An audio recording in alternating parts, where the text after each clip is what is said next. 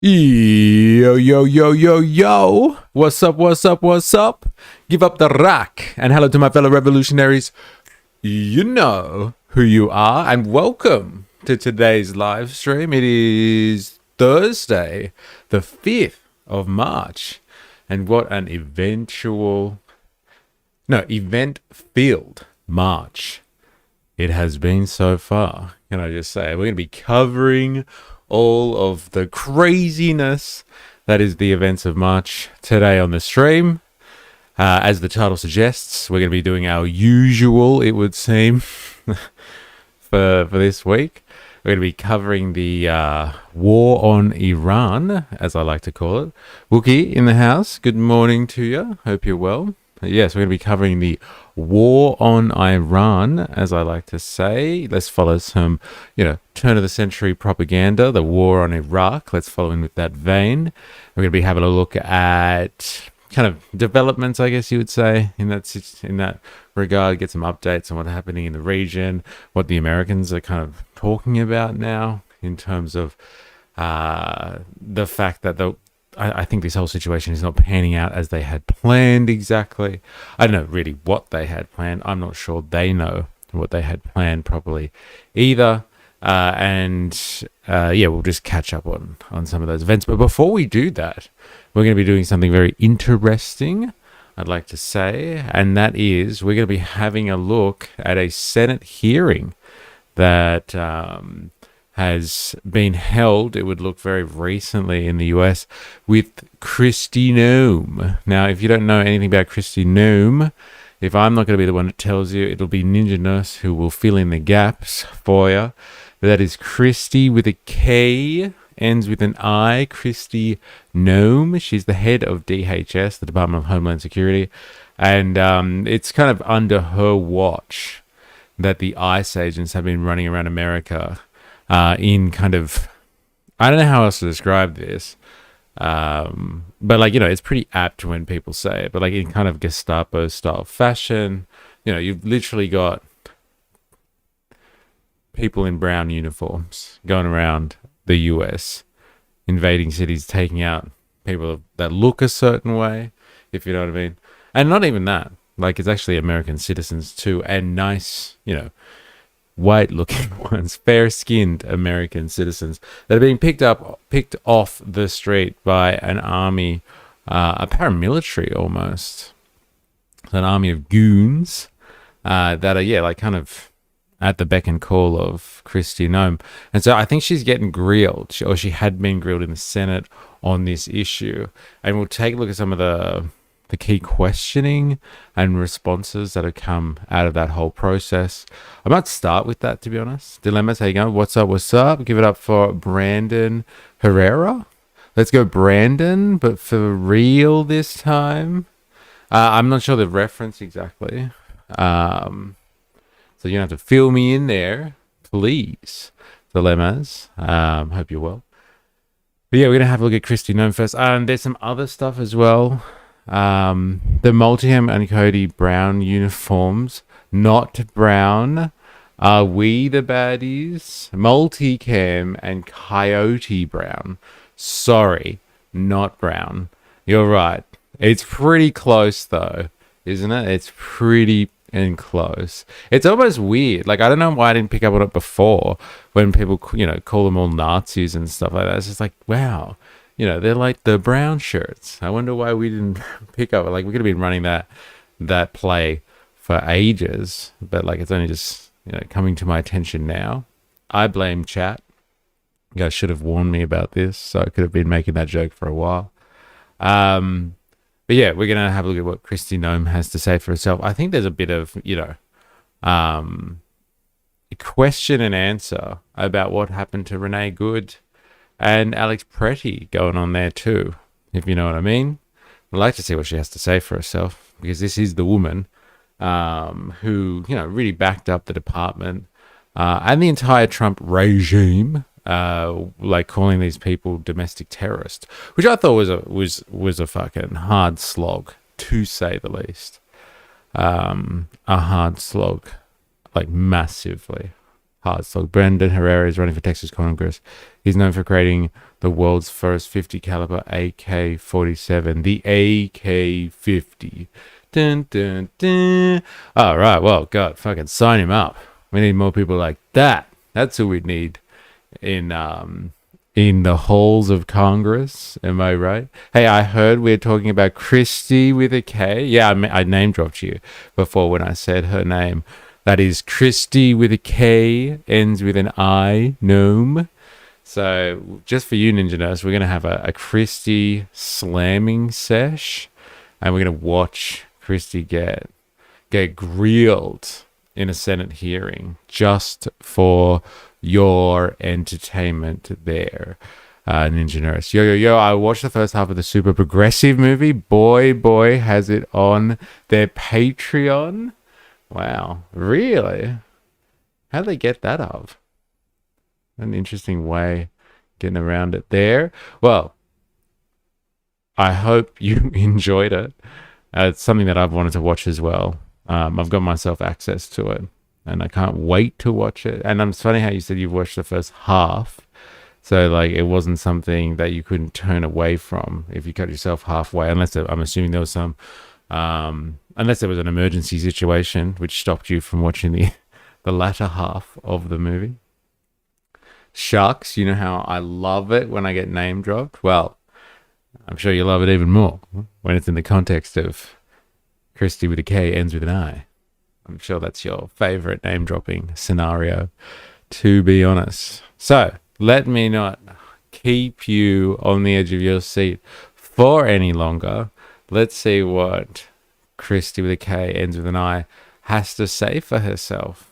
And we'll get what the senators like. I feel like these senators have been waiting a while to get the knife out and go, a bit of a stabby stab with Kristi with a K ends with an I.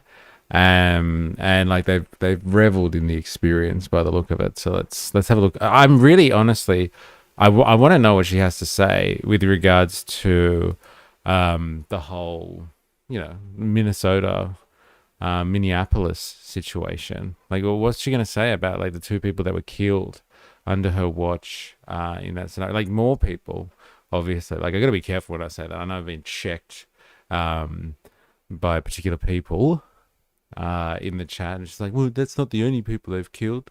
It's not just these poor people from Minneapolis. There's other ones too. So, like, yes, there are other people that have been killed, but like this one is the one that really rocked the world. Hey, dilemmas. We spent a day with YouTube's biggest gun nut. Speaking of boy, LOL. Hey, am I right? There you go. One for later. I don't think I've ever seen any boy stuff. I didn't know they existed until very recently. So it's good to see that people are across it. And like, what a merger, eh? With gun nuts. All right. Take out. Howdy, gang. Hope everyone has a good one. Thank you very much, Tagar. It's good to have you. It's just very poor jokes. That's unfortunate. Like, what do you expect? Am I right? And like, they've really tried to double down. Like watching Please Explain, like her small videos, like, they're 3-minute hits. But like, this is a feature-length film. So I'm sure it'll be potentially hard just to fill that up. If all you do is one-liners, right? I'm exploring the possibility that Kristi may have been born Chris. I'm just asking the questions, hey? It's something for Candace Owens to get on the investigation, her trans investigation skills. She can figure out if Kristi starts with a K, ends with an I, was actually born Christopher. Eh? We'll find out after this. Do you reckon that's like Candace's big thing? Like, she knows, like, the big trope at the moment for conservatives, I guess you'd say, and right-wing style people. Like, if this was 50 years ago, she'd just be uncovering and exposing people for being gay or something like that. She'd be like, I knew it, they were gay. I knew it. I've seen them hanging out with men or something like that. I've got a picture exposing them for being gay, and like now that's like you can't really do that anymore. Conservatives don't really care about that stuff. So like her big thing is exposing people that are trans, and like whether it's true or not, it doesn't matter. It's just she can fill up heaps of content time on that. That's it, isn't it? Like she can just be like, I'm just saying, Michelle Obama. Fucking what's it? The French president's Macron's wife. Again, she can just fill up all this time investigating whether they're trans or not, basically. And like that's her shtick. Dilemma's Boy did a vid with Brandon Herrera. Then Boy roasted him, which started a mini back and forth culture war, which everyone did some good banter. Yeah, right. What do your dreams tell you, Candace? Yeah. Bang, her dreams tell her to cash in hardcore on some old school conservative culture war issues. Go after the gays. No, you can't do that anymore. All right, let's go after the trans people and make some wild accusations, but like the exposing them kind of thing, like they were doing, back in the day. In the same vein as doing like, communist witch hunt stuff, exposing gay people and all that stuff, that lovely stuff from the 1950s. She is the queen of the 50s, reviving the 50s for the 21st century. There it is. And look at her doing a little dance over there. Look how happy she is with herself. And God, does she cash in on that. So like, look, let's do this. Don't watch Candace, watch Clint Russell. Do yourself a service. Thank you for the advice. I will take that on notice. Now, let's look at Kristi, starts with a K, ends with an I, getting reamed. Potentially getting reamed in a Senate Judiciary Committee hearing. Let's have a look. I was chair. I restored. Thank you, Mr. Chairman. Thanks for holding this oversight hearing. After months of excuses and delays from Secretary Noem, we finally gathered together. When I was chair, I restored this committee's longstanding tradition of regular oversight hearings with the Secretary of Homeland Security. Today's hearing is long overdue. We are joined today by friends and family members of individuals currently in ICE detention or who have been deported. I thank them for traveling here today. Their presence is a reminder that the policies implemented by DHS under your leadership, Madam Secretary, have a devastating impact on the lives of real people. Let me also say a word of those who have been, their families have been the victim of violence by immigrants. Although immigrants as a group commit less crime than native-born Americans, there is no excuse for violence. This person in the back looks they, them, inside right-wing outrage. But like, they don't even have to look. Oh, wait, you mean this person over here? You're actually talking about a real person. Not just like a general figure. But like, what's the go with, like some of the people that Candace will attack? They don't even really look that they, them-y. And like, she goes after them anyway. But I'm assuming you're talking about a person on the left of the screen there, potentially. Better get Candace on the case. She'll crack that one. Exposed. Violence and what you've gone through is a just terrible situation that I will willingly acknowledge. From my point of view, we need an orderly process at the border to start with. And secondly, we should never knowingly allow a dangerous person into this country.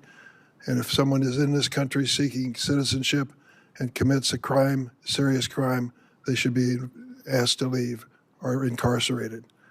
Bottom line, there's a way to deal with immigration that is sensible and humane on both sides. More than a dozen years ago, two members of this committee, myself and another member, worked with a bipartisan group under Senator John McCain to write a comprehensive immigration law which dealt with many of the issues we've been working on since. It passed in the United States Senate with over 60 votes, bipartisan, supported by business and labor and religious leaders across the board. Unfortunately, the Republican leadership in the House of Representatives refused to take it up.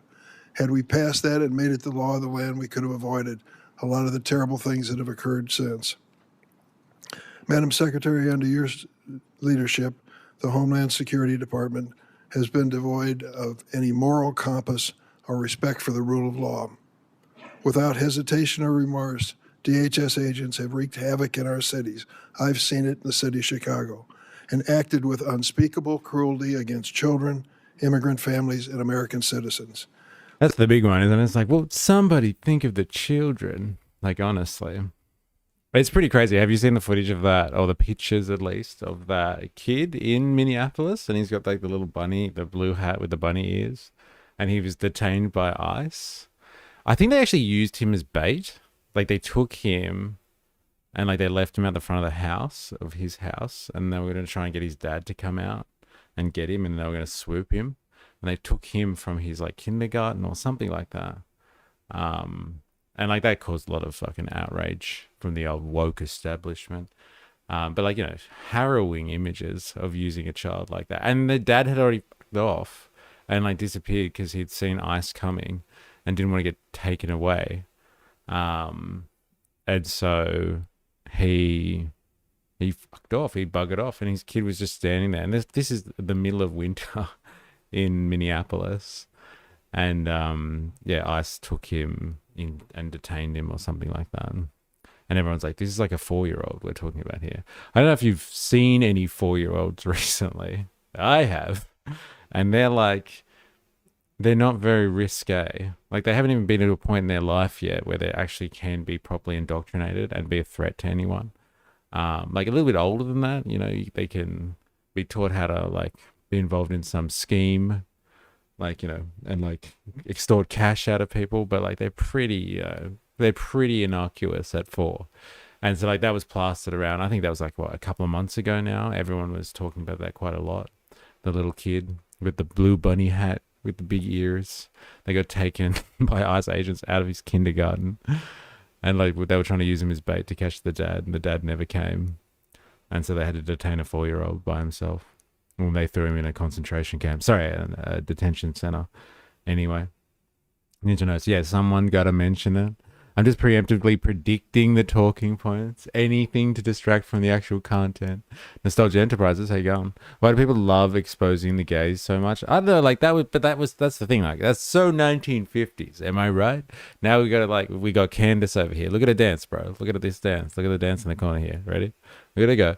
Now we got someone like Candace, who's effectively like, you know, the senator, I can't remember what the senator's name was. There was a senator that was involved in the communist witch hunts and stuff like that, and started just like calling everyone dirty commies in the government. And then everyone was so scared of being called a commie, they like either left or they like outrageously became anti-communist.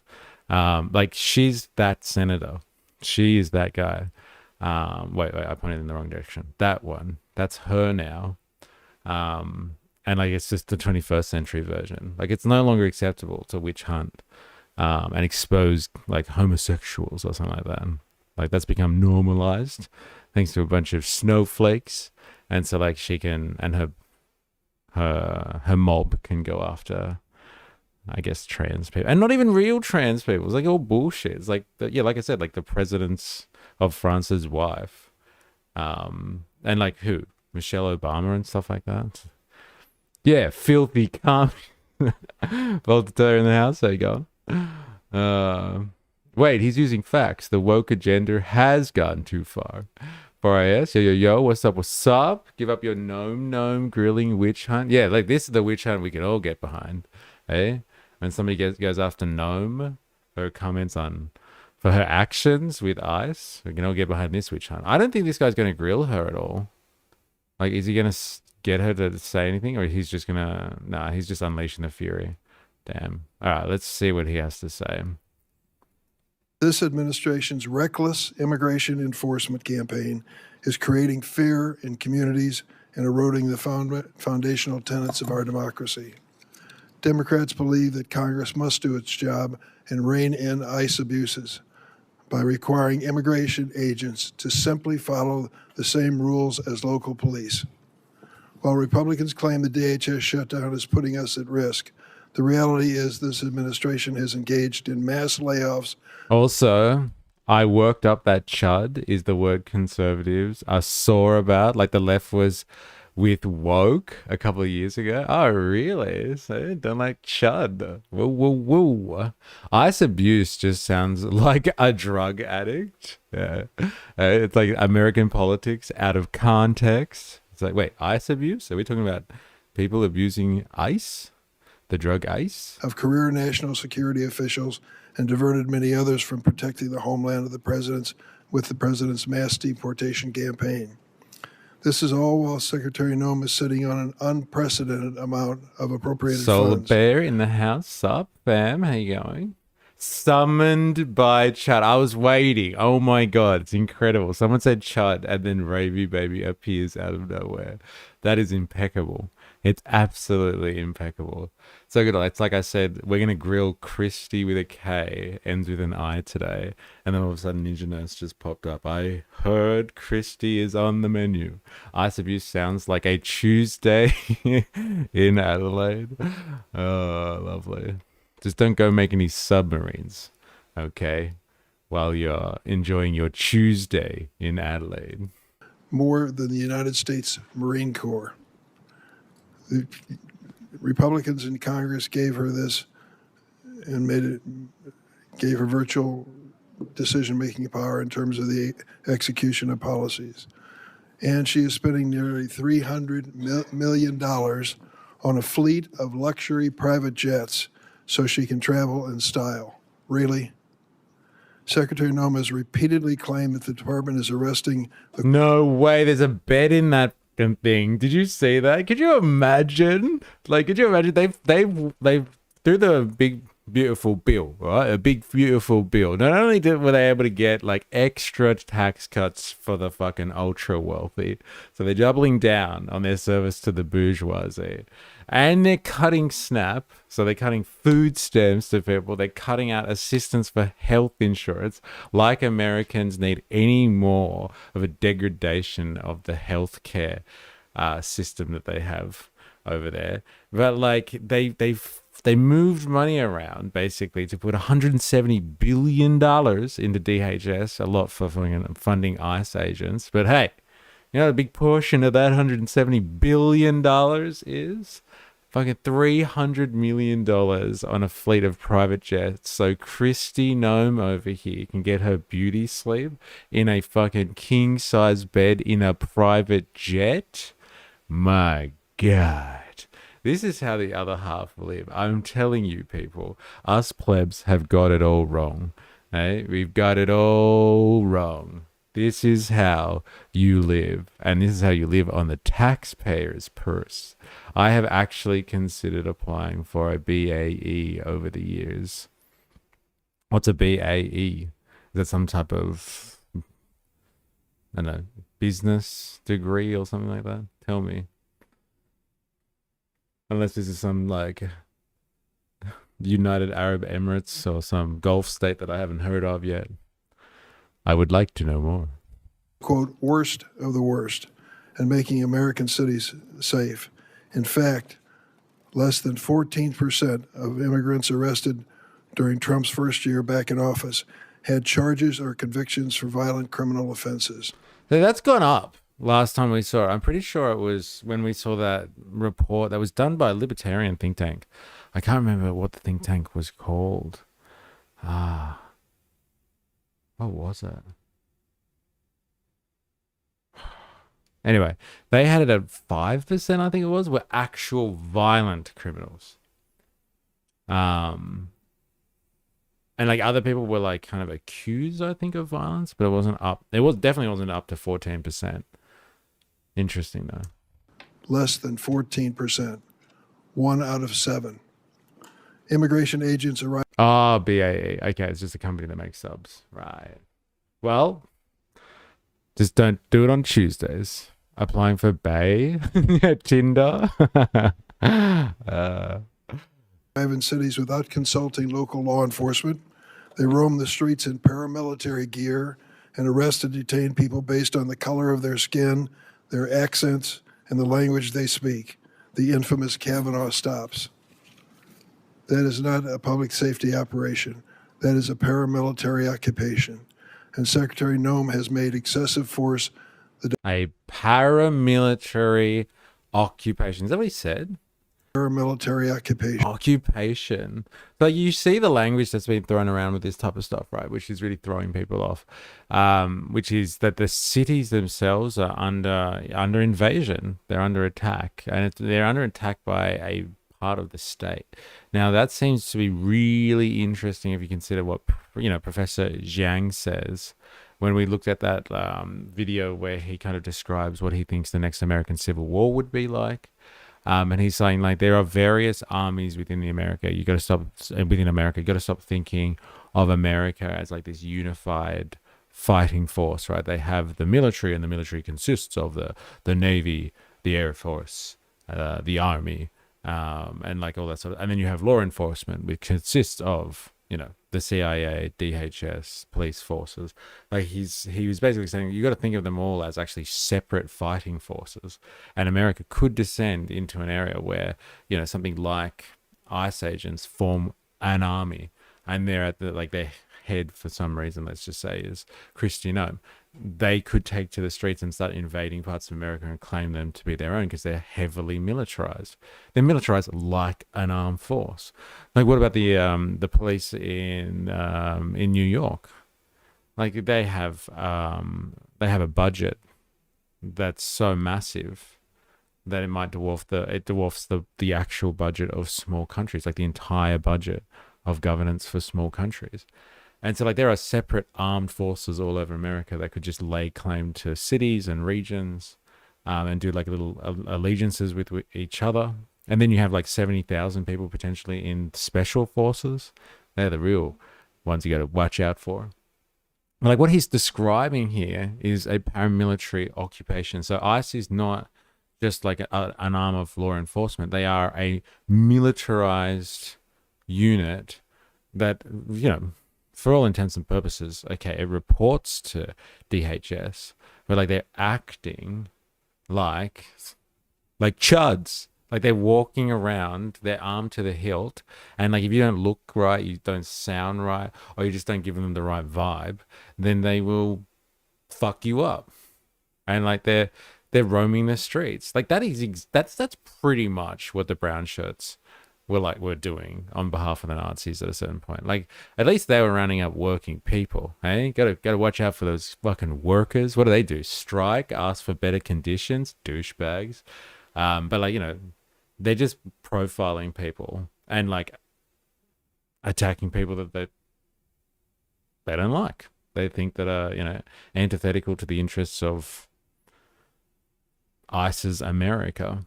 And it's like the way he's framing this is really interesting because you could just brush it off and you'd be like, fucking snowflake. Hey, what do you care? Calling these people are paramilitary.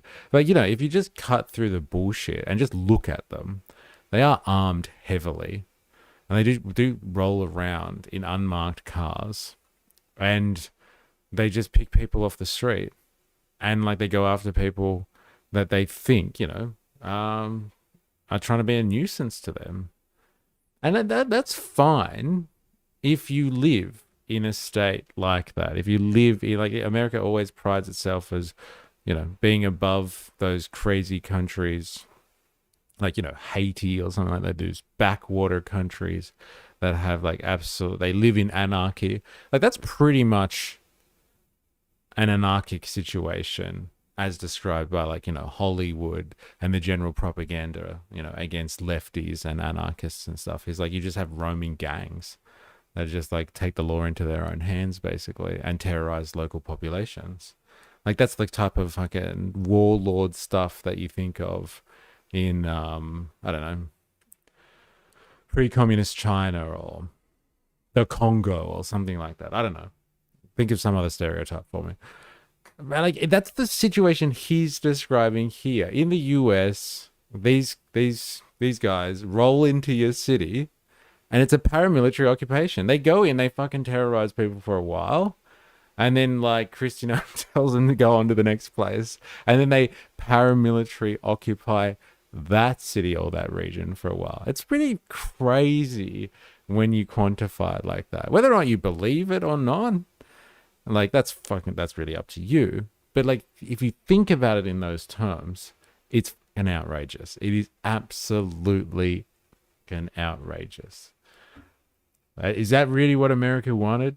Because it's got it. It's got it. Yeah, I posted the website with the statistics a while ago, and it was like 5% for the fiscal year so far. Yes, that's right. And what was it? What was the name of the? It's on the tip of my tongue. Fuck, it's so annoying. The institute, the Cato Institute. It was the Cato Institute that did it, and I think that the stuff only went up to like maybe October or something like that. But it was such a low percentage. It was crazy. I did internet dating before it was cool. Yeah, I posted a website. I used to find my boyfriends on 4chan. This is how I ended up this way. Okay. Interesting admission there. And then the people that live in these bases that become kind of like family to that fort. Yes, interesting phenomenon. I did it back in 2006. Had our 20th the other week. Congratulations. If you're looking on 4chan for boy fees, you were messed up before you got there, lol. I'm a trendsetter, you see. I was the first guy to bleach his hair back in 1998. 10 years for us. In a few days, we have changed our anniversary to mate, so we wouldn't forget. Real ones find a RuneScape girlfriend. I was 4 in 98. I planned our wedding to be on our first date anniversary, so I didn't have to remember 2 dates. So good. You realize I'm just a baby, lol. Follow my league. I got plenty of life hacks. I propose. I built the rings. I get to pick the date, so I don't forget. Han the Fixer. In states where ICE is supported, they don't have these issues. It's only in the states where the local pigs in the government want to play politics with demonizing ICE. But like, even if that's true, though, so what you're saying is like, if they are accepted into the city, it's like, you know, when that conquering army comes in and like when the Romans come in and everyone's like, oh, fuck, they're here. Just, you know, do the thing, throw the confetti, cheer them in. Hopefully they don't, you know, stay here for too long. We'll just get them in. Everyone's happy. They do their thing. They profile people. They take a few people off the streets. They hang out the front of courts, you know, and like, you know, hopefully they're in and out and like everything goes smoothly. But the states where like people are ideologically opposed to them, it's a fucking occupation. So what I'm hearing is it works fine as long as everyone completely buckles to them. So like, that's cool. Like, I'm happy to go with that one, that like there are cities and towns out there that ideologically align with them, so move smoothly. But where it doesn't, they are being occupied. So like, I'm not seeing you deny an occupation as much as just being like, well, they could just be like all the other people that just align themselves with them and let them do their work without any form of protest or any consideration for proper procedure and law enforcement, all that sort of stuff. So like, I'm not hearing resistance to the idea they're being occupied. Buckles, ICE is a legitimate function of the federal government. Look at you defending the government. Eh? That is border security and getting rid of illegals and criminals. Fine. Buckles. All right, they don't buckle. They let them in and they pat them on the back. They give them housing accommodation. They say, here, please have some food. Stay in our finest hotels here and mate with our women. They're very accommodating and everybody goes down fine. But the ones that aren't accommodating, it is like an occupation. I'm not hearing resistance to that paramilitary occupation theory that's coming out over here. I got a few GFs from Bebo. LOL. That was like MySpace mixed with Tinder. You could swipe on people as a kid. LOL. Wow. I have no problem with legal migration. There is a process. Nobody likes line jumpers. Okay, so I'm definitely not hearing any resistance to the analogy of paramilitary occupations and then being used like a paramilitary in those goddamn cities that resist. Resistance is futile. That sounds descriptive rather than an argument. Who knew people who resist the ICE/government would lay down, would clamp down on them? Yeah, where's your anti-government streak? I thought you were like a libertarian. I am a law-abiding libertarian. Thank you very much. Han swoops in with truth bombs, not occupational when it's within the law, which it is. But that's not what this guy's describing. He's describing tactics that are not procedural. Not procedural. Or like they're overextending their use of force beyond what is usually deemed permitted through discretion. I think that is the point of argumentation here. Walking around, intimidation tactics, terrorizing people, breaching beyond what is typically considered law enforcement. I just thought Americans had like this high kind of standard because they're always worried about the state coming down on them. And so they expect, procedural fairness from their law enforcement, especially the ones that use the force, right? I am anti-government, but I acknowledge they have a few legitimate functions. I am not an anarchist. Border security is one of those legitimate functions. Fair enough. Fair enough. How do you feel about paramilitary? Hey, am I right? Han, just like ICE, shoots first, questions later. Due process is for pussies. So good. Hey, come on. Don't worry about it. I don't know, man. Who do we like? Do we like Han or Candace? Do. Look at it go. Hey, are we taking Han today? I guess we'll go. We'll give Han some airtime over here. All right, back to our wild card over here about paramilitary occupation. And Secretary Noem has made excessive force the department's default position.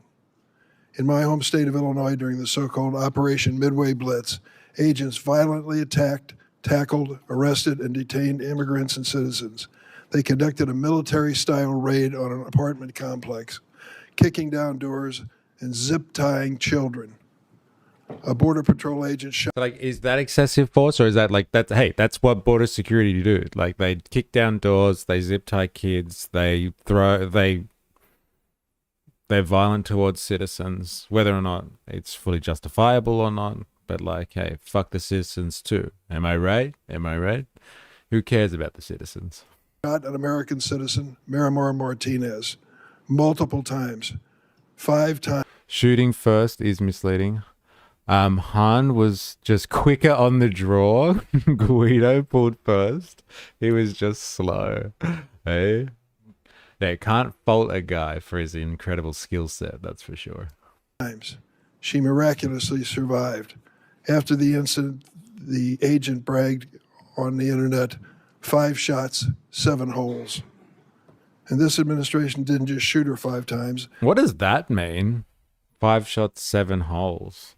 If this is like some weird, like dirty thing, like, is that really what's going on here? Or is it like some other joke or American piece of culture that I don't understand there?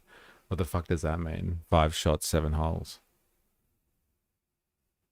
1 hole in, 1 hole out. Right. Okay. Oh, God. They called her a domestic terrorist, tried to prosecute her on trumped-up charges that were ultimately withdrawn, and fought the public release of evidence. Yo. Give up your poly market Armageddon. Oh, wait, bro, we're going to get to that. That's pretty fucked up, man. My God. That's crazy. Good to have you. Rogue. I think it means exit wounds. Yeah, apparently it is. Apparently. I'm going with my American source on this one. Fucked up boasting about murder. I hope it's not dirty, because that's evil. People like that should not have guns. Well, yeah, they're boasting about gunshots and gunshot wounds, apparently. Still gross. I was hoping it wasn't. Would MAGA Minaj be considered a line jumper getting gifted Trump golden citizenship ticket? Hey, if you can pay to play, that's the point of American society. It's all these dirty immigrants that cross the border and haven't paid properly, and done the paperwork. They're the worst. But rich or like wealthy people, hey man, welcome. Welcome on in. In her case. In Minnesota, your agents shot and killed Renee Good and Alex Preddy, 2 American citizens. And as their families struggle with these horrible tragedies, they had to fight baseless accusations of domestic terrorism from Secretary Noem, the head of the agency responsible for their loved one's death. The department has also translated the president's racist attacks into immigration policy. President Trump has repeatedly called Somali immigrants, and I quote, Elon and Managem, both illegal, eh? Elon's illegal? Oh, well. Oh, Minaj. She's illegal? Really? ICE agents are mostly law enforcement and military rejects, but they are feds, so they can be regarded as they can be retarded, right? And nothing will happen to them. And that's why I am anti-government, even though I acknowledge border security is a legitimate function. So look, if you're talking about border security being a thing, like I think, yes, most nations around the world have border security, like as a function, right? Like we're talking about like potentially describing something as a paramilitary style operation. Occupation is obviously has its own insinuations there, but like let's say paramilitary operation. Like you have heavily armed dudes like literally just walking around. On what pretext, we're not sure because we don't know exactly what type of architecture they're using. It seems like Palantir provides a pretty good service in that regard. I can't remember what the name of the Palantir software that they use to target people. And as we know, Palantir is always 100% accurate. But like they picking people off the street and then they're picking off anyone that like kind of just annoys them kind of thing. Like, you know, if people got picked off by the cops just because they were annoying, like there'd be so many more arrests around the world all the time.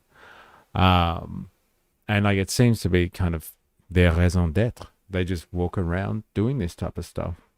So like, you know, if you want to talk about border security being a legitimate concern, a legitimate function of government, then I'm all with that. But like he's making some wild accusations here about like a militarized force ransacking parts of the country, or terrorizing even parts of the population. Those snowflake population concentrations that don't agree with their operations. So like I get it. Government does some legitimate things. It's interesting that you point them out as being fucking military and law enforcement rejects. These are the rejects. That's always a good formula right there. Elon getting billions in government social benefits. I think they call it government contracts. No one is illegal with stolen money. Meanwhile, Israel is boots on the ground invading Lebanon. I think Elon was starting a business on a student visa. Oh my God, kick him out. He's the problem. He's part of the problem. garbage, and said that he doesn't want immigrants from what he calls, and I'm going to clean this up, S-hole countries. I heard him say that in the Oval Office repeatedly. Secretary Noem responded to what she called, quote, a full travel ban on every damn country that's been flooding our nation with killers, leeches, and entitlement junkies. It just so happens that every country covered by the Trump-Noem ban has a majority non-white. Yeah, but we're not talking about people that are going around with gel balls, are we? So like, okay, fine. The SA government describes gel ball skirmishes as paramilitary training, depending on who you're talking to. But like, we're not talking about South Australia here. We are actually talking about like fully militarized people walking the streets and using their discretion as to whether they pick people up or not, be it citizen or not.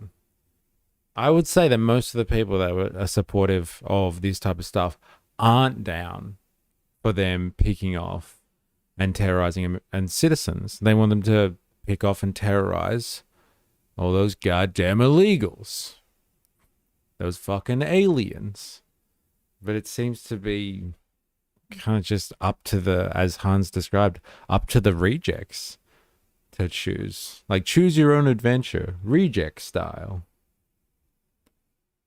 At this point, the US is the a-hole country. Speaking of entitlement junkies, did you hear Tyler of Oliveira got kicked off Patreon because he made a video about the wrong people? No. You'll have to give us some more context there. They are shithole countries, LOL. Who? Like the ones that he described? Like Trump described, or something else?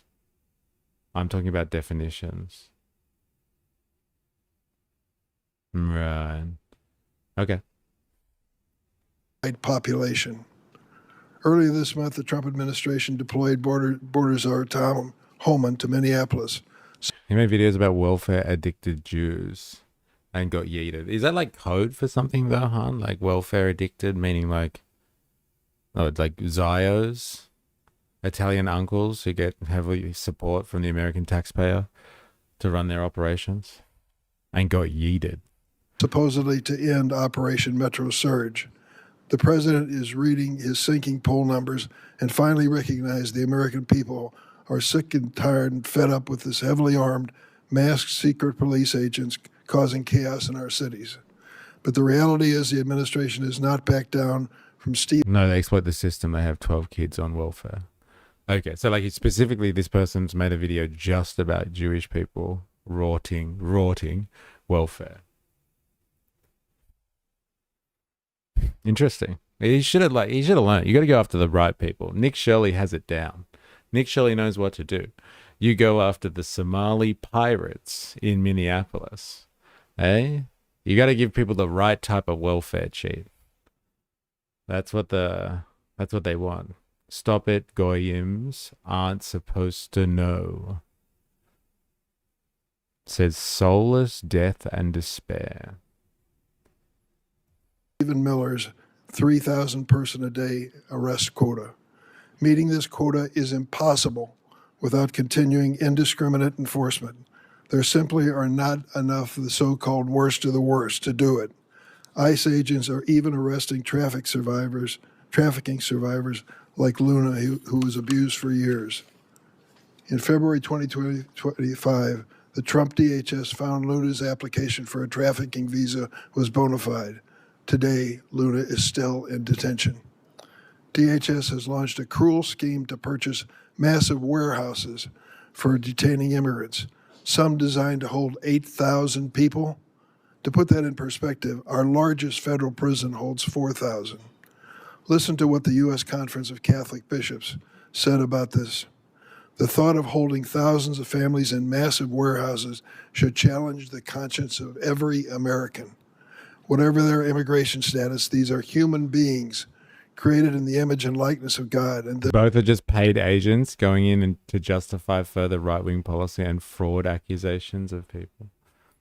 Oliveira has traveled the world and has made videos about every race or creed or nationality of people, yet make one video about the Jews and you are cancelled. I thought they were deporting them. What is this, mass detention centers?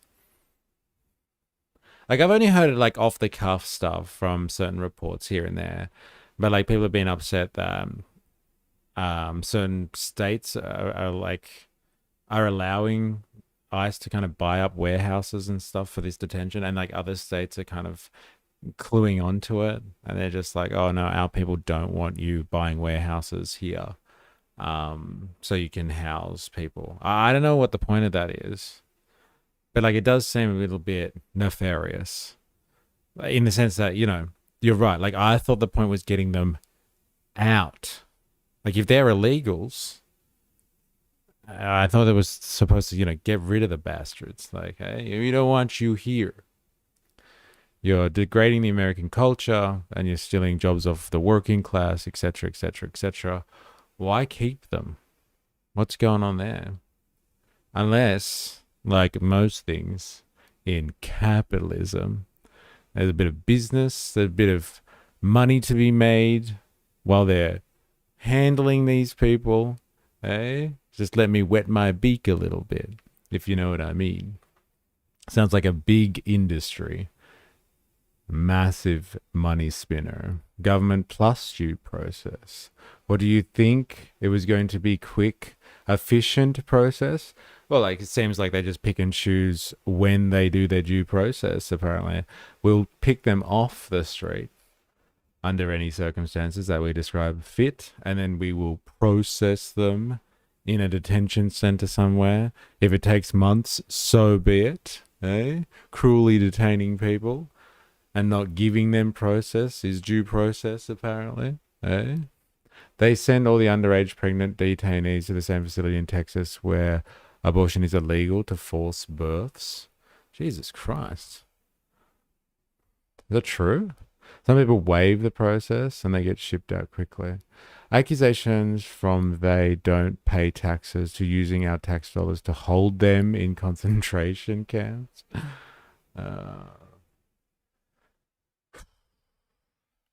Yeah, it all seems very, very underhanded, all of this stuff. What's really going on? I guess you'll never know. You never know the truth of it. But, like, if history is anything to learn from, this type of stuff, we've seen it before, we know where it goes. So, like, we could just rest on that. Ravi says, they are using these people to justify ICE roundups. Agents get paid per incarceration, not per deportation. The warehouse facilities were purchased without state knowledge and without approval. They just started building them without alerting anyone on the state level. There are 8,000 bed facilities with medical waste incinerators and gun ranges on site. Yeah, I've heard about that. The state got wind of these facilities being built and has helped community come together with state authorities to block the conversions. Those are the confirmed warehouse plans leaked.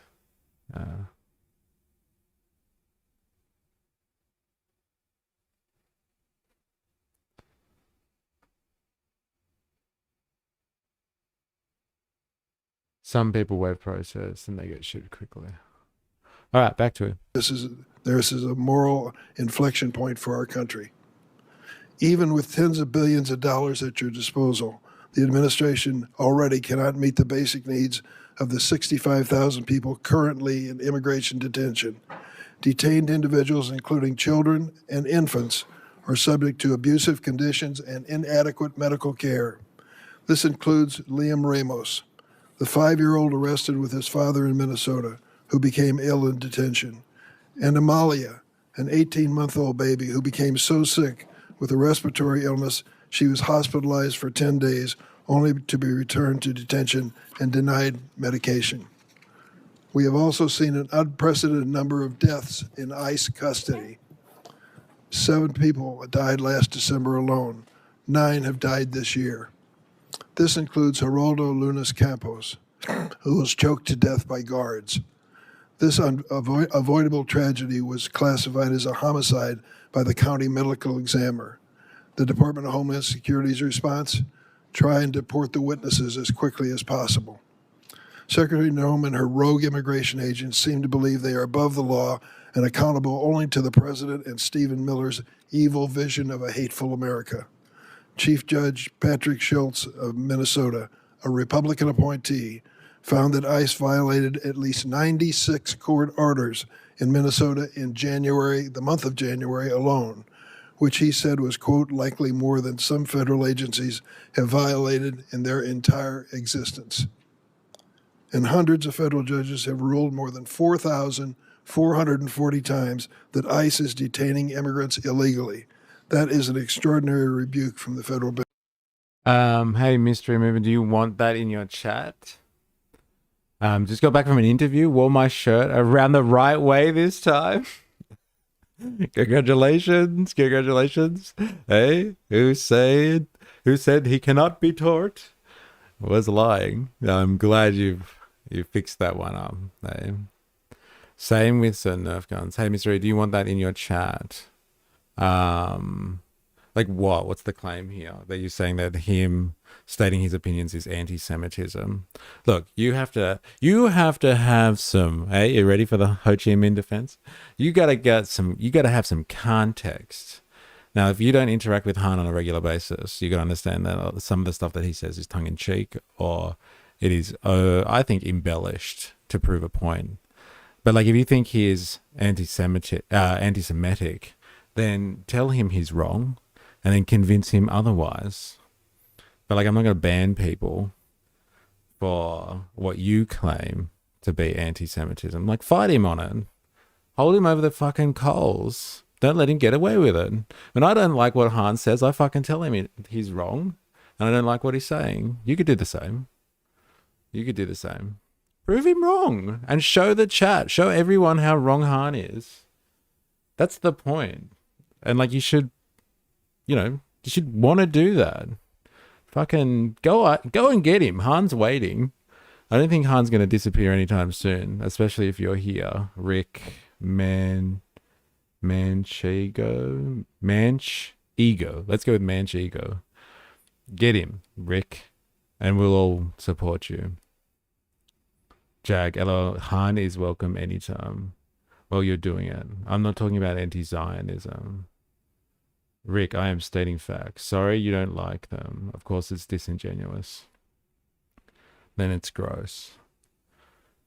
But yeah, go after him, Rick. Get him. You have the floor. Please. Get Han. Somebody's got to get Han. Bench. It hasn't stopped there. This department has trampled on the Fourth Amendment, forcibly entering private homes and businesses without judicial warrant. The Trump administration has also punished individuals for exercising their rights to free speech and peaceful protest under the First Amendment. They revoked a student's visa for writing an op-ed in America. They have subpoenaed social media companies for information on Americans who have criticized ICE. ICE agents have found the addresses of peaceful protesters and showed up their homes to intimidate them. Now the administration is even threatening to interfere with our elections. President Trump has suggested that the federal government should nationalize elections. Top Trump ally Steve Bannon recently said, "We're going to have ICE surround the polls. We'll never again allow an election to be stolen," end of quote. Secretary Noem went further, and this is what you said, and I quote, "Make sure that we have the right people voting, electing the right leaders to head this country." And the administration has threatened immigration enforcement surges if state officials do not turn over their voter rolls, and raided an election office in one swing county. We must ask, what is President Trump's end game for this reign of state-sponsored violence against America's own citizens? History teaches us that immigrants are the first target when an authoritarian regime seeks to erode civil rights and consolidate power. But immigrants are never the last. That was my line. I said you can learn from history on this one. Like, you don't have to be like, oh, well, you can't really say what they're going to do with the concentration camps. Maybe it is due process, as Harden is saying. Hey, they're trying to process them. Come on. By keeping them in a fucking warehouse full of 8,000 people. Give them a break. But, like, we can see it. We can see from history. We know where this goes. And it's a very, very quick slide into the chaos. Hey, so much for the leaders of the free world. We're all watching you, America. We're all watching you. Han, here it is.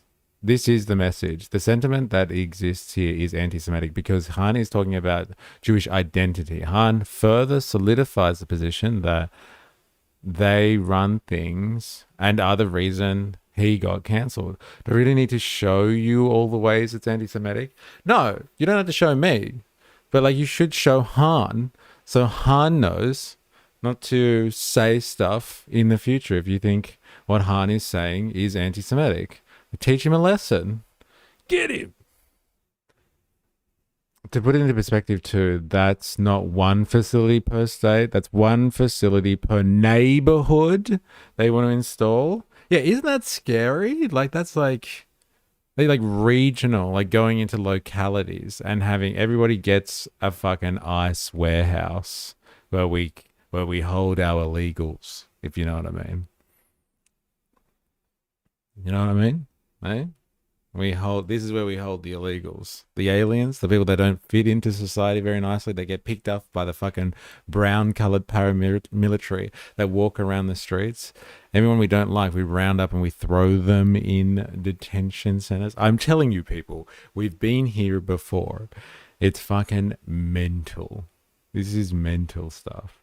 My point was Tyler Oliveira pissed off a lot of Cheerios and was only kicked off Patreon after Jews were the subject of his videos. Now, is that a coincidence? No idea, but you're trying to make facts anti-Semitic. Is a reach. America should use the Australian ballot system. Problem solved? What an Australian perspective that is, eh? Dilemmas. Come on now. Yes, Oliveira is a Nazi. Are you straight from Central Casting? We are diving deeper into dystopia. It fucking sounds like it, isn't it? And like, let's just do the dystopia over here. Let's just keep it over there. Again, it's just another public service announcement to all our American listeners and friends. You have solidarity in Australia, and if you ever need to move countries before you get rounded up and thrown in a fucking ICE detention center because you're listed on NSPM 7 and you're considered anti-capitalist, or I don't know, you're trans-Tifa or whatever of the other security risks that they listed. If you've been accused of being an alien, what have you, and before you end up in one of these warehouses, like, we will give you safe passage to Australia and sanctuary. So good luck to my American brothers and sisters out there. Good luck to you. Rick says, Han, you're using those facts to prove that Jews control stuff, which is kind of gross, dude. Rick, fuck Israel, but that's not what you're saying. It'll start with the illegals. How long before they start with the gays, the blacks, the disabled? How long before they start talking eugenics? Well, somebody came in here before and said that they send the pregnant ICE detainees to Tejas. They send them to Texas, and that's because they don't have abortion laws there, or they have anti-abortion laws there, I guess you would say. So, like, it's not really eugenics, but it's definitely a form of social control in that sense. It's like we want those babies. And so if they're born in ICE detention, does that facilitate them to become American citizens then? What's the go there? Han, Denigenos, Adolf got his ideas about eugenics from the American lefties? That's a bit of a stretch. American lefties. What, the American lefties being what? Democrats in the South? Is that what you mean? Han. Seriously. I think that has less to do with the fact that it's criticism of Jewish people, and more so that the Zion lobby is happy to attack anyone who isn't Jewish identifying. I've already made it very public. Anyone want a partner visa? I'm down. Hey, good on you. Good on you. You might have a few options to choose from. Let me just say. Hope you don't mind a large marriage. Rick, why fuck Israel? What do they even control? Israel controls a lot. They control a whole region of people where they are doing a genocide. Irrelevant. Eugenics is wrong. It's not a left or right issue. How dare you? That's anti-Semitic. No, because Israel is a state. Bro, Dill, have you been taking notes from Shanks? Ha ha ha. Mystery Google, Madison Grant. Hitler was a big fan. And what's the point here? This is the one drop of blood thing? Is that the thing that you're talking about? One drop of blood?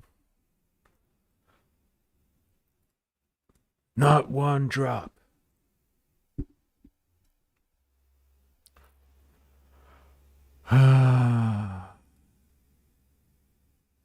He was an anthropologist, zoologist, eugenics advocate of scientific racism, Nordic race is superior, white supremacist, passing the great race, one of the most famous racist texts, a book Adolf Hitler referenced in his personal Bible. Um, saving, blah, blah, blah, blah. But like, what am I looking at here for? You called him an evil lefty, so like, is that because he was what, part of the Democrats or something like that?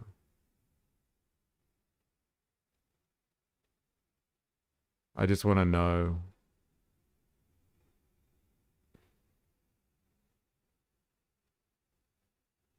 what you meant by that. Fully aware, and like, I don't know why you're taking pride in this, but I'm fully aware that like the Nazis and stuff were very comfortable in using justifications from America's segregation, let's say, or apartheid, and their sentiments towards blacks and slaves as like justification for their activities. Fully aware of that, but like you said, they're all evil lefties. Like what was he?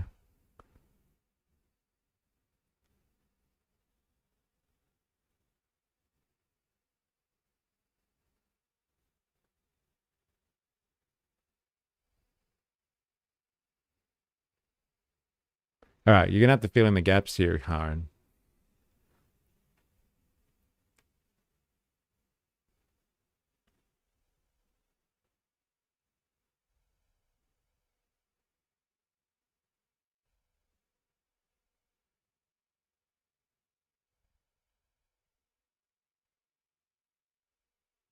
What were his politics, Han?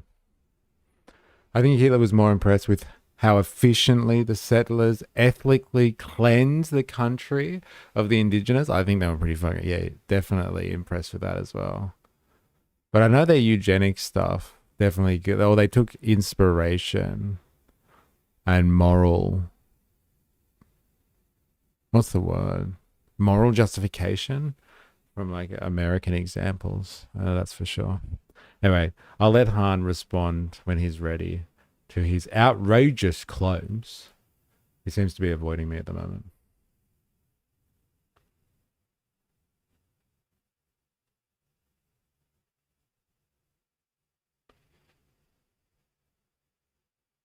FYI, there was an executive order outlining people who are homeless, have mental health issues or addiction issues are to be collected up by ICE. Oh, shit. See, this is the thing. This is where it starts with illegal aliens.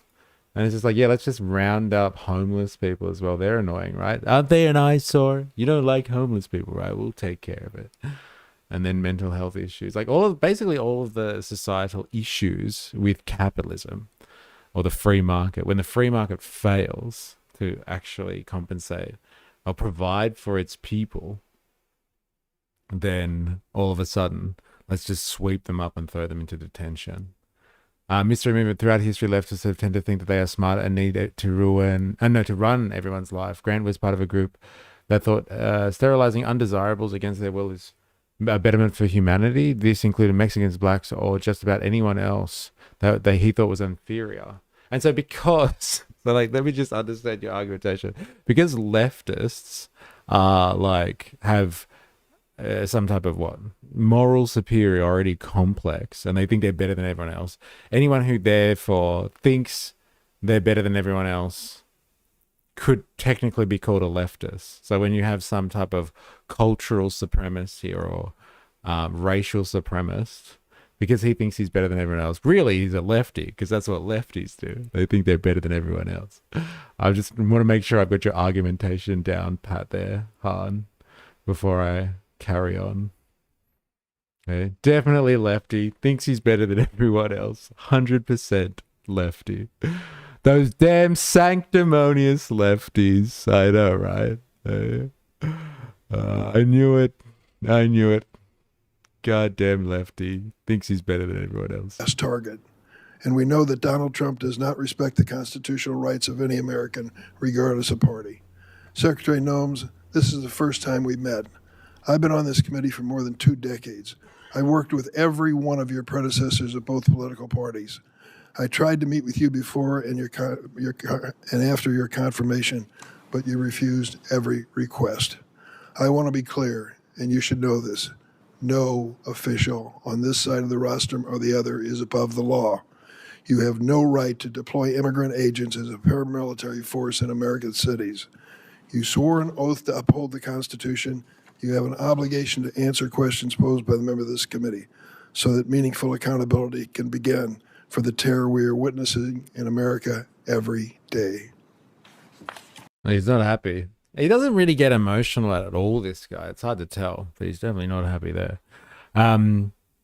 Those are the confirmed warehouse plan links. People in these facilities are being tortured and paid off to tell ICE the locations of other immigrants. It doesn't matter if people are citizens or not. They take them and dump them. The blind man who was picked up and dropped off in the middle of the night and froze to death. Yeah, I heard about that. We have no idea about the actual numbers of deaths that have occurred. Yeah, where was that? Where that happened? That's pretty scary, isn't it? And apparently the family had been calling up heaps to try and find out where this guy was. And they're like, we don't know. We'll tell you later. Because like their processing takes a long time in terms of like, they just, like you said, they're kind of dumping people and they're not actually like doing the admin on them. So like you can't actually find people when they get picked up by ICE very easily. It takes a while for the numbers to come through or like their locations to come through. And like, yeah, this guy's dropped off, a blind dude and froze to death. Like wandering around outside in the middle of winter. In a broad definition, Han is right. Yes, that's right. That's right. Everyone who thinks they're better than you is a lefty. Remember that. The broader picture is they are authoritarian. They don't want the plebs getting uppity. They justify this because they are more intelligent than you or me. That is enough to justify controlling us retards as they see fit. They don't see individuality as a benefit. This is why they are supporters of socialism and communism or other collective ideologies. Slow down. Are you saying that this guy, which is what your original claim was, is a collectivist? Is that what you're talking about? Because he thinks that Nordic people are the supreme race. And he has affiliations to his race, I'm assuming being someone of Nordic extraction, that like really anyone who has racial superiority complexes are collectivists and thus they are lefties.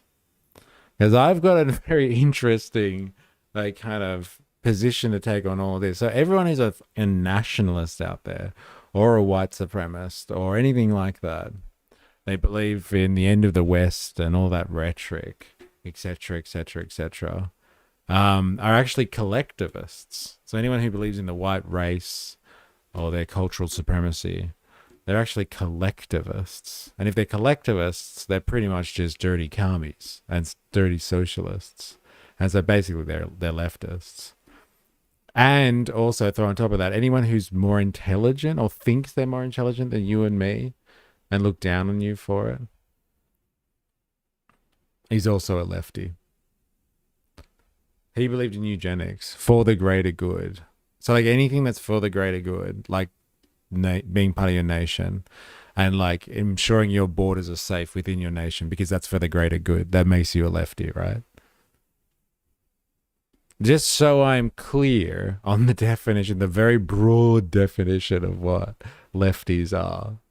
Anyone who is for the greater good, from eugenics to border control, to saving your nation, to cultural supremacy, racial supremacy, like all of that sort of stuff. Intellectual supremacy, that's all like our group's better than your group, so we're a collective. And that's pretty much what lefties are. So outside of any form of collectivism, you have individualism. And that's what the right stands for. Isn't that utilitarianism? Like for the greater good, as in being like, well, this is for the majority, right? Not the minority. I know, I'm just trying to make sure I understand this. The logic train here. This is it's not your best work now, Han, I must admit. So like, yeah. So then anyone who's individualist or like believes in individualism is a real right winger.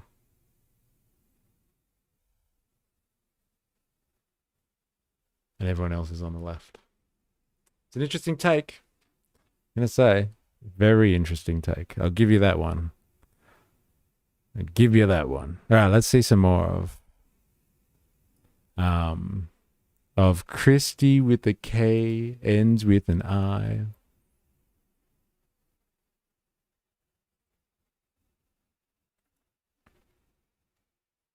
Is the ranking member for 5 minutes. Thank you, Mr. Chairman. We're fighting for American citizens, Madam Secretary, Today because your ICE agents shot them in the face and killed them, and each person you see up on this dais today represents 800,000 American citizens. And you should know that as a former member of Congress. Now, her brother said that Renee Good was someone who could make you believe things were going to be okay despite all the hardship because she chose optimism. Alex Preddy was a Boy Scout, a choir member, an outdoorsman from Green Bay who lavished attention on his beloved dog, Jewel. His sister called her brother someone who had a way of lighting up every room that he walked into. But only a few hours after they were gunned down by your agents, you called Renee a domestic terrorist. Is the last case silent? I'm asking for a friend. Kristi Calamity Noem, eh? Crispy Noem. She's gonna be crispy after this. She's getting grilled here. Kind of like One Nation supporters are all low IQ, LOL. So we must be righties. Yeah, well, if the shoe fits, according to Han, because anyone who's intellectual or thinks they're more intelligent than you must be lefties. So anyone who's low IQ then must be righties, I guess. I'll be listening while I try to get this goddamn nightshade out of my yard. Good luck. All the K's are silent until they're not. And then they come together. Then those 3 K's come together, right? And then they form a collective. And they're leftist Klan members. There it is. You said Alex committed an act of domestic terrorism. Alex's parents responded to your calling their son a domestic terrorist. They said, the sickening lies told about our son by the administration are reprehensible and disgusting. Now, I want to give you a chance before the entire country to correct your false and defamatory claim. Based on what you know today, Madam Secretary. No way that's her name. No way that's her actual name. Is that her actual name? One question, why does she have the word Arnold there? What's going on there? And is that Kristi Lynn Arnold Noem Clan? No way. No, it is. It is. No way. Han's description is pretty spot on for my particular worldview, honestly. Hard for me to disagree unless you argue the terms left and right. I think people constantly argue the terms left and right. That's what's happening right now, actually. Basically, left is anyone who has the idea of the greater good. So, like, I'm sorry, Dilemmas, that puts you and your nationalistic rhetoric as a leftist. No. The retards on the right tend to be religious zealots who are anti-abortion. They're also ignorant. But at least they defend your right to live.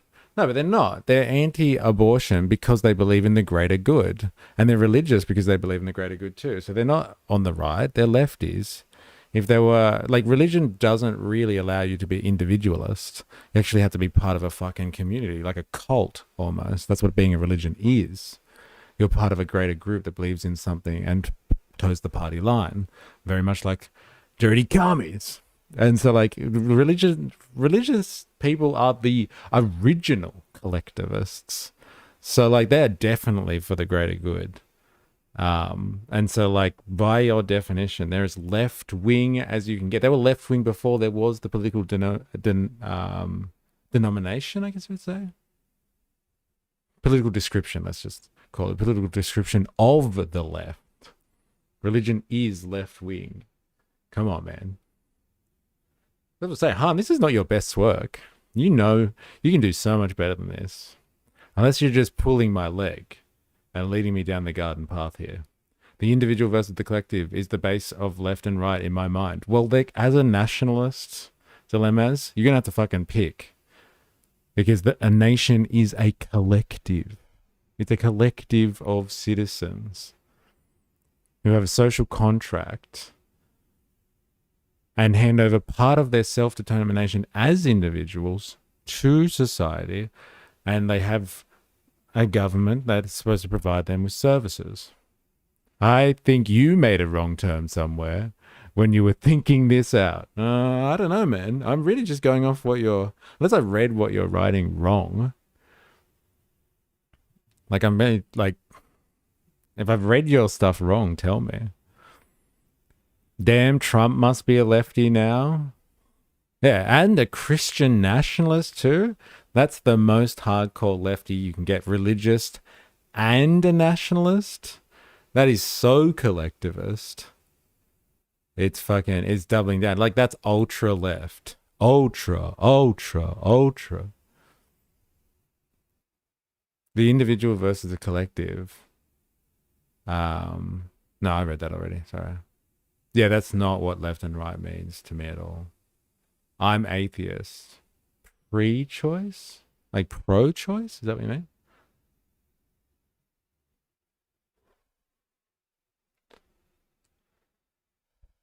Were Renee Good and Alex Preddy, Madam Secretary, were Renee Good and Alex Preddy domestic terrorists? Oh, is she going to say? Congressman, what happened in Minnesota in those two incidents was an absolute tragedy. Were And I they offer my domestic terrorists, as you said to the and my country? condolences to their families, because I know that their lives will never be the same after that happened. Is that an apology for what you said?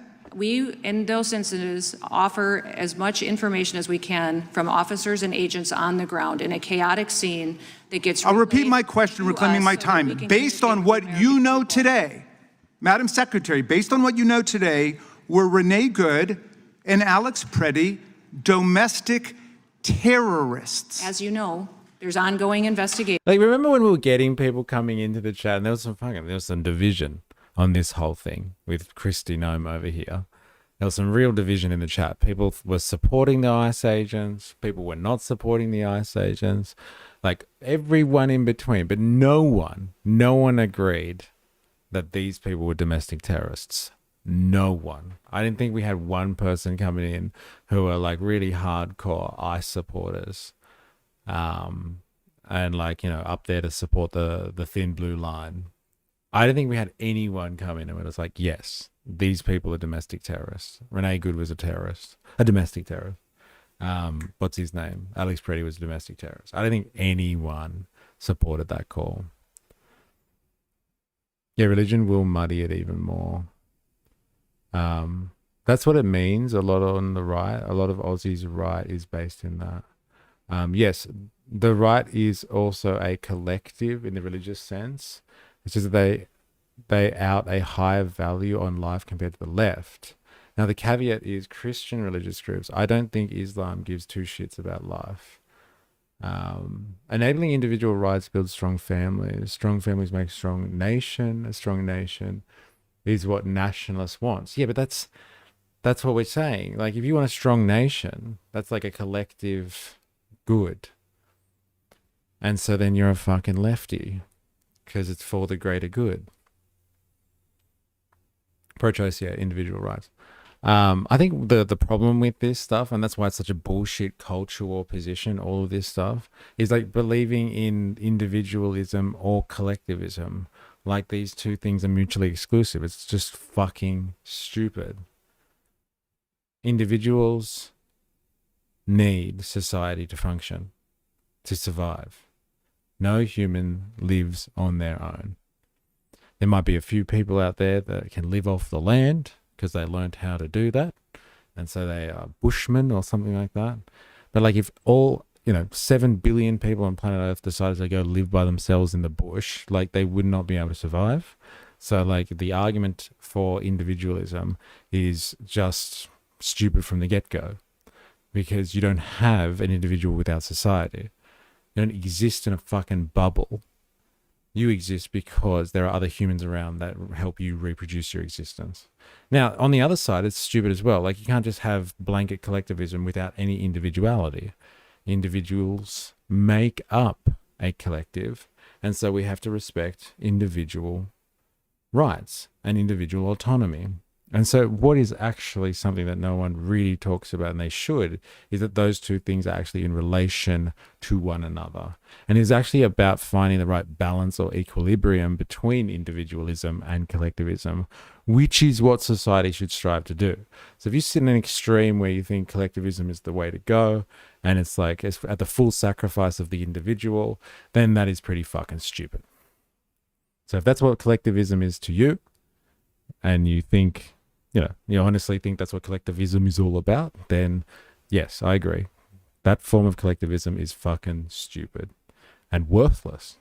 But if you've drunk the Kool-Aid on like, yeah, individualism all the way, like kind of thing, and you truly believe that like if everyone was just as individualist as possible, the world would be a better place, then I got a fucking bridge to sell you, because that is just fucking stupid too. So like, it's give and take, man. It's fucking give and take, and it is not in isolation, these things. Individualism does not mean you live alone. You're an individual who chooses to work and associate with people freely. Individuals come together for common goals.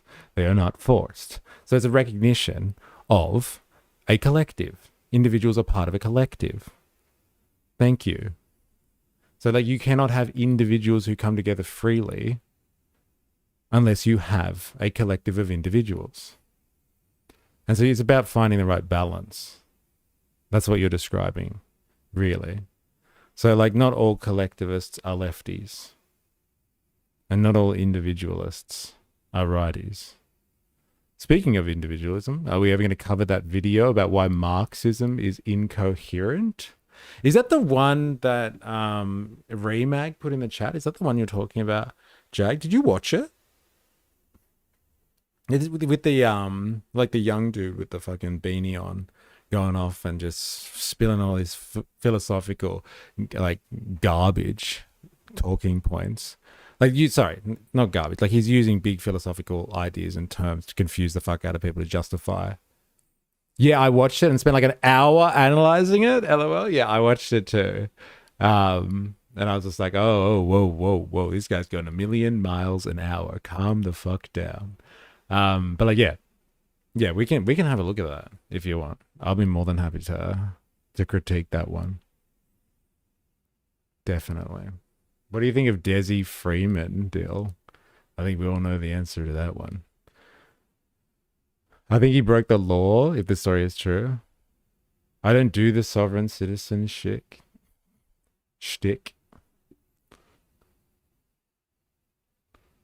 Interesting. All right. Back to Noem getting absolutely reamed here. Again, I don't think anyone saw that whole situation with Noem. And like supported her classification of these people as domestic terrorists. I think anyone supported that. Oh my God. I hope Ninja Nurse can see this in the Discord if you're still here. It is Kristi Lynn Arnold Noem. Her name is Clan. That's fucking crazy. It's Clan. Kristi Clan. So good. That are being led by the FBI. But you didn't wait for the investigation. No. There's ongoing investigations that are being led by the FBI. But you didn't wait for the investigation, did you? You didn't wait for the evidence. You proclaimed that they were domestic terrorists at the time. Why did you do that? And you didn't wait to attack our law enforcement. Why did you do that? We're going into a dangerous situation. Why did you call them domestic terrorists? Because our ICE officers and our HSI officers that day risked their lives to protect that scene. So evidence could be reclaimed. So it could be used in the investigation. Because those violent rioters that were So you're there proud of the fact that you called them domestic terrorists? Is that what you're telling America? HSI officers put their lives on the line to protect that scene, so evidence so we could have. Yes, they do. Yes, they do. But you told a lie about them. You said that they were domestic terrorists. Do you regret that? I offer my condolences to those family. And again, based on what you know today, were Renee Good and Alex Preddy domestic terrorists? There's ongoing investigations, and so I So can. you still don't know. You think that's an open question? I would think you would want there to still be investigations going into these situations. Well, you We'll stated the continue with that. conclusion 2 hours after they were killed that they were domestic terrorists. I wanted to give you an opportunity to correct the record, not just for their family, but for everybody in America who believes in the truth and fairness and honesty. In every situation, as facts come out, we relay You know, them and your acting communicate ICE them to the director, family. Todd Lyons, came before Congress. He said he had no knowledge whatsoever that Alex Preddy and Renee Good were domestic terrorists. None.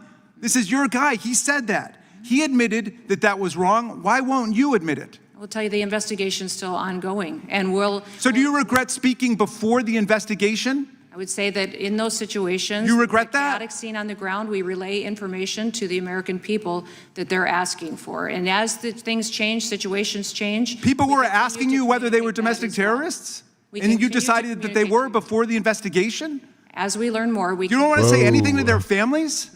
I did. I said I We need more of this anger. Hold power to account. Next, we need to see retribution. Damn. It is really fucking sticking it to it, though, isn't it? Social libertarian. I believe a social welfare system can take care of Aussies, and I don't mind paying tax for services, but stay out of my life and my wallet. Eh? Well, you said social welfare. That sounds pretty collectivist to me. Hey, watch out, you little fucking commie, you. Hey, social welfare. What's that? Everybody should just come together as individuals and look after their own needs. None of this social welfare, you commie. Hey. condolences. For what? I'm How about an heartsick for apology their for what you said about their loved My ones? heart is with them, and we will continue to stand with them as they get a complete investigation into these situations. All right. Well, let me ask you some questions of law if you can't handle the facts. Very simple questions of law, not trick questions. Is it lawful for federal agents to shoot and kill a person for engaging in peaceful protest and nothing else? That's a yes or no Say question. Each instances in peaceful protest, no, it's not. Okay, But I would good. say Is it lawful for federal agents to shoot and kill a person for The party that finds that balance, I will vote for. Hey, there we go. It's a balancing act, equilibrium between the individual and the collective. I can down with that. I can get down with that for days. I love the mystery and dilemmas bromance. Well, we are right now and undisputedly the most memed people in this stream and this little community. It is our bromance that keeps people going. It gives people energy. Isn't that right, dilemmas? filming them on a public street? Yes or no? Is it lawful for federal agents to shoot and kill a person for filming them on a public street? Yes or no? No. Okay. Is it lawful for federal agents to shoot and kill a person just because that person is lawfully carrying a holstered firearm under the Second Amendment in state law? No. And finally, yes or no, is it lawful for federal agents to shoot an innocent person or even a criminal suspect You've seen the memes. You should check out Dilemmas' pins, bro. Best pins in this community, for sure. just for driving away from them, according to the Supreme Court? No. Okay. Well, I'm glad you got the law right, and I hope you would rethink what you said about two good, honest, faithful American citizens and what that means to their families when you say that as Secretary of Homeland Security. And your ICE guy has already retracted that, and you should retract it too. You're a pro bushranger. Well, like, you're the actual individualist. Like, none of this libertarian, fucking right-wing simp stuff. Like, if you are actually a pro bushranger and, like, you can just go off, like, completely fuck off from society and live off the land, you are a real individualist. Everyone else is just LARPing individualism because they don't want to admit that, like, it takes a whole group of people in order for humans to survive.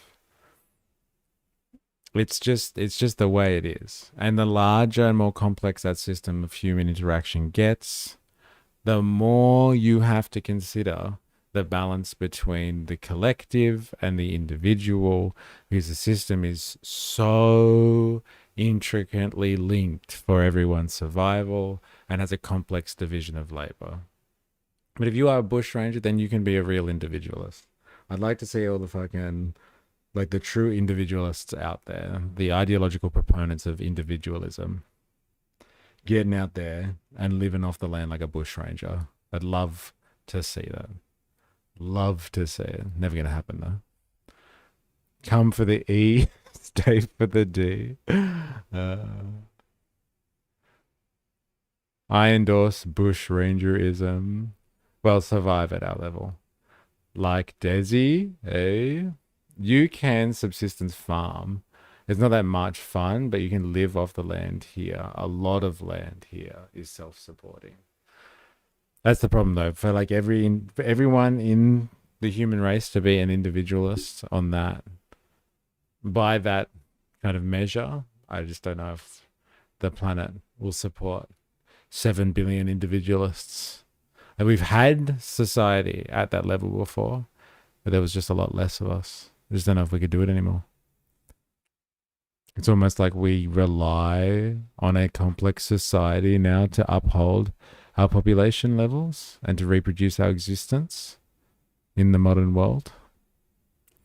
Sounds like dirty collectivism, if you ask me. All right.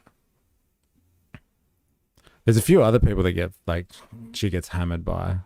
So I just want to, like, go through the list. Entertain me today. I just want to see something other than Iran nonstop. We will get to Iran, don't get me wrong. It's going to happen. Go with the guy from, the gentleman from Illinois is recognized. Thank you, Chairman and Secretary Noem. I'm glad that you finally made it here. I know you're busy using our tax dollars to trample on the Constitution, to enrich yourself, and to cosplay as law enforcement for your camera crew. I'm sure Clan has been hammered quite a few times in her days. I'm sure she has. Oh, I'm sure she has. But in this forum, when I was a kid, family tried a few years of subsistence farming. It's a pretty hard life, but you can just eat zucchini and pumpkins if needed. Fair enough. There it is. You've seen it. You've led the campaign of terror by masked armed criminals in my district in Chicagoland and around the country. You celebrate the murder of American citizens with the same enthusiasm that you showed when you killed your own puppy.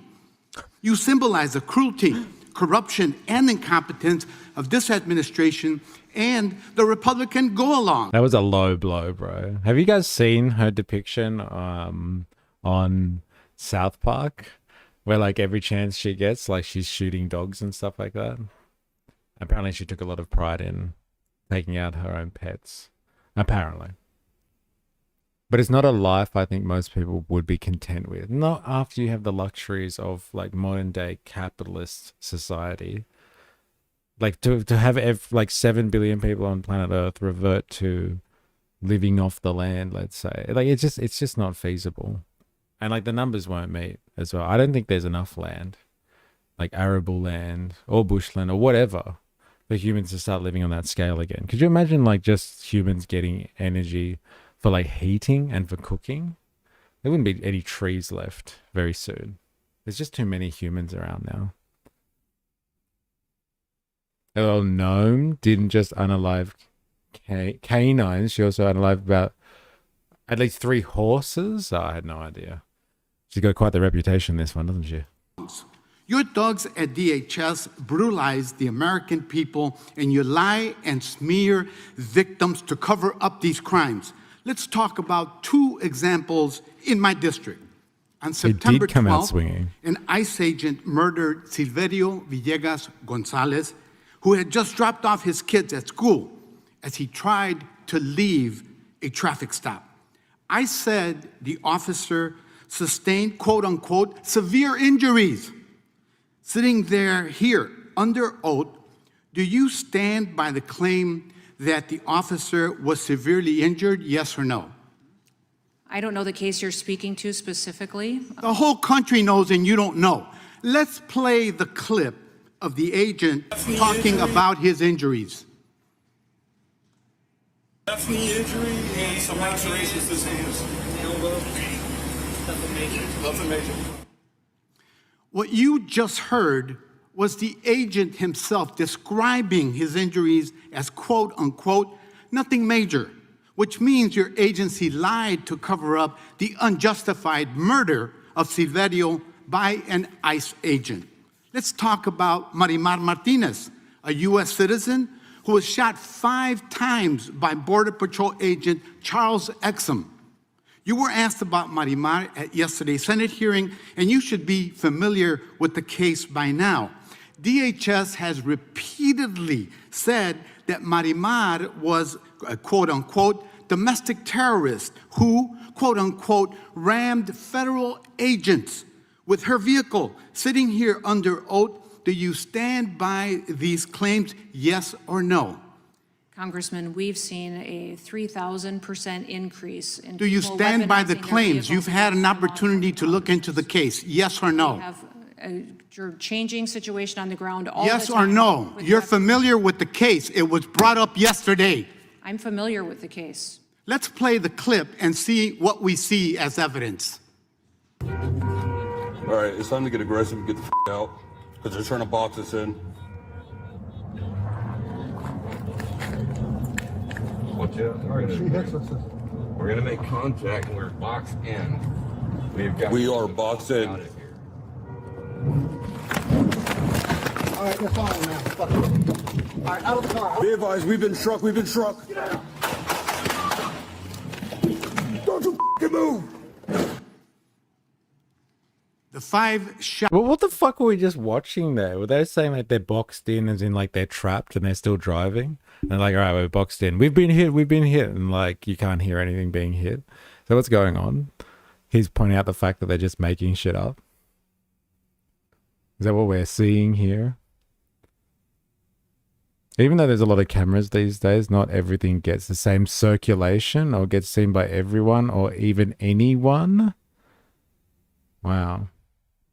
Want a 1v1 me in Iran updates? What's this? Cormac? What's going on? Need to explain that one. I almost guarantee there's videos of incidents with 0 views out there from weeks ago. Morning, folks. Anyone hear the new crypto deal? That is a pay to get your ships through safely token. Like Trump is playing mafia protection racket to protect people from shit they created. Like a competition. 1-on-1 me in Iran updates. I don't know. I'm not sure what that means. But like, I'm happy to consider it if you explain what that actually means. I didn't see something about the whole crypto thing this morning.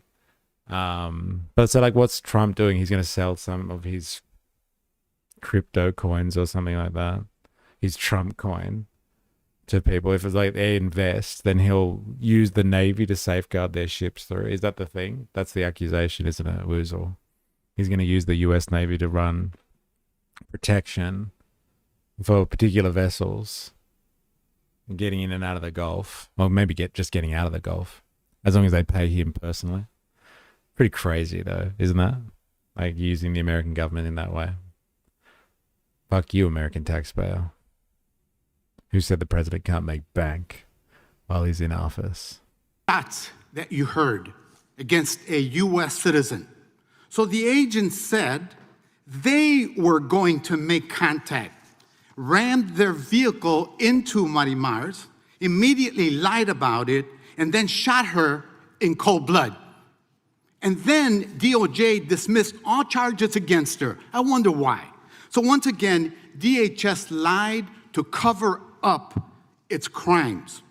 And this morning, you took back to social media, DHS continued to double down on her and lied again. Let me be clear. You are a disgrace to this nation, and you should resign or face impeachment. And every crime, including the murder of Silverio.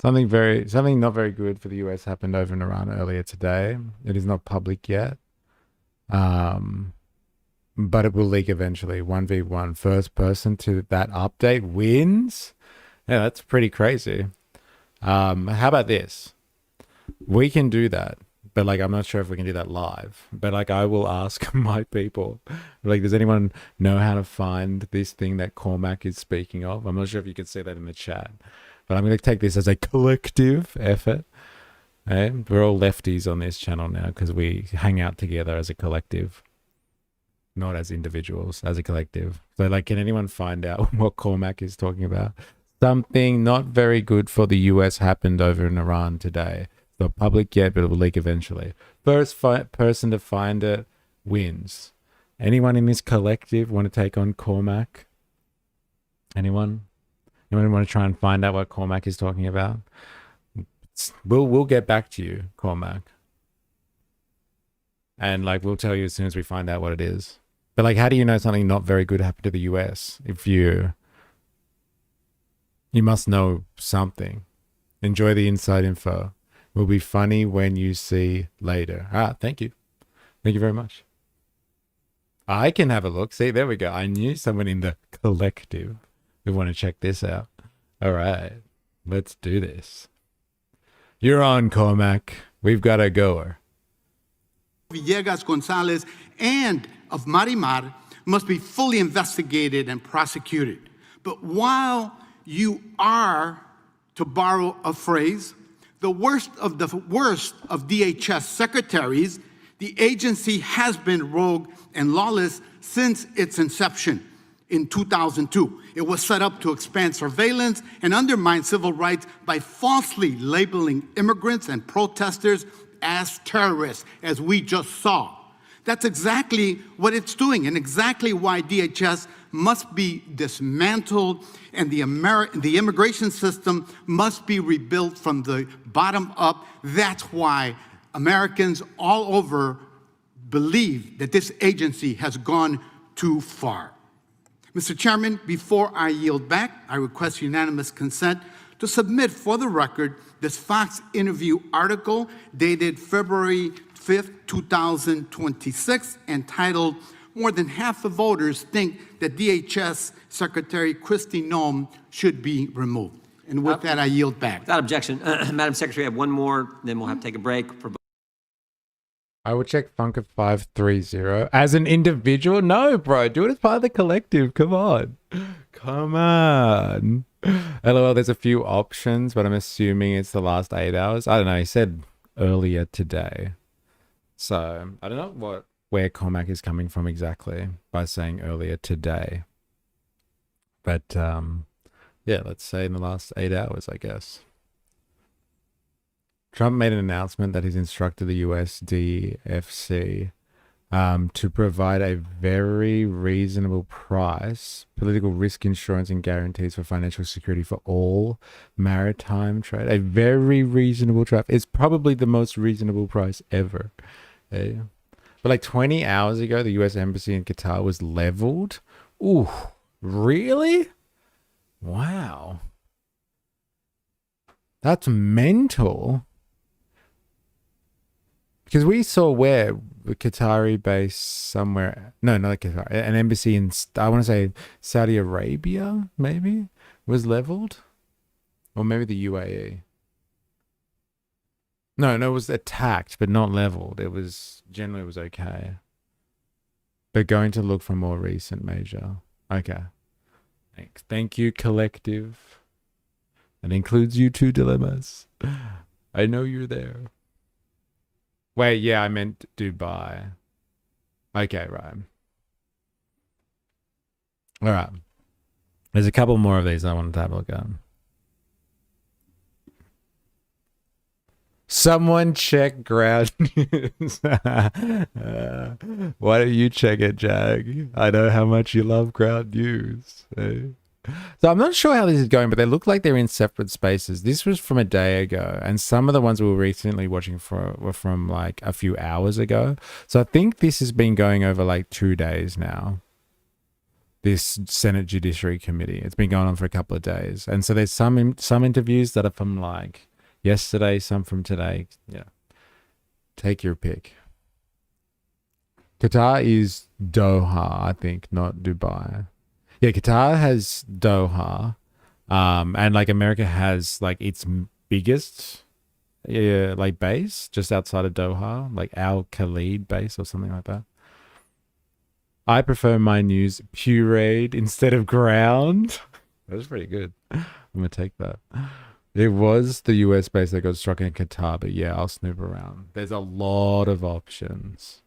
Thank you. Madam Secretary, I want to ask you about one of the first claims you made in the immediate aftermath of the shooting of Renee Good and Alex Preddy. You accused them both, I think, within hours of engaging in domestic terrorism. You've testified earlier that you did so based on preliminary field reports. Who told you that these two victims were engaged in domestic terrorism? Where did you get that information from? I've said before, and will repeat again for you, Senator, that those reports were coming from on-the-ground agents that were there. It was a chaotic scene. So you spoke to agents on the ground who told you they were domestic terrorism? Yes. Domestic terrorists?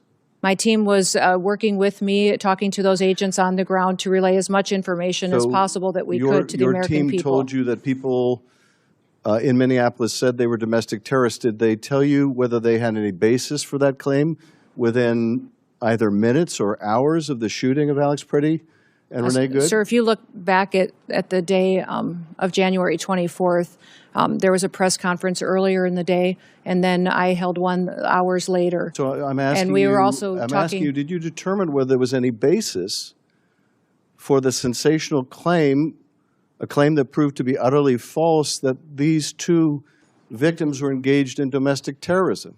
there is an investigation ongoing. The FBI is leading that. There's also internal investigations that are ongoing. I'm asking you We'll continue about, to bring the facts forward. Excuse me, Madam Secretary. I'm asking about your statements in the immediate aftermath of these shootings. Your statements based on completely unvetted information, information that if it was even provided to you proved to be utterly false, that you were content to tell the whole country.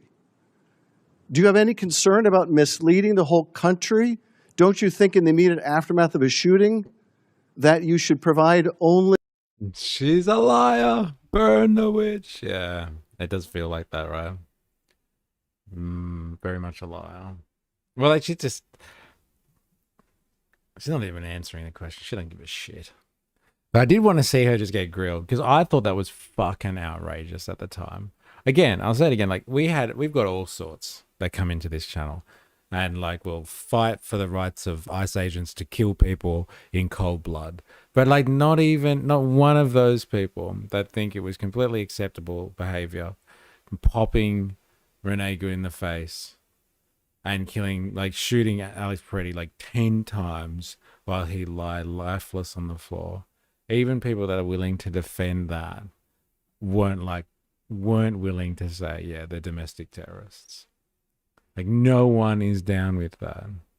I know that's not a very large case study or a huge sample group, but like I don't know anyone who's down with calling them domestic terrorists.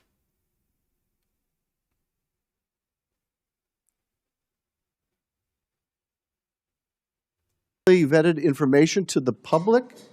How do you imagine you're going to gain the trust of the American people if you're pushing out false... Has fuel hit 240 in Sydney? Yeah, I saw some fuel that was like $2, like low $2 today, but like I haven't seen 240 yet. 149 to 217 for E10 in Southeast Queensland. Cars were lined up at the server for 149 yesterday. I assume today is no different. Yeah. Like India is annoyed because that US sub came from an Indian base, maybe to strike the ship in Sri Lanka. Oh, so that's where it came from. Interesting. It was a US base that got struck in Qatar. Yeah, I'll snoop around. Yeah, I heard about the whole... So, like, if you're not aware, there was, like, that Iranian, I don't know what, like a naval vessel or something like that in Sri Lanka that got attacked by a submarine, US submarine, it would seem. What are we talking about here? The Kurds are denying they're going to launch an operation or have launched an operation in conjunction with the USA. Yeah, so there's Kurdish forces that like exist on the northern border of Iran near Iraq, or in northern Iraq as well. And they're being like kind of, what's the word? Like the CIA are supposedly going to be working with them, like, and special forces. America's going to be using special forces. And you know how they're talking about like boots on the ground stuff? Like this is where it's coming from potentially.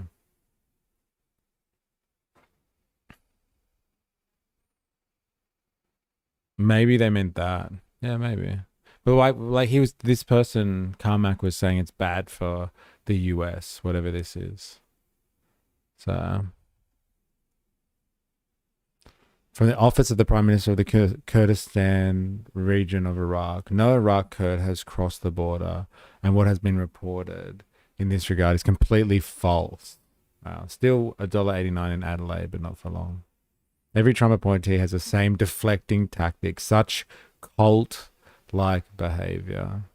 XNF's in the house, how you going? Maybe international terrorists if they pay federal taxes. Well, in Iraq mostly. But they are saying they aren't working with the USA. And Iran's saying the border's quiet also. Well, lack of a army you claimed to have is kind of bad.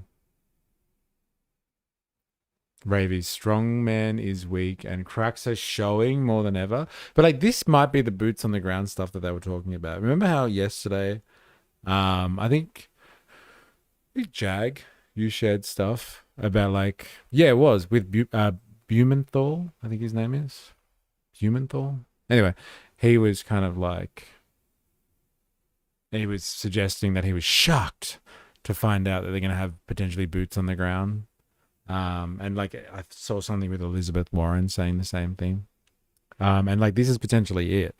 The boots on the ground might be like they're gonna use the Kurds again to fight their fucking do their dirty work for them, like they use them against ISIS, and they're gonna use them to invade northern Iran and supply them, send over like special forces of some description to fight with the Kurds and start like some long range insurrection movement to bring down the Iranian regime.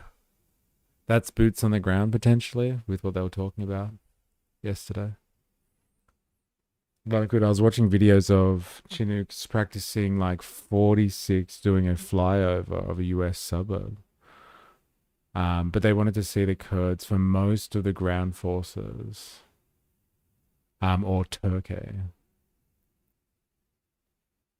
They may still send people from Turkey, but Israel is that to go at Turkey? He's like doesn't want to go with Turkey at the moment. Interesting. Oh, sorry, it's threatening to go after Turkey at the moment, right? USA is at the whim of Israel. My theory is Trump will cark it soon, and Bibi is going to balls to the wall to get as much of a land grab as he can before the US pulls out. Wow, Israel is threatening to take Turkish parts of Syria. Interesting. Could you imagine? And like, Turkey is a NATO member. What the hell's going to happen then? Information about the shooting of American citizens. I work every day to get factual information to the American well, you people. Didn't on that day. You didn't on the day that Alex Preddy was shot, and you certainly didn't on the day Renee Good was shot. You weren't getting out good information. You were making a spurious claim that has caused endless injury to the victims' families on the basis of God knows what. And then your agency doesn't allow local investigators. They essentially push away independent investigators. How is the public to have any confidence in investigations done of excessive use by ICE agents if, number one, you make immediate and false statements about the victims, and number two, you don't let any independent agency conduct an investigation? How is the public supposed to believe anything your agency says or finds? these investigations are being done in the same way that they always are. No, they're And not being the done- FBI is they're not leading. being There done are the way they internal always were, investigations because you're as not well. allowing- In these you're situations, not ICE has an allowing- internal excuse me, investigation. excuse me. Well, would you like to hear about the investigations that are Excuse me, ongoing? you're not allowing state and local investigators to That is participate. that is not my decision. And furthermore, The Department of Justice and the FBI decides how they're not investigations being go. conducted in the way investigations are always done. Support journalism you trust. Support PBS News. Whoa. So it could be a real shit show if the Kurds are cooperating, but I'll still keep looking because it sounded like a ship or something. Well, like apparently something really bad for the US was the claim. Definitely got us on the hunt now, right? Maybe that was just the point. Use the Kurds again, LOL. I'm surprised they didn't edit out Canadian Prime Minister Carney letting out a spectre of Mao from his backside in his speech to the Australian Parliament today. Wait, what do you mean? He farted live during his speech and they didn't edit it out? Because they're counting on the Kurds cooperating. Also, I meant aren't cooperating, nor are. Okay. Well, they're not, apparently. Oh, they're denying it anyway. Gosh, my hands are so sweaty. I can't roll my spliff. It just disintegrates. That's outrageous. You're working too hard.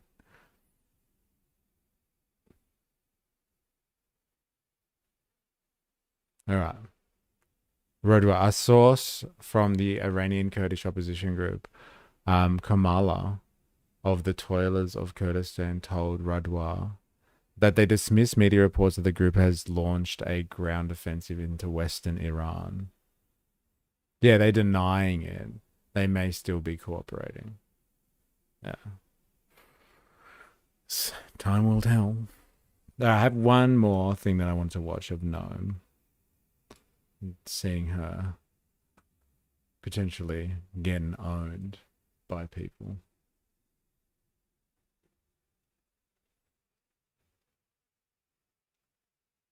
Chair now recognizes the gentlelady from Washington for 5 minutes. Why is it so quiet? Thank you. Secretary Noem, Whoa, do you know what whoa, the it's Fourth Amendment so to the Constitution quiet. says?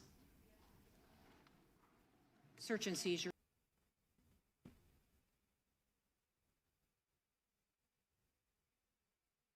It's so quiet. Damn. I wonder why it's like that. I don't think I can turn that up from here. Oh well.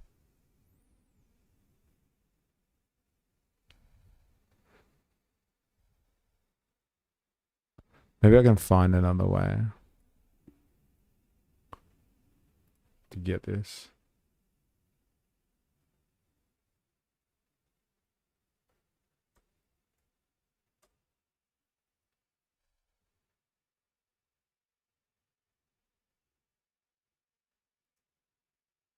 Secretary Noem, do you know what the Fourth Amendment to the Constitution says? Search and seizure processes. Yep. What about it? What about it? What about search and It seizure? guarantees the right to a lawful search and seizure. It protects individuals against unreasonable searches and seizures by the government. And I ask you that because I've sent you 3 different letters going back to February of 2025 raising concerns that you are unlawfully detaining U.S. citizens in violation of the Fourth Amendment. It was not until yesterday afternoon, more than a year after I sent you my first letter, that I finally received a response from you stating that ICE has detained 18 U.S. citizens. I want to introduce you to just 4 of the U.S. citizens unlawfully detained by ICE who are not even included in the 18 individuals that you cite in your response to me. They're in this room with us, and I invite each of you to stand as I read your story. Patricia O'Keefe was monitoring ICE agents when they deployed pepper spray into her car vent without provocation. They smashed her car windows, pulled her and her friend out, arrested them for, quote, obstruction, and detained them. Patricia saw an entire area dedicated to detaining U.S. citizens. An ICE agent also said, quote, "You guys have to stop obstructing us. That's why that lesbian bitch is dead," end quote. Referring to Renee Good, ICE detained Patricia for over 8 hours. Ryan Eklund was monitoring ICE activity in his car when ICE agents blocked him and took his photo, then appeared to use that photo to go to his neighborhood and try to intimidate him. He was still in the car when they approached him, pulled him from his car, and put him in leg irons. Ryan was detained for 6 hours. ICE agents shot Wesley Powers with a pepper ball while he was peacefully protesting ICE activity. ICE detained him for 8 hours, gave him no medical assistance, leaving him in clothes that still had dangerous chemical residue. When doctors examined Wesley after his release, the medical professional opinion was that what ICE agents did to him constituted assault. Edmund Higgins is a U.S. Marine Corps veteran. While legally observing ICE, he honked his horn a couple of times, and when he saw agents driving down a narrow road... Yes, that's right. I am a fucking Marine Corps, hey? Fuck you, Kristi. Your boys fucked me up big time, and I'm gonna get them. I never forget. Isn't it interesting, like, the type of people, I think you know what I'm insinuating here, that they've picked for this lineup, eh? They're just like, look, these are average Americans. We've even got a veteran in here. How do you describe that to your supporters? Eh? How are you gonna describe this one? Why are your ICE agents coming after these guys for? Secretary Noem, surprise. You've been gnomed. You've been clanned, bro. Senior PJAC official denied reports on Kurdish offensive in Iran. I think they are wrong when they say that we've already started the war now, but we are preparing for the right opportunity. The enemy of my enemy is my friend. I don't know the Iranian Kurdish groups too well. To tell you much about them. I'm just grabbing some statements they have made on live maps. Yeah, fair enough. Israel is tracking them, can't be improving the USA's negotiations positions though. For real, I have CPTSD from being attacked in the car, and that shit sticks around. Absolutely terrifying. It's horrible. Is that in the relation to something else that you've been talking about? Or you're talking about potentially what these guys are talking about? Imagine her as well. It's she's monitoring, following these people around, filming them, and they come up and what do? They pepper sprayed her car vent? Your car would be pretty fucked after that. Every time you turn on the air conditioner from then on, you'd be getting pepper sprayed. Ho, ho, ho. Hello there, old chum. I'm not a neef. I'm not a noblin. I'm a gnome. And you've been gnomed. Told y'all I was a chud. I knew it. I fucking knew it. Plug for the new peeps. I'm not sure if there are new peeps in here, to be honest. But let's see. If you're new here and you're liking this stream, make sure you subscribe and follow on Twitch for more. Some new peeps on Twitch files today. And make sure you follow. If you haven't already on YouTube, actually, hit the like button. It does help. It does help a lot. And if you want to join our Discord community, you can see Discord over there. The stream chat that we have. Come and join us. Here's the invitation.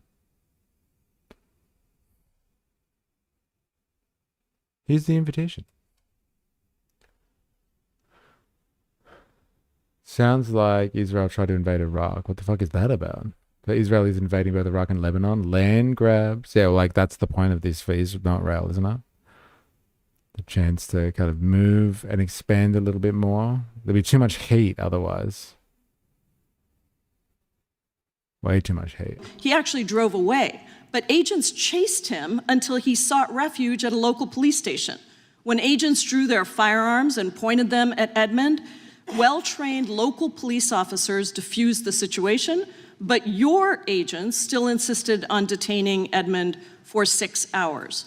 Secretary Noem, yesterday in the Senate Judiciary Committee hearing, you stated that ICE agents may arrest U.S. citizens in the situation where they were obstructing law enforcement or in situations where you have reasons to doubt that they're U.S. citizens. Is that still your position? I said, or probable cause. So let me ask each of the U.S. citizens in the audience who were detained. Raise your hand if you were not charged with any crime following your detention. Not a single one of you were charged with a crime. Now raise your hand if any of you were not even asked to prove that you were U.S. citizens during your detention. Not a single one of you were even asked about your citizenship status, making it clear that DHS agents simply don't care that they're arresting U.S. citizens. Now please raise I your... wonder if Han is still here. Because me and Han were talking about this before. About like, you know, ICE is a legitimate function. Like, is this the role of border security? To, what is it, detain, like, go after and detain without charge U.S. citizens? Is this border security in action? Just asking for a friend. I would like to know more. Liquid Qatari Energy has stopped production of liquefied natural gas. Declares force majeure. LOL, they declared an act of God/war. No one's insurance means shit if they declare force majeure. It will be at least a month before it returns to capacity, even if war stopped today. It's crazy, isn't it? World economy. Like, is this the end of the American empire as we know it? Like, as we know it? Like, honestly, the system, the petrodollar system, is this like one of the foundations that gets knocked and like the rest of the structure falls down? Guess we're going to find out, right? Caroline Levitt looks like the cat in the hat now. She can't get her fillers. Eh? Really judgy stuff going on there. If you start the war, is it really unexpected? Yeah. I think it might be. It could be. It fucking could be. Could you imagine? Could you imagine if this was it? This was it, and it was really like, there's just not thinking another war through, and it came from the guy who really did platform on no more wars, like really did platform, and people fucking believed it. You can feel the position from people who were like, you know, hardcore Trump regime supporters, and they're just like, but he said no more wars. Like, you can feel it. And like, that's the thing. Imagine if that was the thing. Imagine if the Trump regime is the thing, is the force majeure that oversees the decline of the U.S. empire, and they actually have to retreat into the Western Hemisphere. And it was on his watch. She's a fashionista, eh? Huh. Oh yeah, she does. I guess she does look a bit different, you know? No judging. This is just objective reality. Hey, where'd the lips go? So good. No, censored. What were you censored for? I guess we can find out in the censored comments.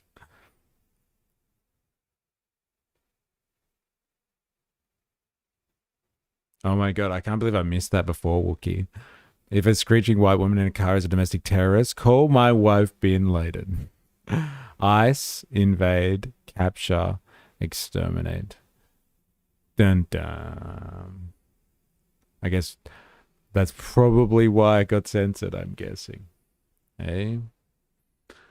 KK, this is it. This is the start of the end. The collapse has been happening for decades, but now we're in the violent stage, the stage of not letting go. But like, you have to think, like, they could have been so much more strategic about this. Like, it didn't have to be the thing that really started the collapse. It didn't have to be like that. Those lips are staying on screen now. Oh my god. But like, yeah, it didn't have to be like that. They could have done this in such a more calculated way. And it's basically hubris that has brought them down. If it eventuates. Like, it's hubris that has brought them down. And like you got to feel for them. Like you don't and you do, but like you got to kind of feel for the Gulf states who've been strong armed into like going with the US. And they backed the US, and they're just like, yeah, they'll ensure our security forever. And like they're getting fucking pummeled at the moment, and the US is kind of like, you'll be right. You'll be right. Don't worry about it, Gulf states. You'll be fine.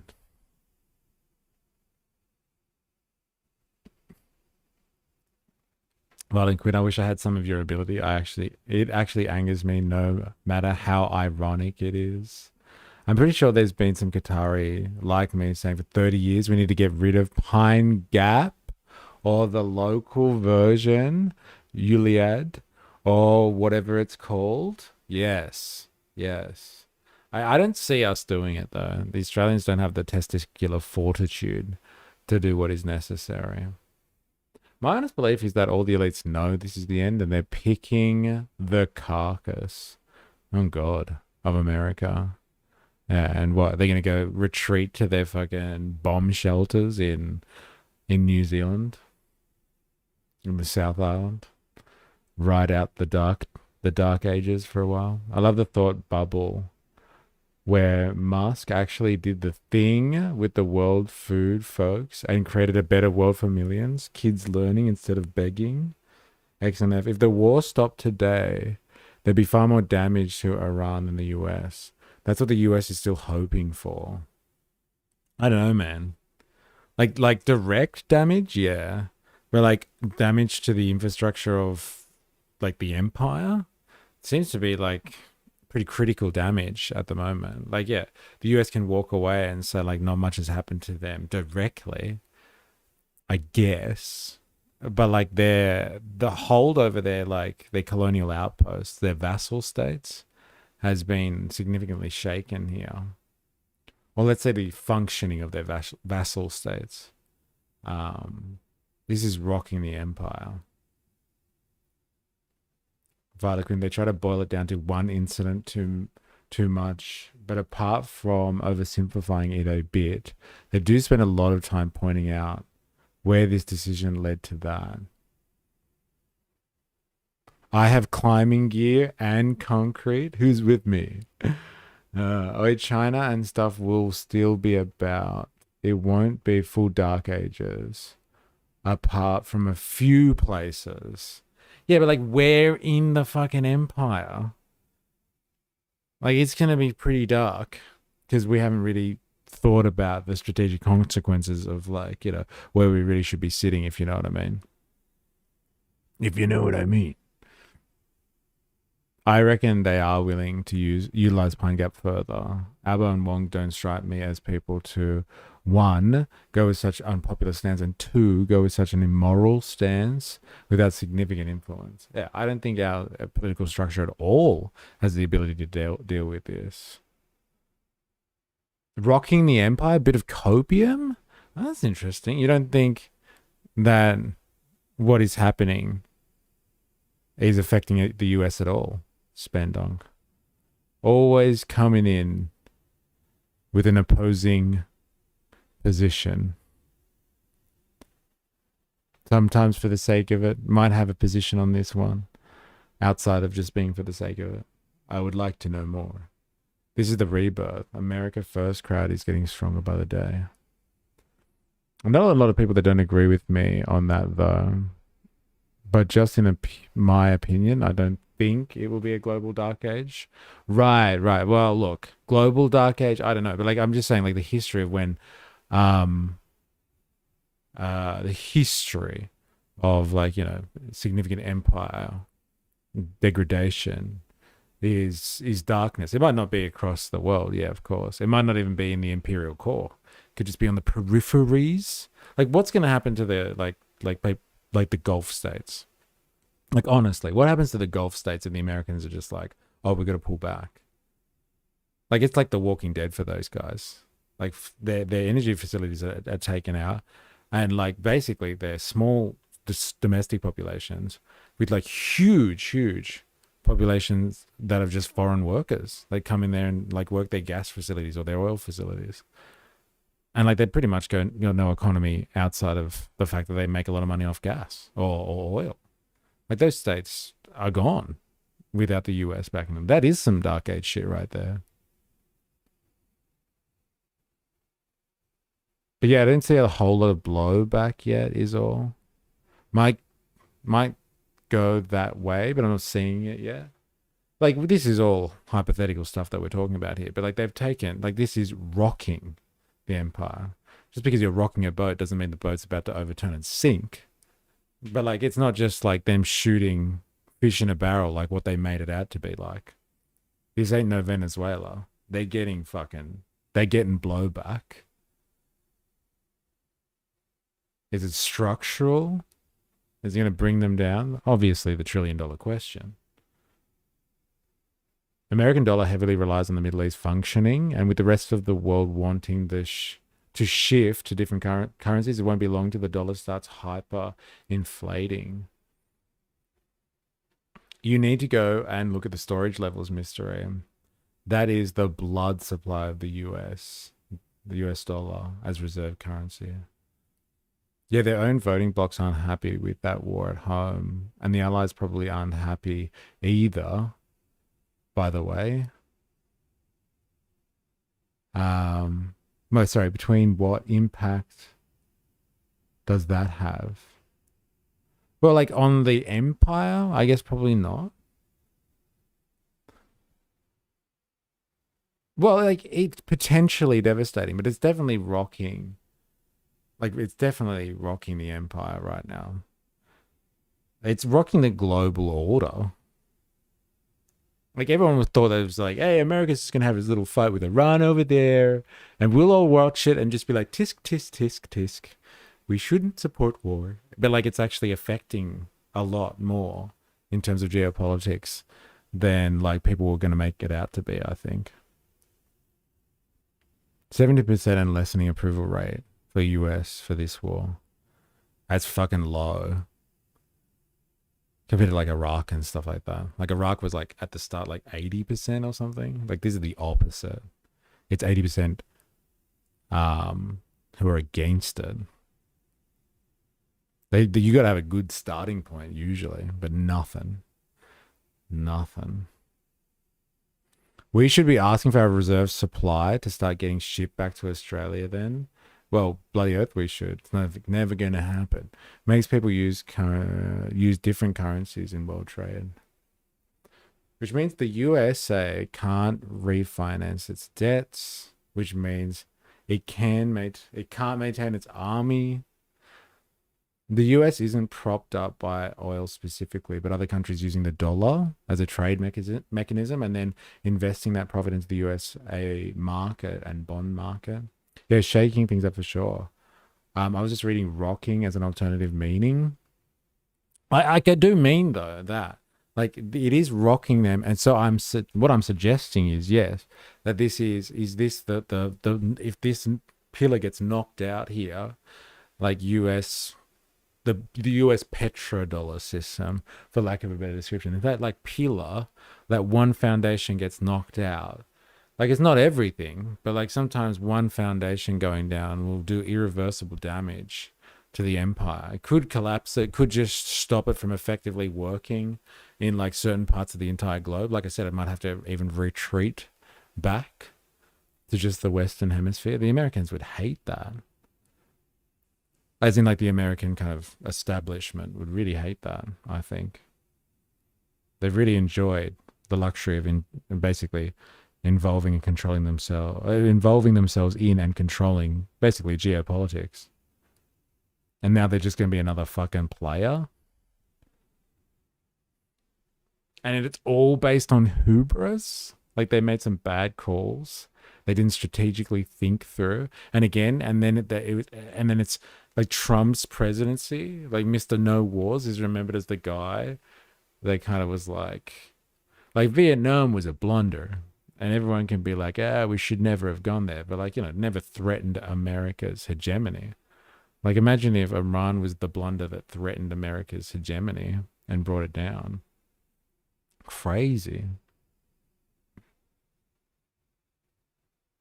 they rockin', may cause a rockin'. It will cripple the empire. Sorry, if USD dollar stops being used as a reserve currency, they will have to offer massive rates to get people to buy bonds. It'll cripple the empire. Ravi, the guy who siphoned money from Venezuela into offshore havens, who has organized and carried out multiple coups, including his own people, Mr. Molester, isn't gonna molest our reserve oil, please. All right, peace out all. Can't bring a stream into a meeting. Good luck. Good luck. Thanks for hanging out. It's why they decided to take climate change on China, even though it was going to eventually cause so much chaos that systems would change.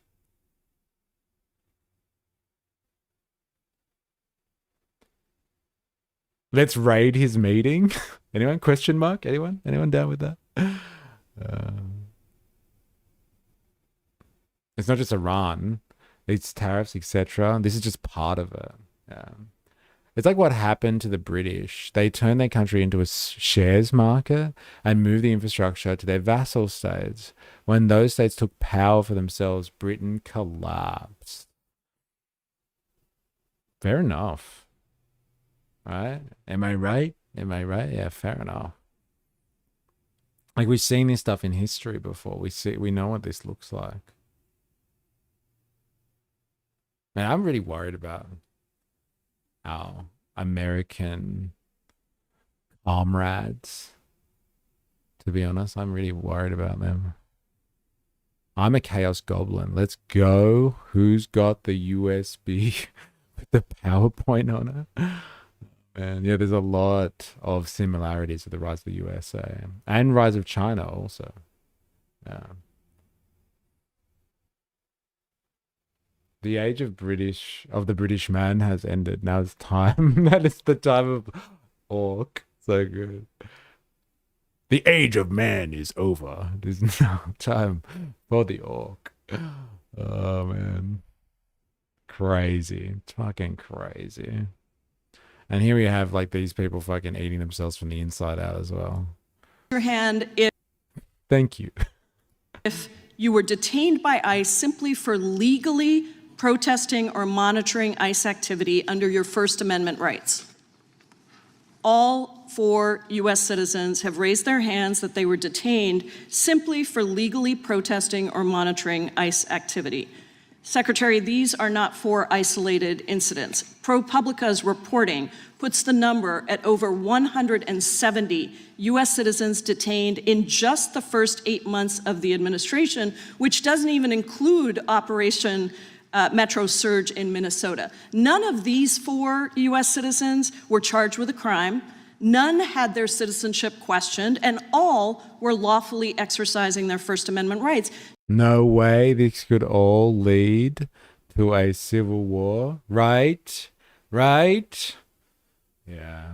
I'm really starting to have to turn my thoughts away from like the Civil War picture I had really before was just like, all right, they're just going to draw in a line halfway through America, maybe east, west, north, south, who the fuck cares? They're going to divide it. But I was like, their varied interests, their interests are too varied for this just to be an us versus them civil war. But like a fractured civil war, like what America goes around or the empire goes around doing to other people, where they're just like, their intention in Iran is not really, you know, to stop the nuclear program or to solve the humanitarian crisis. And like even regime change, it is regime destruction.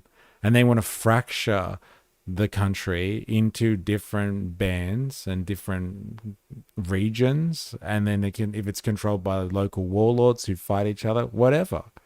They want to cause a civil war and a destabilization of a coordinated Iran. And like, what if it is the thing? Like, as America eats itself from the inside out, as we're seeing at the moment, and then like it meets large structural issues in the empire, which degrade its ability to have kind of control over geopolitics, which keeps its vehicle going. Then it devolves, into a civil war. It fractures. The United States end up becoming the not so United States. at the end of the day. And that's the Civil War. That's fucking mental. I don't know if the US have it in them to start a civil war.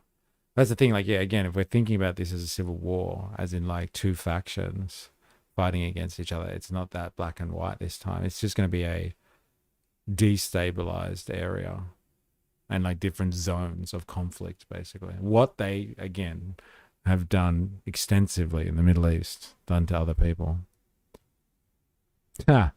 This is the USA on ice, eh? There's another ice reference. That one's for you, Dilemmas. It's safer to hear what MAGA says and just assume it's the opposite in reality. It'll be like cities versus the villages, or even a revolt at a large scale, a la the French Revolution. America just wants company. 2 USA is better than 1. They could have a perma war with each other. Yeah, you want fucking never-ending wars? Then just fight with each other then. And like, what's going to happen as well? Like, the West Coast seems to be a significant economy in and of itself, because the West Coast deals with China, effectively. And so the West Coast will look after itself, I guess, and its interests. And you'll have like Northeast look after itself, centralized area, central north, central south, and then the dirty south.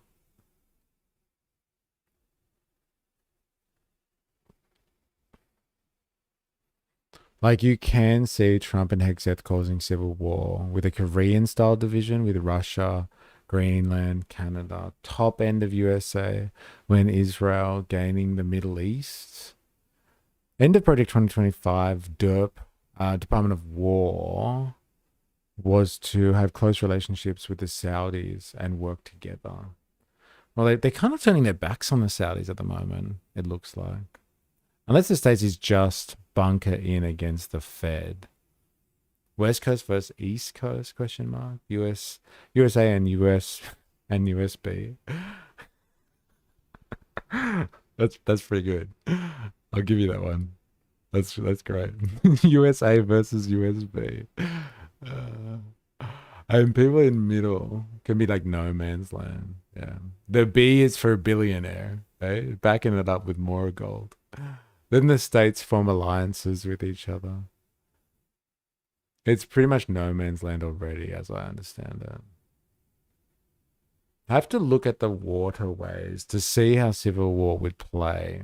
And civil war will mean controlling the internal resources. Yeah, because Iran is winning. It only works if US win Iran. What? A plane from the Saudis was for naught? Yeah. And investment. Hundreds of billions of dollars, if not trillions of dollars of investment from the Gulf states. New Yorkers will be drinking blood after a couple of weeks without fresh water. Oh my God. Oh my God. Do you have anything you want to say to them or the millions of American citizens across the country that are watching this and horrified at what your department is doing? Well, context is critical in each of these situations to know the full. The Albertans are further along than any U.S. succession movement. Yeah, and because they're being aided by the U.S. Am I right? Giardia for all, just like H3. Range of what happened in each of these situations before and after the incident and their arrest. Secretary, not a single one was charged with a crime. Not a single one, and they were detained. And let me just reclaim my time for my final seconds. DHS is supposed to be protecting our residents and upholding constitutional protections, but you've turned that on the head. You have actually turned the United States government against its own residents, and you've had multiple chances to take accountability, to apologize to these folks and others across the country, but you have failed to do it. Yours is a case of failed leadership, Secretary. You need to resign, be fired, or be impeached. The time of the because you don't have the right to lead this agency. Oh, she has the right. But, like, should she? Gonna say it? You gave your hairstylist the day off, Miss Noem? Come on. What's wrong with her hair today? It looks pretty good to me. Like, she looks the same as she always does. Very plastic. Right? Am I right? Am I right? Her hair looks alright. It's like just her as an entity, though. Does she pass for human? You have to understand the context of when I executed my animals. I was annoyed, savage. It's a bit frizzy, eh? Well, maybe she's a little bit frazzled at the moment. She's under fire. You have to understand the context. Brazil. The state of New York has plenty of fresh water resources. That would be the nail in the coffin. That would be the nail in the coffin, or wouldn't be? Has or hasn't? Maybe I just heard that wrong. Sorry, wouldn't. That wouldn't be the nail in the coffin. Reuters, November 27, 2025, UC request. Officials criticize Biden vetting, but Afghan shooting suspect was granted asylum under Trump. And then September 29, 2025, Courthouse News, states sue DHS again over cuts to anti-terrorism grants for blue states. Without objection, the gentlelady from Texas is recognized for 5 minutes. Thank you so much. And Madam Secretary, you are almost to the end, so congratulations. I just have a couple of questions. Are you aware that the law that was written by this Congress makes it clear that members of Congress are allowed to, entitled to enter any detention? Representative Crockett, I apologize. I have to run to vote in another committee, Secretary, and Mr. Schmidt will chair, and you will get extra 15 seconds, but I apologize for that. Yes, thank you. Thank you so much Mr. for your Chairman. testimony. Appreciate it. Are you aware that the law makes it clear? I'm going to say it. Noem is DEI. Why, she's a pick? She's a DEI pick? Is that what you meant? That members of Congress are allowed to enter any detention facility at any point in time in which they choose to? Yes, I'm aware of the visitation and oversight responsibility, and we work every day to try to accommodate members of Congress while taking into account the safety of those individuals that are being Let me be detained clear. there. At any And- time, correct? Yes, I understand there's litigation in this area. No, too, no, and so that's not we my are question. I'm not facilitating asking you that. about litigation. Yeah. I'm asking you what the law is, because let me put it to you this There's way. an appropriations rider that talks about Correct, oversight. and appropriations are law, because you are asking us to correct. appropriate dollars right now for DHS, correct? Correct. And if we do that, you would take that as law, correct? Correct. Okay, so that is what the law states, yet somehow, myself and another colleague, Congressman Castro, we ended up giving a 7-day notice to the Dilley detention facility because I had actually already gone to El Paso before. And when I went to that facility and I asked them why it was that they were requiring me to do something that specifically Yeah, a massive setup. She's cooking. my branch of government had dictated was not required, they said it was because of you. They said you were the one that said that they were not allowed to allow us entry unless we gave a 7 days heads up. Is that true? Yeah.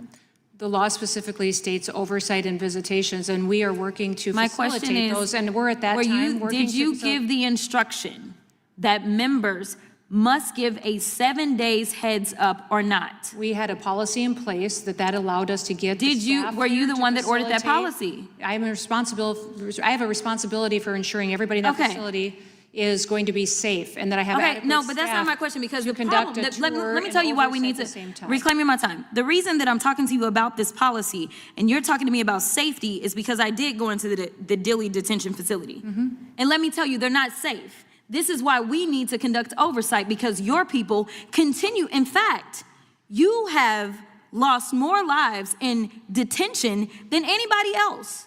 That is your record right now. So I don't expect that y'all are going to be the ones that are going to be best to keep them safe. This is why we are supposed to conduct oversight. It's so good when Americans say y'all. It's so good. I guess it's like when Aussies and Bogans say yous. Eh? Yous wouldn't understand. Y'all. Love it. I just want to hear it one more time. Anybody else. That is your record right now. So I don't expect that y'all are going to be the ones I that don't expect that y'all. It's so good. One more time. else. That is your record right now. So I don't expect that y'all are going to be the ones that are going to be best to keep them safe. This is why we are supposed to conduct oversight and not wait for you to give permission. In fact, after I left the Dilley facility, we were informed of a measles outbreak that was taking place in that facility. And another question I have, are you the one that ordered it to be reopened? When Bangstown boy says shoe cuz. All right, bro. shoe cuz. Americans are kings at arguing things with gusto without saying much at all. Open because that facility was closed under Joe Biden. Those facilities were opened with the new administration. I'd have to look Okay, and you're see part if of the that new was- administration. Were you the one that ordered it to be open is my question. I would have to see when it was opened because I wasn't sworn in until 5 days after Okay, the well, this president was, it was out. reopened So in I March. would have to look at It when was reopened in March of last year. Well, then I'm sure that that contract would have been renewed while I was secretary. Speaking of contracts, as I have, actually, you know what, let me continue on this line of y'all breaking the law. Are you familiar with a child by the name of Liam Ramos? I am. All right, so Liam was at this Dilley facility, and it just so happened that we had put in our 7 days notice, and y'all had grabbed him 6 days prior to our visit. BJ, thanks for hanging. Got y'all for Fry Right Fridays. And he said y'all. So good. I can hear it in my mind.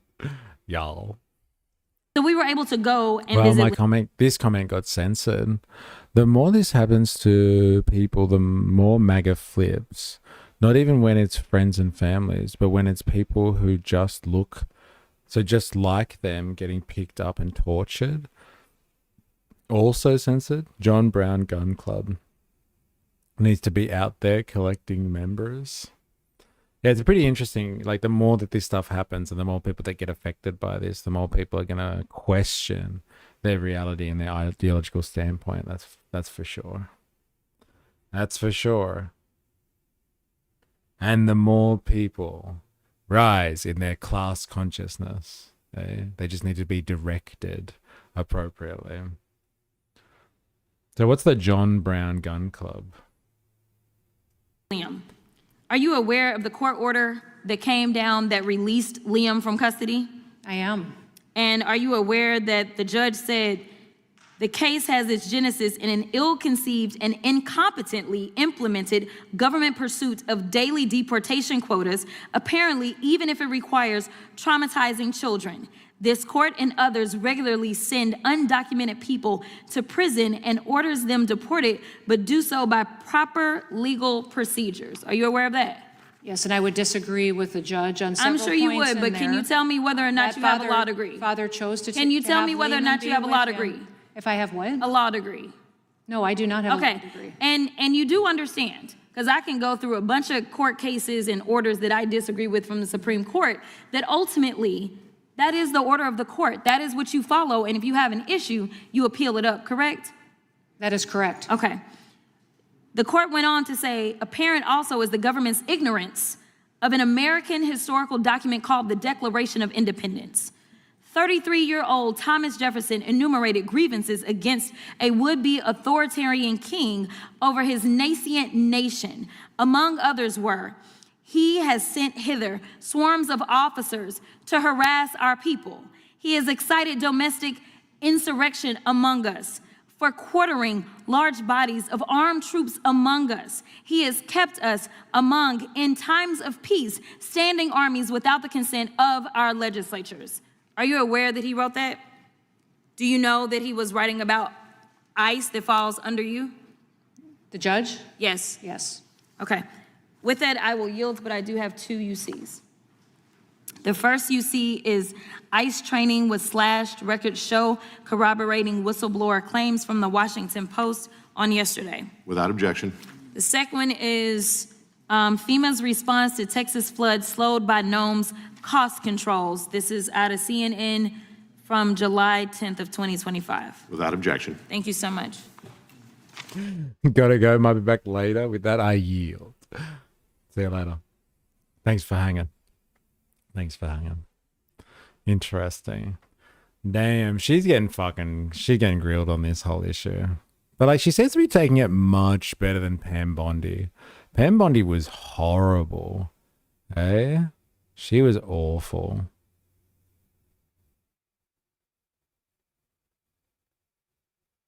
She was awful. I don't know if I want to do any more of this, to be honest. You could go on like this all day.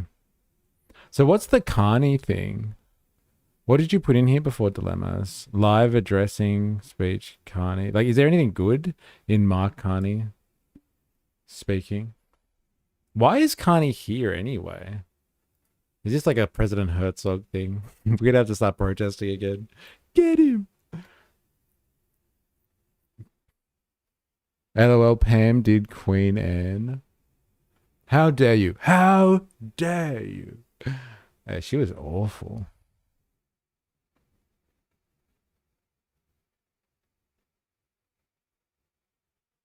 I haven't seen it, but I heard he farted.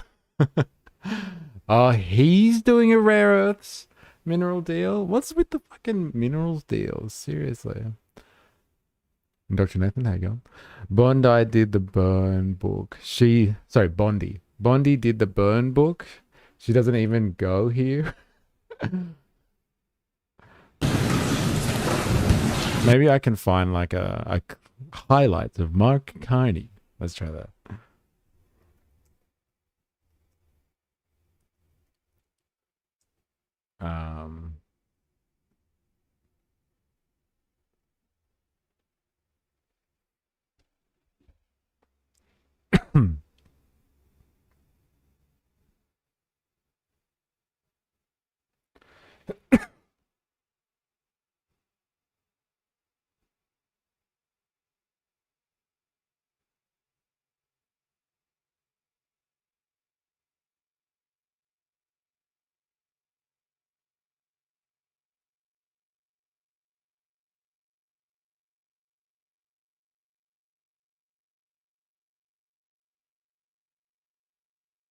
Canada's Prime Minister Mark Carney has touched down in Sydney for a 3-day visit to Australia. Mr Carney will hold business meetings in Sydney before heading to Canberra, where he'll deliver a major speech to the Australian Parliament. The two countries are likely to focus on expanding both strategic and economic ties in a time of enormous strategic disruption. But the escalating crisis in the Middle East is also likely... Carney and the middle powers? Is that what's going on here? Hey, my kidneys produce rare earths. Nuke me. It's all the countries that China won't refine rare earths for, wanting us to deal with the massive amount of wastes. Yes, a massive amount of waste, sorry, it causes. Yeah, is that what we're going to be? We're going to be the fucking environmental shithole of the world, of all these other countries who are fearful that China's going to cut them out. That what's happening here? My God. Well, apparently it's just the production cost of it as well. Like the environmental stuff, don't get me wrong. Nobody wants to be embroiled with that environmental destruction. But like the cost of processing is fucking enormous, because the processing is a huge affair. And the Chinese have not only got it down to an art form, but like, you know, they can subsidize the cost of it, unlike other countries, because they have a planned economy. Eh? And they know how to fucking work in the high-end capitalist age, the capital-intensive industrial age that we live in. They understand that better than fucking the free marketeers out there. We're going to be the West's China for batteries and stuff. Oh, God. For real, Reno coal key can contain rare earths. Oh, for real. I'm telling you, people. All right. Let's see why Carney's here. ...to feature heavily in their talks. But probably something Jordan could explain better than I can, but basically rare earth minerals are the things that will power the green energy revolution. So as the world begins to move away from oil as the main power source, those who control the resources and production of that new energy source will be the winners. Also, it's about making sure the US isn't our only client. But like, this is the thing. We did a fucking minerals deal last year, right? We all watched it when, again, Albo finally went over to kiss the ring of of Supreme Leader Trump and the Trump regime. He went over and signed our life away. Signed all of our collective lives away with that deal. And like the contractual obligation there was America will pay for us to start processing rare earths, and they'll help. They're going to send money over to develop our industry, but then that industry is completely captured by American corporations, and we can only sell it to the Americans. So it'll be interesting to see what the Canada thinks is going to get out of this, because I thought part of that deal was the contractual obligation was American oversight, complete control and oversight of our productive capability. And again, we can only sell it to America's markets. So maybe if Canada's in good with the Americans and haven't pissed Trump off, then they can get access to it. But I thought they had almost control over that. Sorry, US and China is in our own collapse. $5, I'll sell you rare earths, extra change for the piss. Yeah, I believe it, certain ones at least. Or we need rare earths for advanced tech, probably something about microchips or whatever. But the reason they're all coming here to us, here to have us mine it is the waste. Or everything needs it. We have been using rare earths for 100 years. We use antimony to harden lead. Antimony to harden lead. We use, is that lithium or is that something else? Yttrium, I think, in all the microwaves. Gallium, I think, in almost all antennas. Feed me an all salt diet and I will give you some rare earths. No, it's not limited to America. Signed a deal with China right after too. Interesting. Yttrium, before lithium. Yttrium. Despite the name, they're not actually rare. Foreign Affairs reporter Stephen Jedgetts joined us now. Stephen, so this was originally pitched as a visit focused heavily on trade and strategic ties, but of course events in Iran likely will now dominate these talks. Yeah, I'm not sure if they'll entirely dominate talks, but there's no doubt that they will feature heavily. Both Australia and Canada are, of course, grappling with the full implications of the chaos that we're seeing in the Middle East right now with the US strikes on Iran. In many ways, there is a lot of common ground. Both countries have got large numbers of their nationals effectively stranded in the Middle East and are trying to work out how they can best get many of those people home. Similarly, neither Canada or Australia are major players, or really players at all in this conflict, but they have both, interestingly, given backing to the Trump administration's decision to strike Iran, notwithstanding big question marks over the legality of that decision.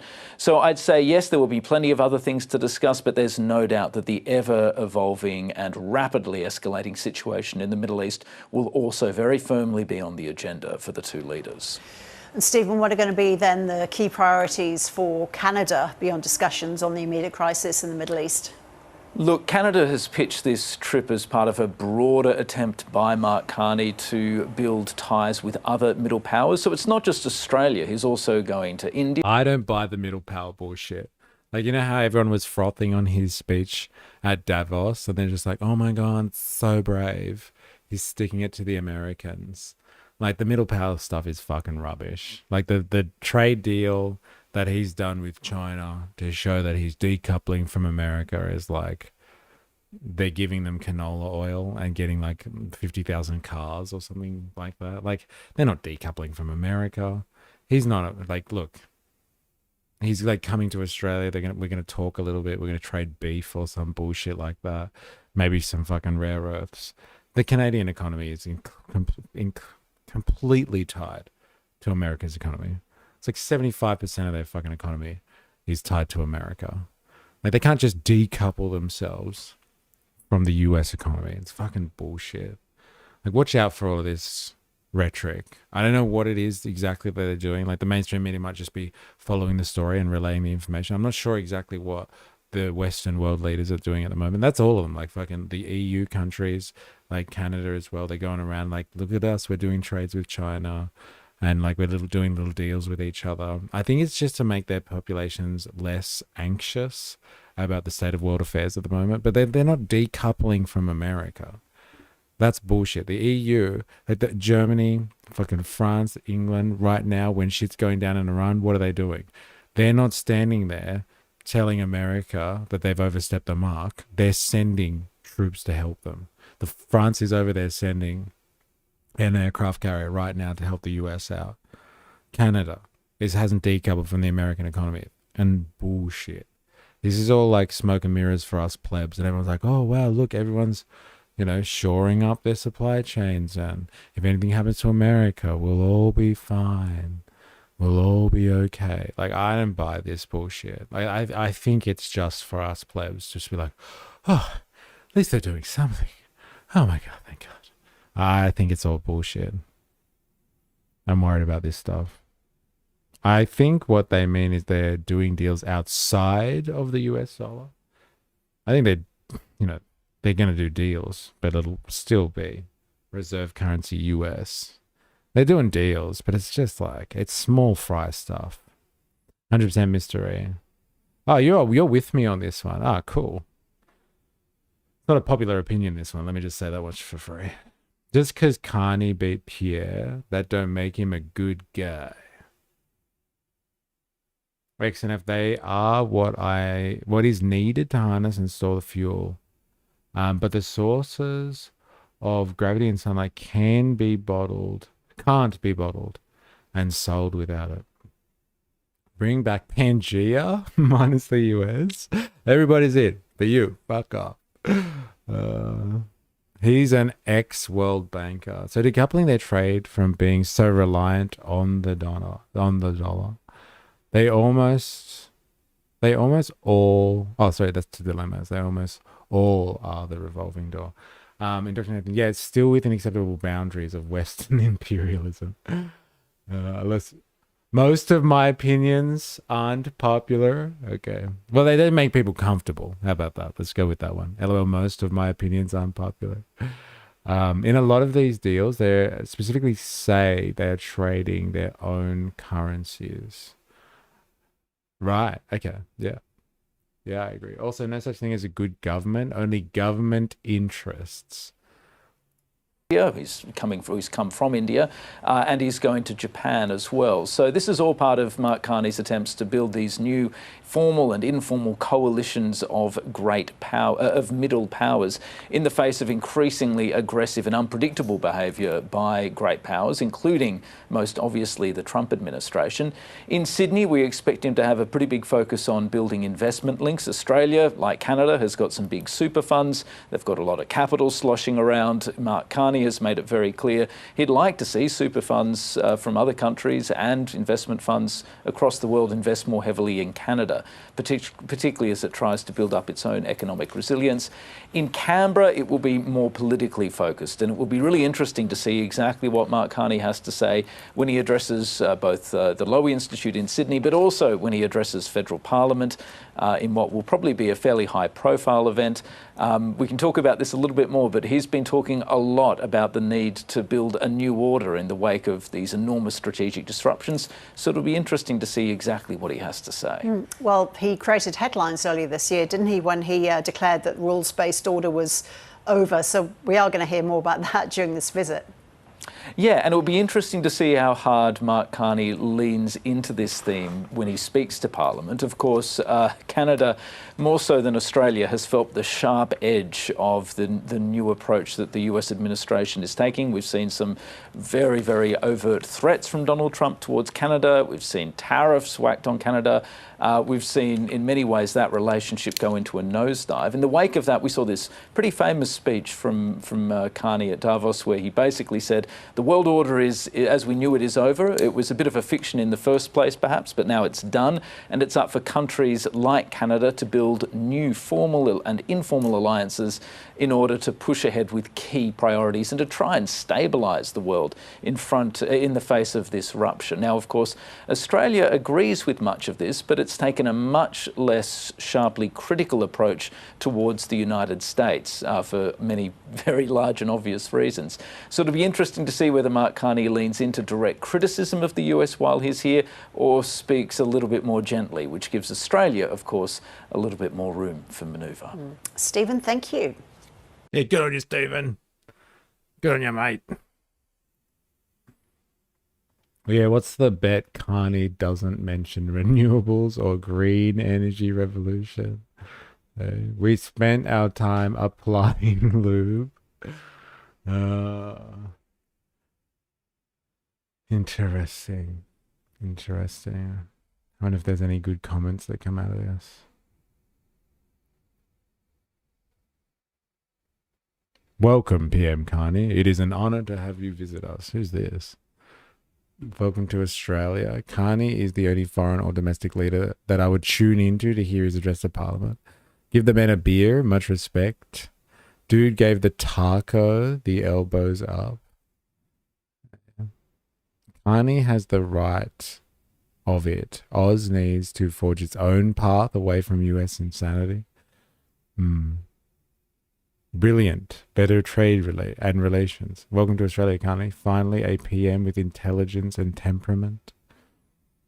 Oh, people are very welcoming here. Very welcoming. Thank you for welcoming our Prime Minister to your beautiful country. I look forward to hearing of these meetings. Much love and respect from Canada. What is this? What is this? The fucking UN? Everyone's so welcoming in this. Is somebody going to say distraction from the Epstein files? I'm waiting for that. I'm waiting for a distraction, please.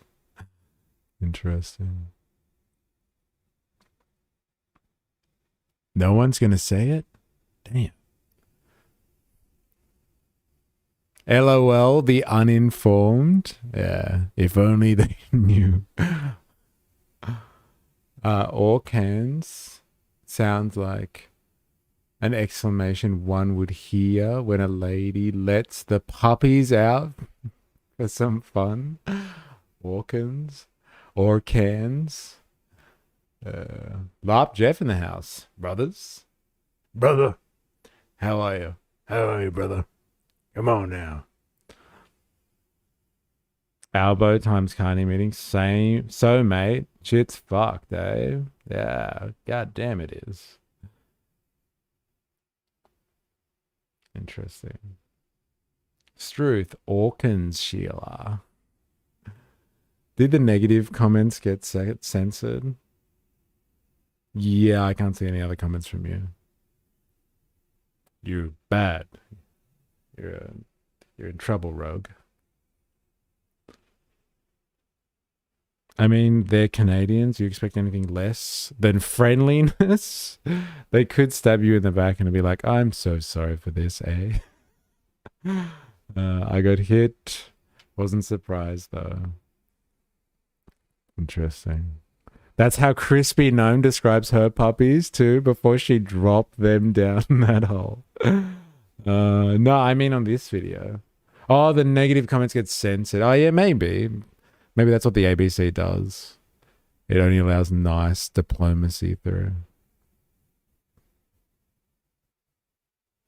Yeah. All right. We're going to have a quick break. We'll be right back.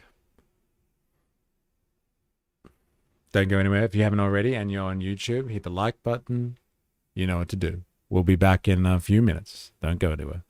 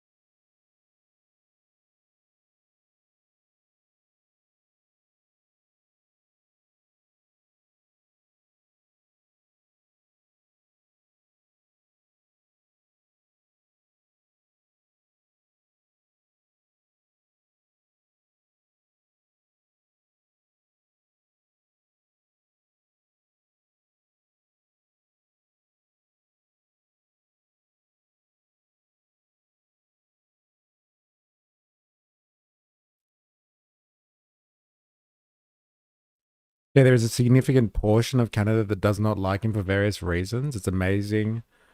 Wasn't one negative comment. Yeah, I know, right? What the fuck?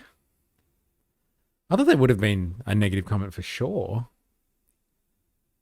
Like, he's basically like Malcolm Turnbull, I guess you would say. He's a liberal. Like an actual liberal in the traditional sense. Yeah, Violent Queen, yeah, I wasn't surprised. Kristi, do not know where your pets are. Noem. Didn't explode like Pam. She will seek revenge after the fact with deniability. Instead, different personality. Kristi is a true believer. Bondi knows she is lying. That's the difference. Yeah. Kristi is fully indoctrinated. So it's all the truth for her. What do you mean? Tuned back into the stream when I saw news the US was taking new military action in Ecuador. Is that like as in what's happening with them training or sending over special forces to train troops or something like that in Ecuador? It's interesting. Maybe they're doubling down on their Western Hemisphere stuff because they can feel the peripheries of the empire might be on their last leg. So it could be dilemmas, but she has a history of extreme vengeance after the fact. Miss Noem, a history of vengeance. Sounds like a good pick for the Trump regime. That's for sure. That's for sure. All right, let's start off our Iran segment on a lighter note, shall we? This was a bit of comedy that was put in the Discord by two different people. Squeeb put this in and so did Jag. So we've got two people sharing the same stuff here. Must be good. Let's have a look.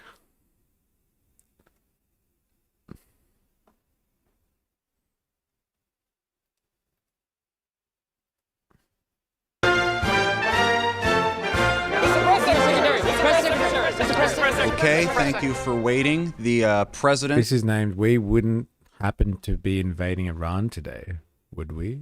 Eh? has asked me to come out and make a brief statement about the wire that just went out a couple minutes ago.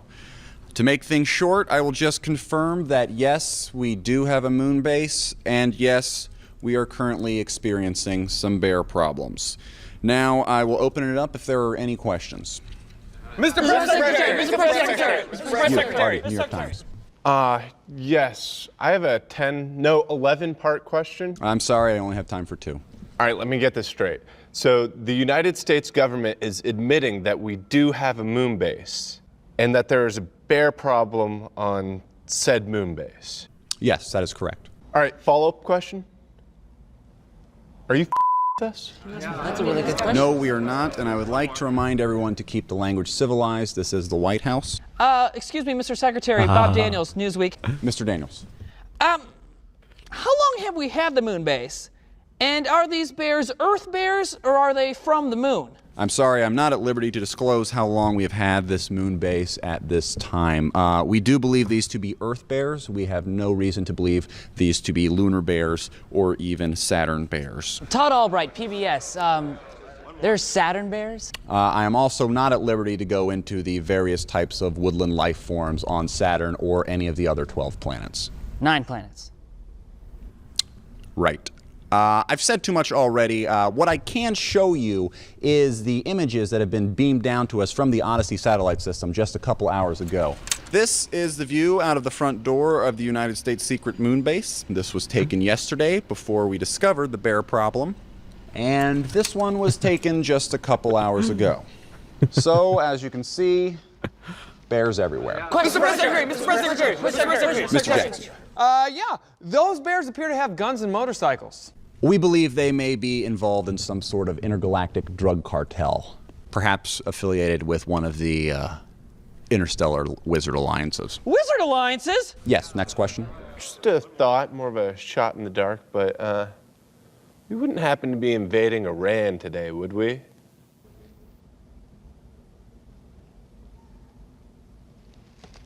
You got me.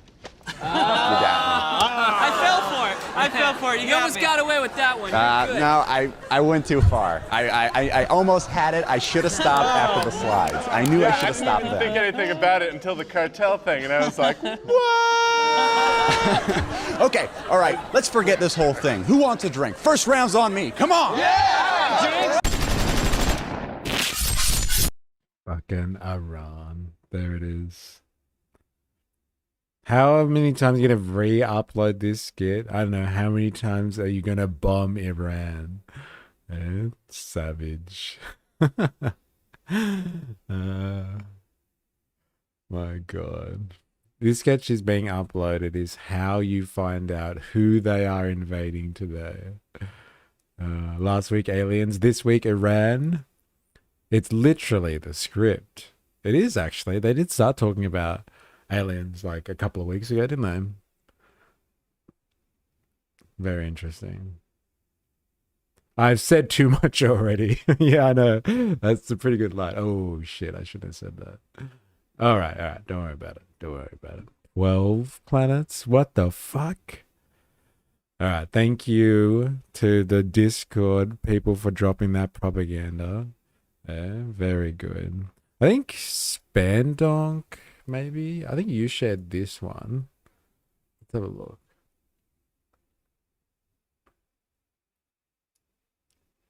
Yeah, Trump contradicts what Rubio says. So do you remember yesterday we were watching Rubio be Rubio and telling us about, I think he was basically saying, he was throwing Israel under the bus. And he's like, look, Israel, we're going to strike. And so, like, we struck because we knew that if Israel struck, then Iran would strike us. So really, we struck Iran out of defense because we knew Israel would strike, and then Iran would have to strike us. So it was a defensive strike, really. If anything else, it was purely out of self-defense because we knew Israel was going to do it anyway, and that would have caused us problems. So, like, Trump is critiquing that, or like contradicting that one, apparently. Scroll down, LOL. Scroll down for where? Oh, that speech was amazing. So dumb. Mr. President, did Israel force your hand to launch these strikes against Iran? Did that involve the United States is in this war? No, I might have forced their hand. You see, we were... What's this? Opinion? New York Times opinion? 4 big UFO questions for the White House. Space bears? Hey? Hey, it's part of the propaganda model, apparently. Mr. President, did Israel force your hand to launch these strikes against Iran? Did that involve the United States is in this war? No, I might have forced their hand. What is he talking about? Mr. President, did Israel force your hand to launch these strikes against Iran? Did that involve the United States is in this war? No, I might have forced their hand. You see, we were having negotiations with these lunatics, and it was my opinion that they were going to attack first. They were going to attack. If we didn't do it, they were going to attack first. I felt strongly about that. And we have great negotiators, great people that do this very successfully and have done it all their lives very successful. And based on the way the negotiation was going, I think they were going to attack first. And I didn't want that to happen. So if anything, I might have forced Israel's hand. What the fuck? Like, what are we supposed to believe anymore? Is this really even, is this real? Is anything real? Throws Rubio's weird explanation right under the bus. I know, anyone negotiating with Trump is a lunatic. I think that's a pretty good reading of the situation. Like, can you really negotiate with terrorists? Don't negotiate with the Trump regime. You can't negotiate with Supreme Leader Trump. He's a Supreme Leader. So you're a lunatic for even being in the negotiations with him in the first place. He has to always be in control. Yes, that's what that was on display there massively, wasn't it? It was just like, no, Israel don't call the shots. I call the shots. Israel have nothing. I would have chosen to do that any day of the week. This has got nothing to do with Israel. This has got nothing to do with them. Do you hear me? Do you understand? Do you? I wanted to have a look at this because I thought this was pretty interesting, actually. The Spanish PM, I'm assuming people have heard about this, but the Spanish PM, if you haven't, has been the only European leader, it would seem, to really just call out America for its, its violation of international law, really. And like, he's like, no, we're not going to fucking support the US. Like, basically, yeah, the US has done the wrong thing. And like, we're not going to get involved. And I believe the US has asked for some type of usage of its air bases or some type of military base, and they basically said no, not happening, because we don't support this war. And like, you have Germany, fucking Merz and fucking Macron and Starmer just like being absolutely spineless as always. Like, I'm sure all of the people in their respective countries are like, hello, we don't want to get involved in fucking another Middle East conflict. No, thank you. And they're just like, oh, Trump, whatever you'd like. I'll work the shaft and the sack. Would you like fries with that? But like, apparently the Spanish PM is not doing the same. So like, it's an interesting situation. We used our offensive weapons defensively by firing them offensively. It's a very deliberate and calculated defensive fashion. It's some good mental gymnastics. It's up there with my mental gymnastics, right? Dilemmas. Hey, am I right? 100% mystery. Also, the Strait of Gibraltar. Okay. Is that what this is about? Like, why do they need Spanish military bases? Spain, sir, we are trying to cover up for you. I don't care, I'm in charge. So we're trying to cover for you. It's like that, isn't it? That is such a good call. Spandog, we're trying to cover up for you. We're throwing Israel under the bus. That's why Israel exists. That's our relation to them. We can blame them for the shit that goes down in the Middle East. They don't care. They're happy for this stuff to go down. I don't care, I'm in charge. We didn't take orders from anyone else. We did it. Actually, if anything, I did it. It was all me. Spain is the gateway to the Mediterranean. But like, it's not happening in the Mediterranean. It is actually happening in the Persian Gulf. Why do they need, like, unless they're suspecting that the war is expanding potentially? If you can't dock there, it's harder to come across the Atlantic and go to the Mediterranean. So it's not about directly containing Iran then. This is about containing friends of Iran, potentially. Yeah? They'll have to stop in France, then go down around Spain into the Mediterranean. Just increases logistics length, yeah. I'm taking my oil and going home. Well, Spain's Prime Minister has doubled down on his criticism of the attack on Iran by the US and Israel, warning the conflict risked playing Russian roulette with the lives of millions. Pedro Sanchez was responding after US President Donald Trump threatened to cut trade with Madrid over its position on the conflict. Now, tensions between the two NATO allies have risen after Sanchez described the bombing of Iran as reckless and illegal. He's also barred US aircraft involved in the operation from using the Spanish Navy. This outrageous motherfucker. Seriously. It's illegal. Hey? What did he say exactly? He's also barred US. Described the bombing of Iran as reckless and illegal. Sure, Trump would have loved that description. Hey? Yeah, sorry. The only weird part about that was imagining Trump saying we that many times. Too inaccurate. Definitely would have been me. He's the true individualist. No collectivism there. There is no such thing as we. There's only me. I know when I don't dock, it's always harder to come. Eh? Anybody? Eh? I see what you did there. And illegal. He's also barred US aircraft involved in the operation from using Spanish naval and air bases. Debemos aprender de la historia. We should learn from history, and we can't play Russian roulette with the destiny of millions of people. The powers involved in this conflict should immediately stop the hostilities and rely on dialogue and diplomacy. And the rest of us should act in a coherent way, defending the same values that we defend when we talk about Ukraine, Gaza, Venezuela and Greenland.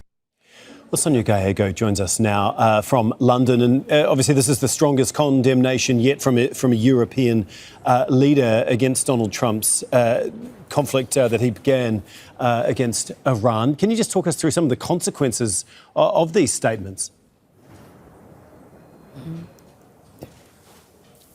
I think it's safe to say that there is no love lost between President Trump and Prime Minister Sanchez. Both of them have been at odds with each other. Trump especially bearing down quite heavily on Prime Minister Pedro Sanchez for not living up to what he says are his NATO obligations as well. Spain, of course, dismissing itself out of paying 5% on defence as well. So the stage had already been set for very negative response and relationship between both sides as well. But Pedro Sanchez is perhaps not a leader to back down from a fray as well. He indeed insisted his objective was really that to international order as well, underlining that you can't just commit one illegality in the place of another as well. He underlined this. He said that this is the position that Spain would take regardless of the conflict, whether it was in Ukraine or Gaza as well. And what he also recalled as well was the fact that, of course, the Iraq War in 2003 is still very much fresh in the memory of the country as well, and the international repercussions from that too. He also said that... Yeah, we get it. We shouldn't be going to war in the Middle East again. Yes, he has a fair point. But you have all these spineless middle powers around the world. I wonder what Carney said about the war. Does anyone know what Carney said about the Iranian conflict? Did he denounce it? Mr. I'm representative of the middle powers. Actually, it's right here. Canadian PM Mark Carney clarifies position. Let's have a little listen to our hero of the middle powers, Mark Carney. Canada's Prime Minister Mark Carney has touched down in Sydney for a 3-day visit to Australia. Mr. Carney will hold business meetings in Sydney before two countries are likely to have enormous defeat. Stephen, so this... I'm not sure if they're... Are they actually going to show it? Or are they just going to talk about what he said? I want to know his position.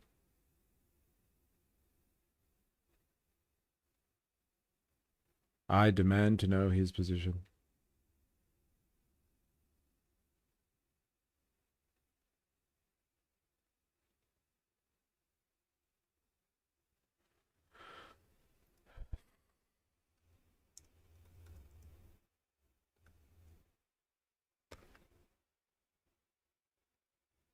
We stand with the Iranian people in their long and courageous struggle against the... So can you hear the centrist take on this one? We stand with the Iranian people. We hope them well as America and Israel bombs them into the Stone Age.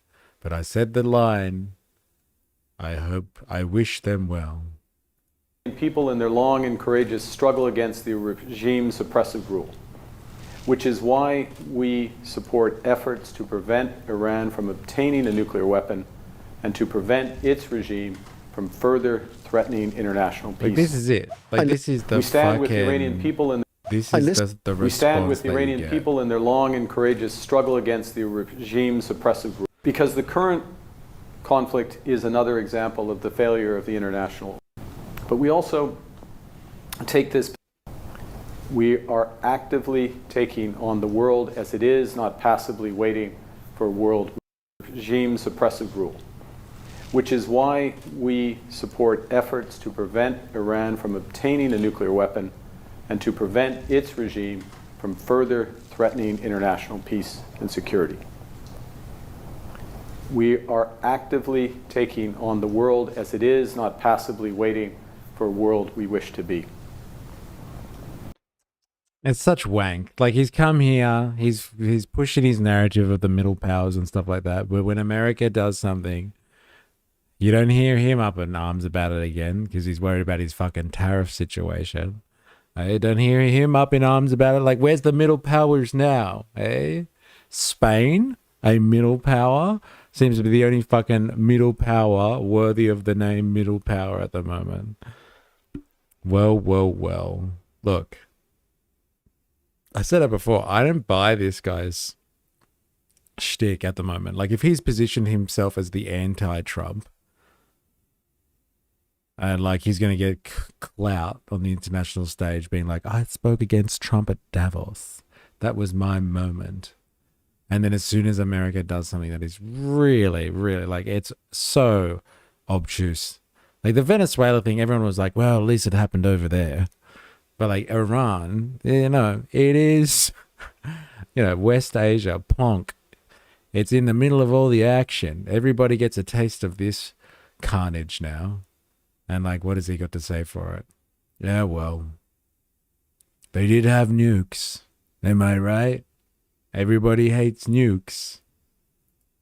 But we also take this position with some regret, because the current conflict is another example of the failure of the international order. Despite decades of UN Security Council resolutions, the work of the International Atomic Energy Agency, and a succession of sanctions and diplomatic frameworks, Iran's nuclear threat remains. And now, the United States and Israel have acted without engaging the UN or consulting with allies, including Canada. He won't say it's illegal, though. Hey? Oh, yeah. You useless middle power fuckwit, you. The Iran conflict has opened a new rift between the United States and some European leaders, with US President Donald Trump stepping up his criticism of their stance on the war. Mr. Iran, like, infinitely more likely to get N now. The previous guy thought were a crime against God. Yeah, infinitely. It's true, right? Like, I've heard multiple analysts say that. It's just like, well, you know, they did also say that if they are being pushed to it and like they feel like they are they've got an existential crisis, basically. Iran as a nation state might not exist in the future. They will use the uranium they have to build a nuke. Like, this is exactly the opposite of the rhetoric, which was like, we got to stop them. They're weeks away from having the nuclear bomb. Like, it's so opposite to that effect. They're actually now encouraging them to make nuclear weapons. It was never about that, was it? Yeah, at least the previous guy thought they were a crime against God, a fatwa on you and your nuclear weapons. But like, yeah, not anymore. They'll probably fucking double down on that shit, right? Trump has singled out Spain, saying he's asked for all trade dealings between Madrid and Washington to be cut off. Spanish Prime Minister Pedro Sanchez has denied US requests to use his country's bases as part of the operation. President Trump has suggested the US may seek to use the bases without permission. There's reports of US commanders telling troops that this is a mission from God. We looked at some of this yesterday. Absolutely mental. Absolutely mental. We saw it. And like, I don't know how high ranking they are. And whether or not they're commissioned officers, but like, yeah, they have been saying things like, it's a mission from God, and like burning Iran is the thing that's going to bring on setting fire basically to Iran is what's going to bring on the second coming of Jesus. Pretty fucking crazy stuff. Yeah, bring on the crusades, right? Yeah, Hegseth calling it a crusade. The holy wars are back, man. And this time, they've got crazy projectiles. It's not bow and arrows anymore. It's not siege equipment, catapults, trebuchets. No. This time, they've got fucking ballistic missiles, hypersonic weapons, drones. Everybody gets a taste of the action this time. All right. We could use their base if we want. We could just fly in and the bases without permission. This is so good. Have you heard this? Like, Trump was just like, fuck Spain.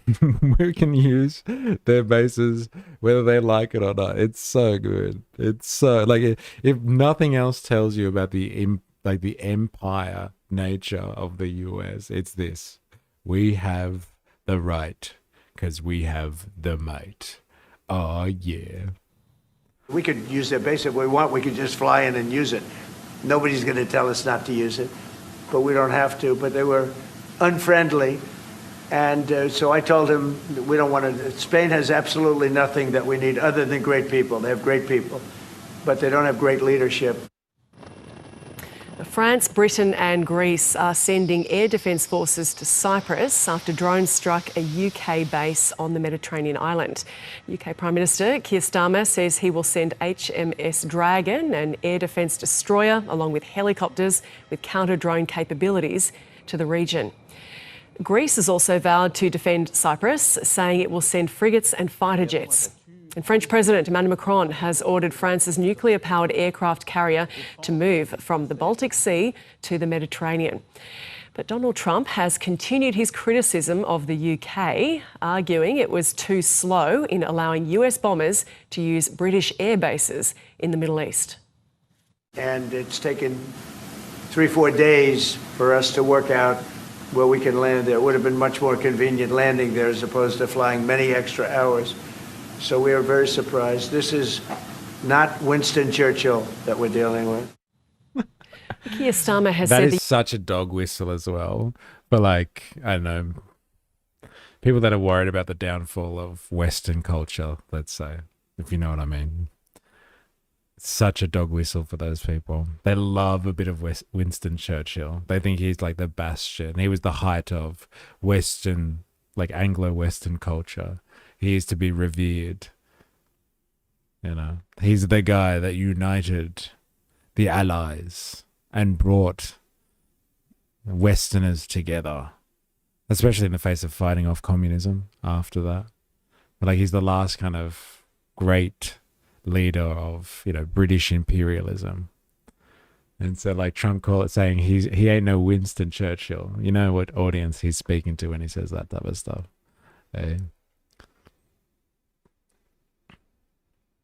Ironically, the 7th and the 8th Crusades failed.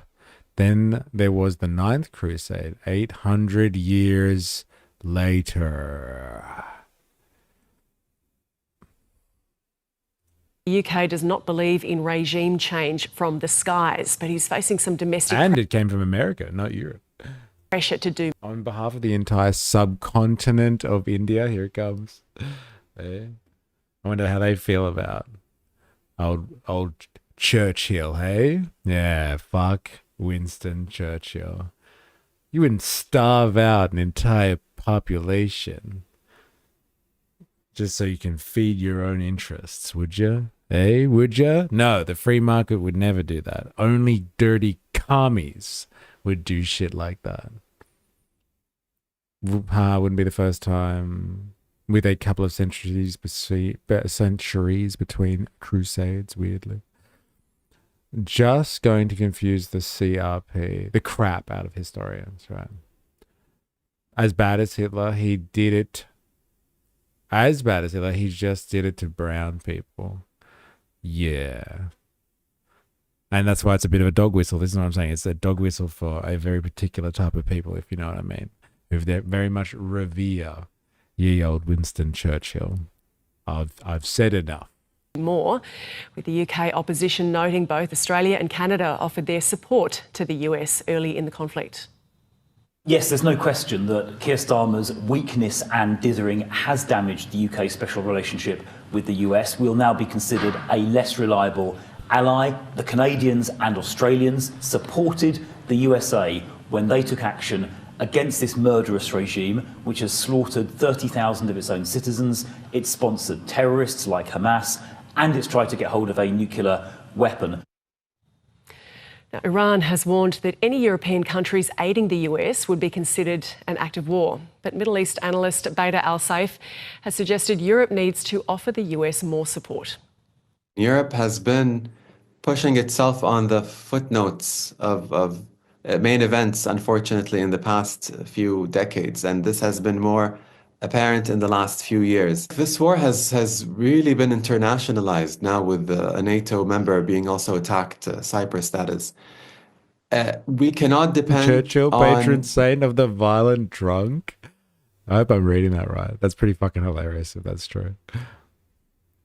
the US for main security guarantees. And here, the Gulf states, and I sit in Kuwait City, but the Gulf states in Europe share that we've long depended on the US and their defense mechanism. And I think it behooves us to strike a more independent path and probably even strengthen our ties as middle powers between the EU and the Gulf, something that we've already started doing. There's that fucking term again, middle powers. You know what that is? That's like coded speak for multipolarism. That's anti-imperial, anti-US nonsense. Oh, LOL, it just won't let me say some word combos. Right. I've got it. I understand now. I get it. All right, so this is what we were speaking about earlier, wasn't it? Yeah, let's have a look at this. So, from what I understand, again, yesterday this came off as a little bit shocking to me, to be honest. That like they've mentioned the idea of boots on the ground. Now, boots on the ground, from what I understand with this type of stuff, like if you're going to do a regime change, you know what I mean? Like a coup, insurrection, insurgency. Like you can't just insurgency yourself from the fucking sky. If you really want to take out an evil regime, you got to have people there to like be on the ground where it's happening and take over key institutions and be the guiding force for a new governmental structure. You can't do that with drones, let's say, or hypersonic missiles. Like you actually got to have boots on the ground. Now that really struck me quite it hit me quite hard yesterday listening to Blumenthal et al, who were saying that we've had the briefing now and they're not ruling out boots on the ground. Like I think Hedseth has come out as well. Like he wouldn't rule it out. He wouldn't say they're not going to put boots on the ground. So I think there's two things going on here. I think they understand as well that they're in too deep, the Americans, and to save face, they have to go harder, and putting boots on the ground would be kind of a reason to try and move this conflict indisputably in their favor somehow. So like the optics of it can look like they're really, making some strategic wins, as opposed to like everyone's just raining hellfire down on each other and you can't really tell who's winning or not.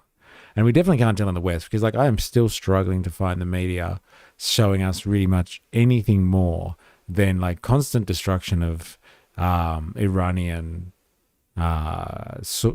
infrastructure, civilian targets, naval ships. But like you see hardly any of the footage of targets in the Gulf and like Israel being bombarded by Iran. Like, so we get that really warped Western media narrative on this one. But in order to show some other propaganda to the West about how well the Americans are doing, it might just be the case that they're talking about putting boots on the ground to get some wins on the board, so they can say they've got something, they've taken some territory or something. Now that might be one option, and then the other option is boots on the ground to actually try to overthrow the regime. And like take the governmental structure by force. And so boots on the ground might not exactly mean like, getting the fucking Marines to land somewhere in Iran. And like, take some key territory. Maybe take a strategic position that overlooks the strait. Maybe not. Maybe it just means, like we speculated on this morning, it might just mean helping to arm Kurdish rebels that have always, wanted their general independence in this area, this part of the world. They think Kurdistan is their territory. They should be broken up between, Iraq, Turkey, and Tehran, and Iran, and like they want their own liberation. And so like they're gonna just back Kurdish rebels and like, send in special forces, use the CIA basically to back Kurdish forces, and they will be the boots on the ground. Like this is not the first time we have seen this stuff in the Middle East. We just saw it like at the end of last year. at the beginning of last year with what happened in Syria. They were backing basically, ex-Al Qaeda to like overthrow the Assad regime. And like they did it quite effectively. So like, what's the difference here? So maybe boots on the ground means like the support for an existing local force that can do like dirty work for the US effectively. And like, it wouldn't be the first time they've used the Kurds to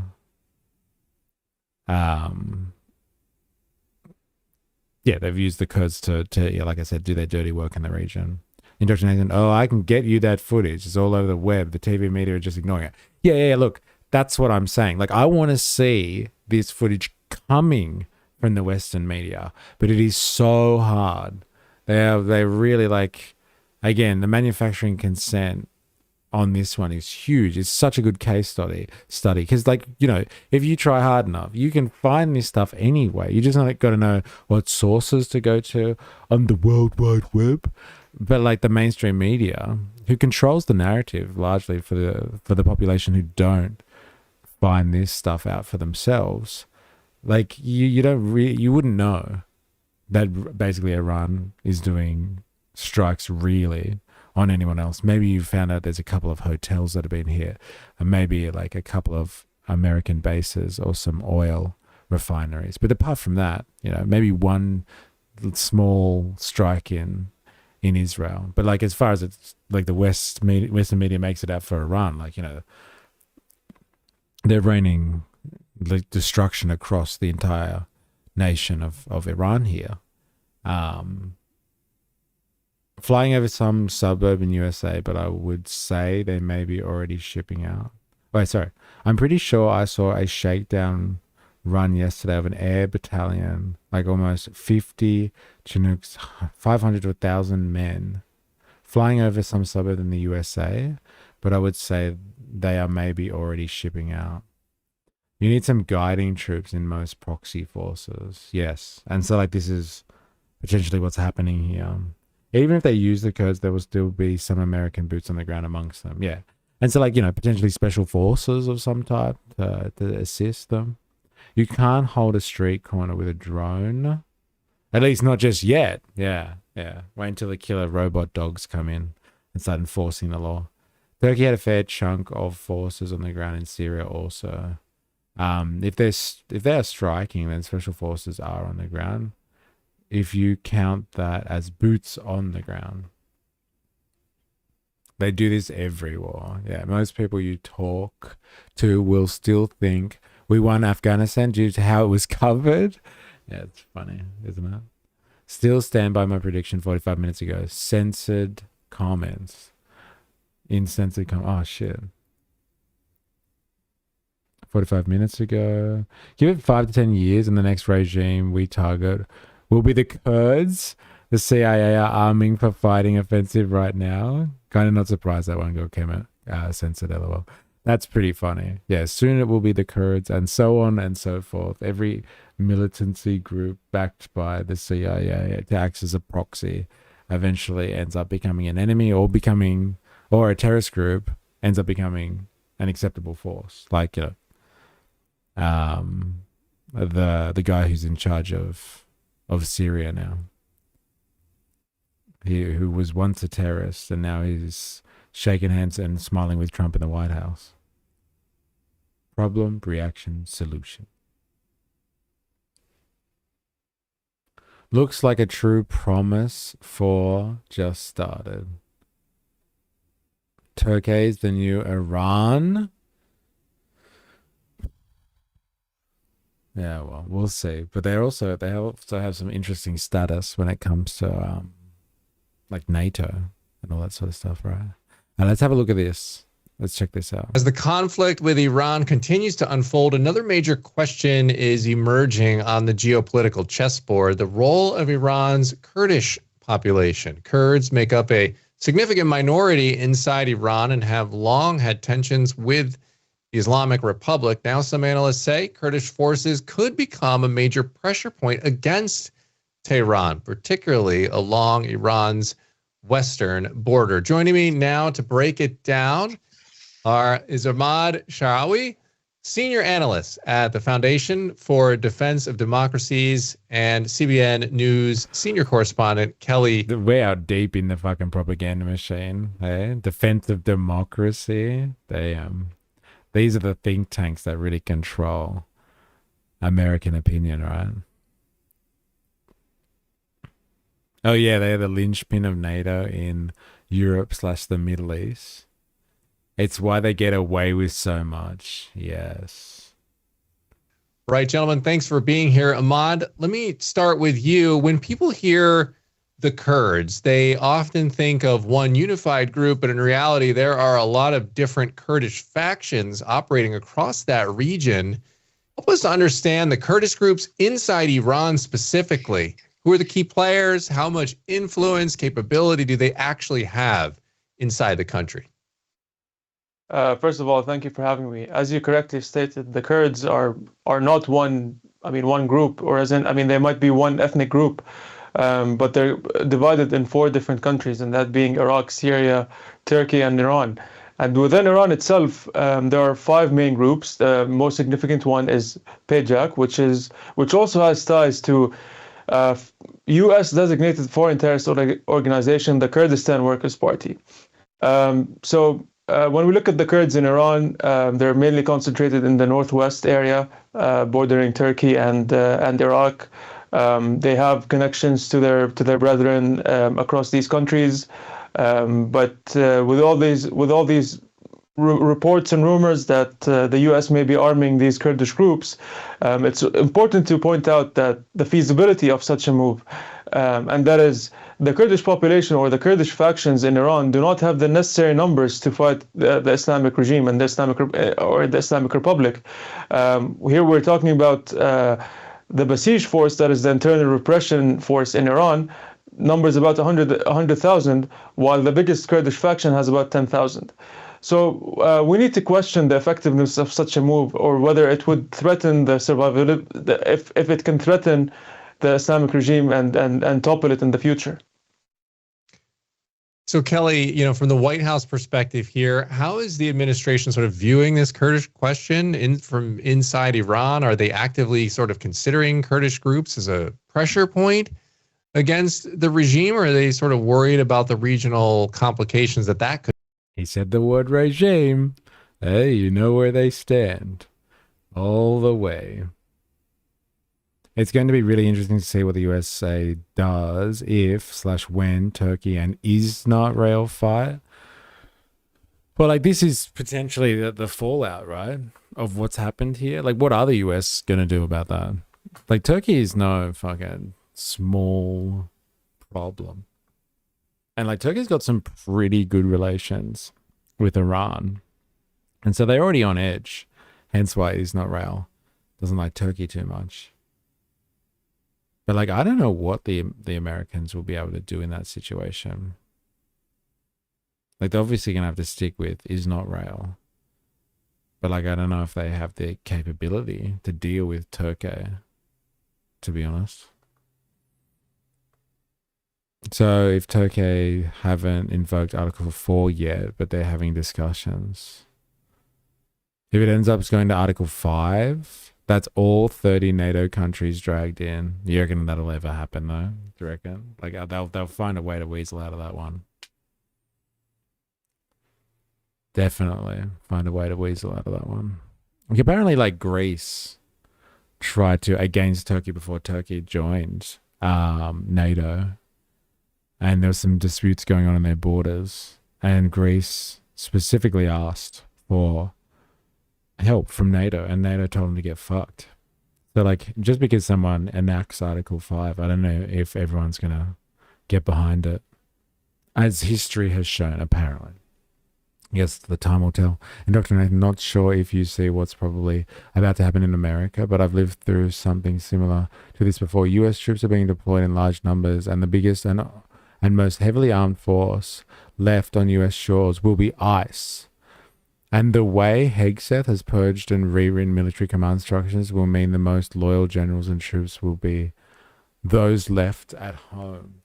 All in an election year. Remember this date. He's calling it. it'll be a military coup of some sort, paramilitary supported by actual military, all under the guise of the Secretary of War, to keep Supreme Leader Trump in power. Turkey is the largest NATO army except USA, and it's in the Middle East. Yeah. Keep an eye out for the emergence of the American Workers' Party. I don't know if this is actually an election year. I mean, I guess we're talking about like midterms and stuff, I'm assuming. I don't know. Sorry, I read that. 100%, just like Musso. Only time will tell if they allow an election. I know what you mean there. Right. Always said Trump is using the third world dictatorship playbook. Yeah. Scary. Could create if they engage in that way. Right now, the administration is looking at all aspects, all factors on the ground that could assist the United States as well as Israel in implementing the goals, or achieving the goals, I should say, of this administration, which is, one, to make sure Iran cannot rise up again and develop a nuclear weapon. Two, that it stops all the development of its ballistic missiles. Three, it stops uranium enrichment. And four, which is really important to talk about, freeing up the Iranian people to pursue their own government. Will the Kurds play a role in that? The president of the United States has said he's talking to everybody. A lot of the people that he wanted to talk to from the current Iranian regime are now dead, as he stated. He said he would even go so far as to consider talking to Reza Pahlavi. So you can be sure that the president will also be talking to the Kurds. The Kurds have a longstanding history with the United States. If you go back to the Iraq War, where the Kurdish forces were very instrumental in Erbil in helping to quell some of the violence coming from the insurgents, particularly ISIS, once they had become formulated. So even in this current time, people are looking at all the options. Secretary of War Pete Hegseth was not asked that question this morning. He did not bring it up. It's a question that will likely come up when Caroline Leavitt gives her White House press briefing coming up in a matter of minutes, unless she's late, which could happen. She could be talking to the president, conferring with him on what to say to the American people. So I put this on the table of one that the United States is looking at. They'll talk to many people to see who will be best and who can best serve the interests of the Iranian people, as well as making sure that the United States and Israel achieves its objectives. Ahmad, a lot of Iranian Kurdish groups are based across the border in Iraq's Kurdistan region. If those groups were to launch operations into Iran, hypothetically, what kind of risks does that pose for Iraq itself? I mean, we're already seeing some of the repercussions of that. Iran and Iran-backed militias in Iraq have been targeting the Kurdistan region in Iraq extensively over the past 72 hours. And even there were reports yesterday that Iran targeted some of these bases in Iraqi Kurdistan. So if this conflict does intensify, and here I'm talking about the Kurdish or the Iranian Kurdish against the Islamic regime, then we will see the extensive targeting of these positions in the Iraqi border, which could potentially prompt the expansion of this conflict to include even Iraqi Kurdish forces fighting against the Islamic Republic.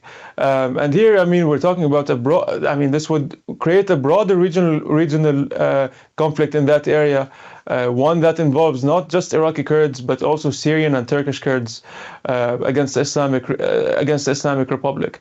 So things can escalate very quickly. And I mean, as we've seen over the past 72 hours, the Iranian government does not stop itself from striking neighboring countries, and it's been doing so at a very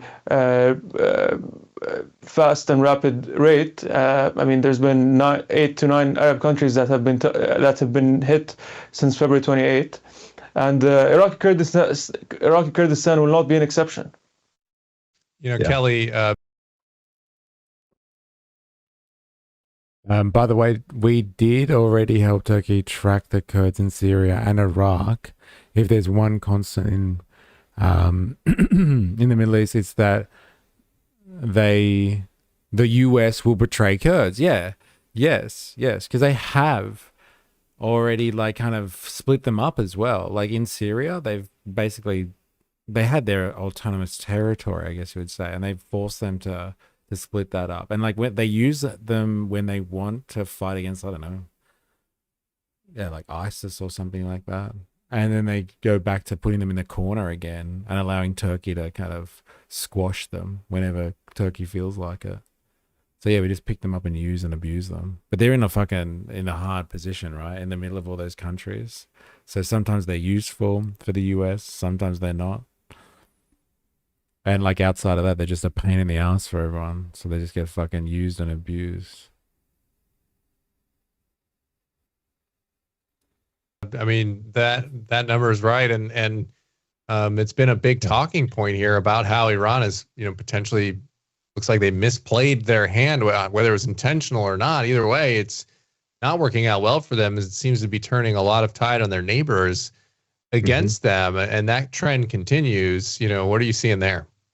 Well, Dan, first of all, you're right. And Ahmad's assessment of what the Kurdish role is in all of this is so on point. It's on target. What I see in all of this, going back to what Secretary of War Pete Hegseth talked about today, is that the United States will continue to conduct its operations with great lethality. They will pummel the Iranian forces that are left standing on the ground right now. They will continue to punch them even while they're down. Going back to what military analyst, retired General Jack King said just yesterday on Fox News, he said this was the weakest. Now you know where this In Defense of Democracy organization stands, this think tank, where it stands exactly. He's quoting General Keane from fucking Fox Business. You know exactly where these people stand now. What type of fucking... This is straight out of the American propaganda machine, this whole Kurd stuff. I think this is really desperate, to be honest. This is really desperate stuff. We've got the American think tank machine who tries to dictate policy decisions, foreign policy decisions in this case, by extension. And it's talking about using the Kurds, and it's coming from like General Keane, people that go on Fox Business, and people that control America's policy largely. These large, what are they, like? I guess libertarian style, conservative maybe, think tanks, and they're saying it how it is. Like, it's desperate. They're talking about bringing in other forces. Like, the strikes weren't enough. Like, they were supposed to decapitate the regime and bring down the Iranian government. There was no talk of this stuff before. I think this is desperate. This looks really desperate. Now they're trying to normalize the idea of backing Kurdish forces who have pre-existing issues with Iran to try and save a bit of face here. They're like, oh, we're gonna get some help off the Kurds now. After we shafted them multiple times, now the Kurds are gonna come in and fucking help us save the day. Thank God for the Kurds again. Once we completely shafted them in fucking Syria, they can go in and do some cleanup shit, because the situation is not going in our favor. This looks really fucking desperate. Syrian government was attacking them, and USA was refusing to help. They do talk amongst themselves. Like, we just got abandoned, the Syria Kurds, last month. True, but also money. Yeah, I'm sure they're more than happy to take the resources. But they're going to fight and die in for the American cause. Like, is that what they really want? Or do they just want to stake a claim to like the northern part, like a northwestern part of Iran for their own needs? Are they really going to march to Tehran all the way there to take over and allow the Americans to come in with some puppet regime? They're going to fight and die for that purpose. Money creates a lot of forgiveness. I think they want, yeah, I'm sure they want the resources. They might manage to pay off a family or head or two. They are a clan-based society, but they won't find large popular support for it. They have a clan system like Scotland had, and it's vulnerable to selective bribery. But it wouldn't be popular. But like, they'd also have to convince them to do what the Americans are effectively trying to do here. Is they're trying to bring down the regime. And like, I just don't see them being used for that extensive purpose there. I can't believe that he's quoting General Keane. Like, we know exactly where we are now.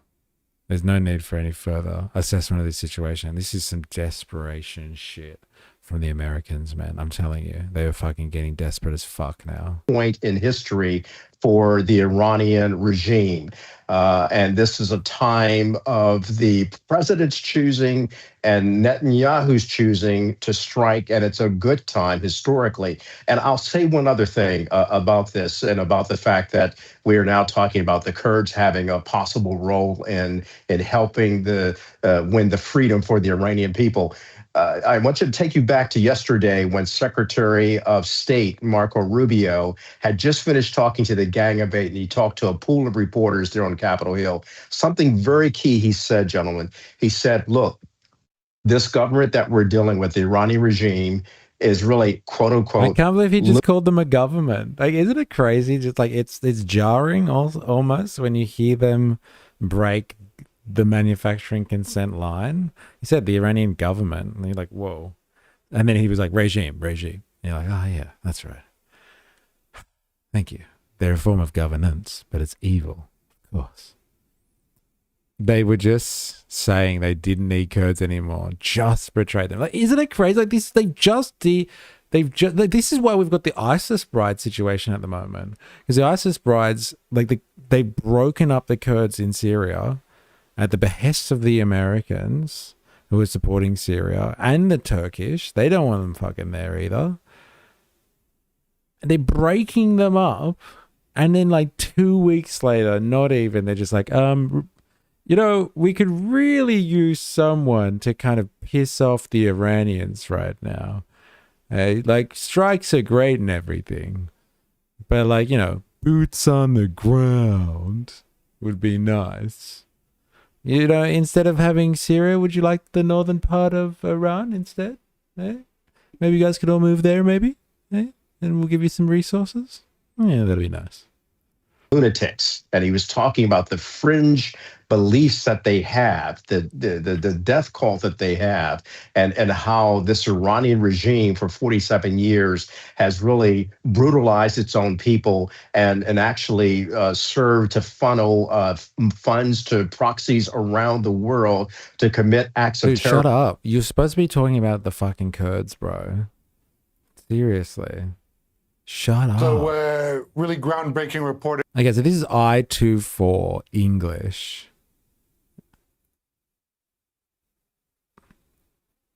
I24 English.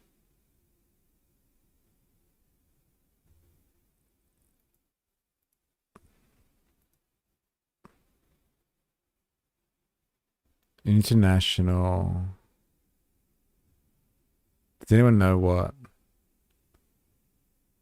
affiliation I24 English is?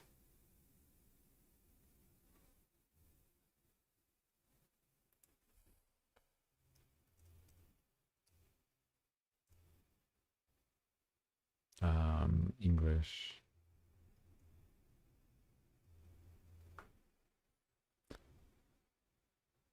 Owned by Altus USA.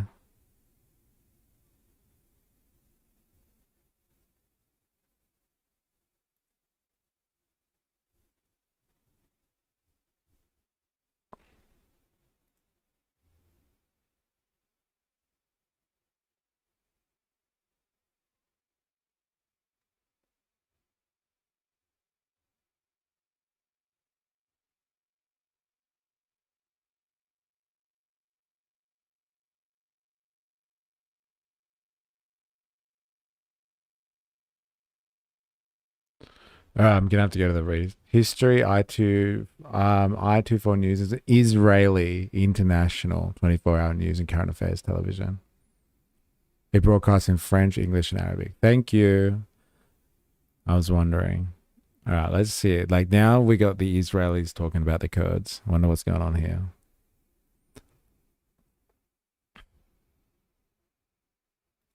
By our senior producer, Yulia Pobegailova, indicating that Kurdish forces that are currently based in Iraq have launched a ground offensive into Iranian territory. This began already on Monday. We're talking about thousands of Kurdish forces crossing the border, taking offensive, positions in the mountainous area of Mariwan. This is the mountainous range really on the border between Iran and Iraq. This is based on information from an official from the coalition of political forces of Iranian Kurdistan. These thousands of Kurdish fighters, mainly from the Pejak, these are Iranian. I'll ask my research assistant.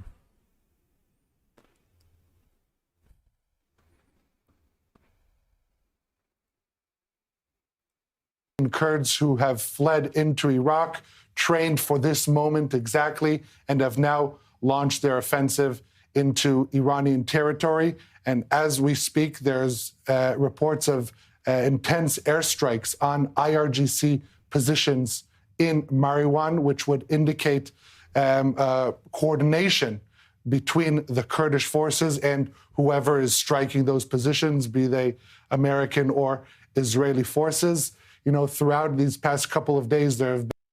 It was founded in Israel in 2013. Its main headquarters are in Jaffa, Tel Aviv, Israel. It's broadcast internationally in English, French, and Arabic. But it has studios in Washington, New York, Paris. Yeah.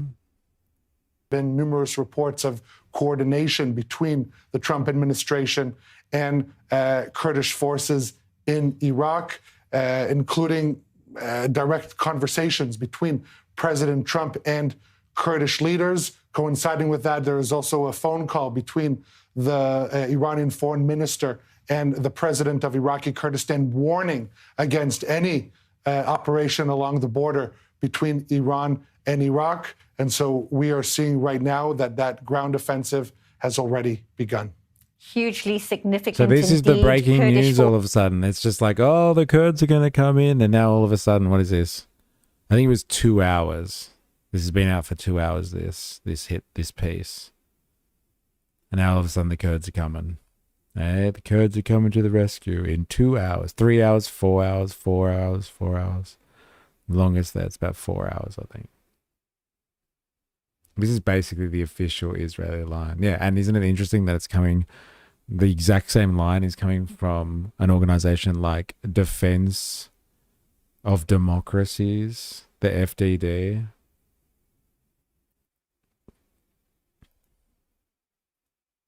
Forces start movements Kurds seem pretty against cool, Iran. to be honest. Don't know much about them. They're fucking hardcore.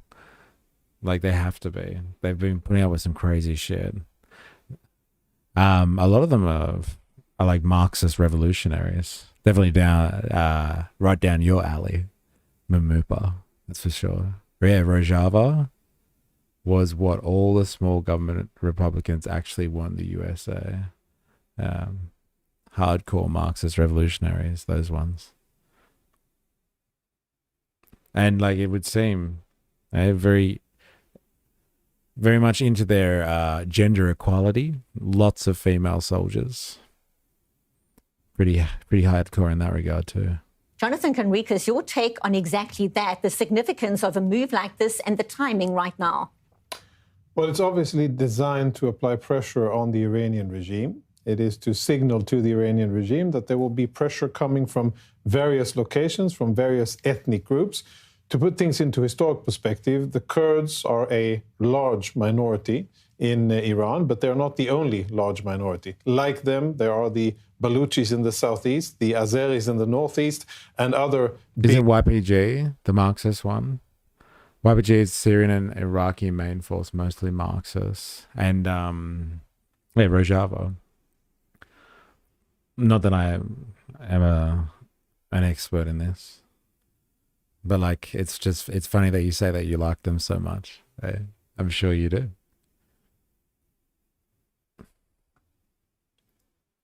Ethnic groups that probably already. Hey, I will support Marxists over the likes of Saddam in the past and the Iranian regime. I'm glad you put it in quotation marks. Yeah, they're the actual confederated Democrats. Are in some stages of similar development. I think it was pretty, we could assess this ahead of time that the Kurds would be first because they are by far the most organized and they have a history of bearing arms and fighting for themselves. And I think this is designed mostly by the US to apply pressure on the regime. Now, to put it to contain it a little bit, I think we shouldn't expect things that the Kurds are not capable of. This isn't an expeditionary force. They do not have the logistics or the manpower or the skill or technology to maneuver across lots of terrain and to present a military threat on Tehran or other centers of gravity of the Iranian regime. But definitely it will present pressure and it will perhaps bring or motivate other groups in Iran to do the same thing, again, with the desired outcome to apply pressure on the regime. Now, the big question is, how will the Iranian regime respond? Will they respond by lashing out and actually engaging, allocating resources and fighting and with a lot of stress to it? Or will they make the smarter decision, kind of contain the situation and try to focus on other things that... We lost our right to bear arms here. Never been so sad. Loved eating honey with those. Well, how could anyone possibly misconstrue that? It's a right to bear arms. Some classic Family Guy, if that's the reference. That they have that are more burning.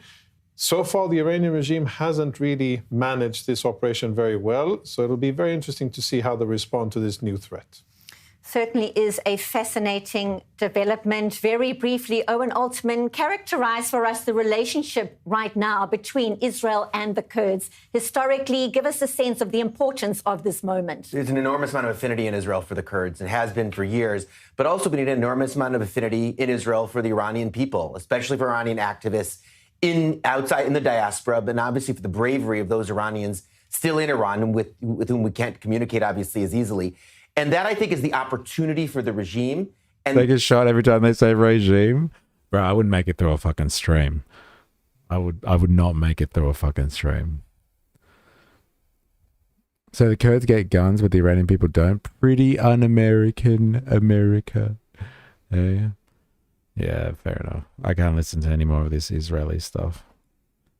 We get the propaganda line. We get it. The Kurds are amazing because they're helping you fight against the Iranians. All of a sudden, they're relevant again. I do want to hear this General Keane thing. So, like when we were watching just a couple of videos ago, and they were talking about General Keane's comments. That was Fox Business. I can't believe Fox Business, man. I gotta get a rundown on this. General Keane says regime collapse appears right in front of us. Bold statement from General Keane. I wonder how much he gets paid to spew this propaganda. Drunk at the first 30 seconds. They were so much more democratic than, say, Israel. Oh, sorry. Before they started breaking it up, Rojava had like 52% female public servants in councils and governing bodies. It was basically the same as the gender breakdown. They were so much more democratic than, say, Israel. Yeah. It's an interesting situation, isn't it, the Kurds? And again, it looks like they're just going to be used as lackeys. Now, this is breaking news, and it comes to us from U.S. Central Command. Our military is making history on the battlefield. New video shows long-range precision strike missiles being used in combat for the first time ever. CENTCOM says they provide unrivaled deep strike capability. And here is the moment the U.S. destroyed an Iranian naval ship with a torpedo. This was in the Indian Ocean. It was the first time a submarine has sunk an enemy ship with a torpedo since World War II. Our military has struck or sunk more than 20 Iranian ships so far. These images show the attack from last night on a Soleimani-class warship. Secretary of War Pete Hegseth says we've virtually wiped out Iran's leadership. Watch this. Watch this. Iran's senior leaders are dead. The so-called governing council that might have selected a successor, dead, missing, or cowering in bunkers. They can't talk or communicate, let alone mount a coordinated and sustained offensive. The Iranian Air Force is no more. The Iranian Navy rests at the bottom of the Persian Gulf. Combat ineffective, decimated, destroyed, defeated. Last night, we sunk their prize ship, the Soleimani. Looks like POTUS got him twice. He says we're winning hands down. The gentleman on the right-hand side of the screen is General Jack Keane. General, Iran's... It's always nice to see, like, it kind of reminds me of, like, Starship Troopers, in a way. Like, the way that they talk about this stuff, like the flashy imagery and the editing cuts. And it's always interesting to watch a bit of Fox Business, isn't it? You're deep down the fucking rabbit hole when you're watching this stuff. Apparently it's not business people that will be watching this as well. Deputy... I've still yet to see confirmation of the Soleimani sinking. The Dara? Still yet to see confirmation of the sinking that they're talking about there. Looks like they have Iraq beat. Oops, did I say Iraq? I meant Iran, or did I? Off Sri Lanka. Oh, yeah, okay. It was the frigate one of their big ones, but I haven't seen the Soleimani yet. Okay. Well, that's the one they were just talking about. So what, you're saying Fox Business would lie about that? How dare you? Foreign Minister just did an interview with MS Now. And he said a new leader has not been chosen. He says an interim body of 3 people running the country at the moment are preparing for the election of a new supreme leader. General, looks like they're all over the place. They're trying to control the message, and they're not being very successful on it. What do you say? Yeah, they're in a desperate stage for sure, and we're beginning to see the fissures, to be sure. And they're on a pathway to major problems and likely some kind of collapse of this regime. We don't know for certain, but that's clearly, it appears that pathway is right in front of us. What we have been able to achieve militarily is really quite remarkable, and it's a fulfillment of the very ambitious plans that we had put together based on excellent intelligence and the very experienced forces that are at play here and knowing what we could do based on that intelligence. We have on the battlefield. Except says we're winning. What else do you need to hear? So does General Keane over here. Hey, he's a little bit keen. Here, the 2 most proven militaries in the world today. They have the most experience, and for the first time ever, they are working on a combined operation that has common goals together. And nobody can stand up to that. And certainly not the Iranians, who are already in a weakened condition. So let's take an example. It sounds like they're almost claiming that they can go home now, except Iran may keep firing.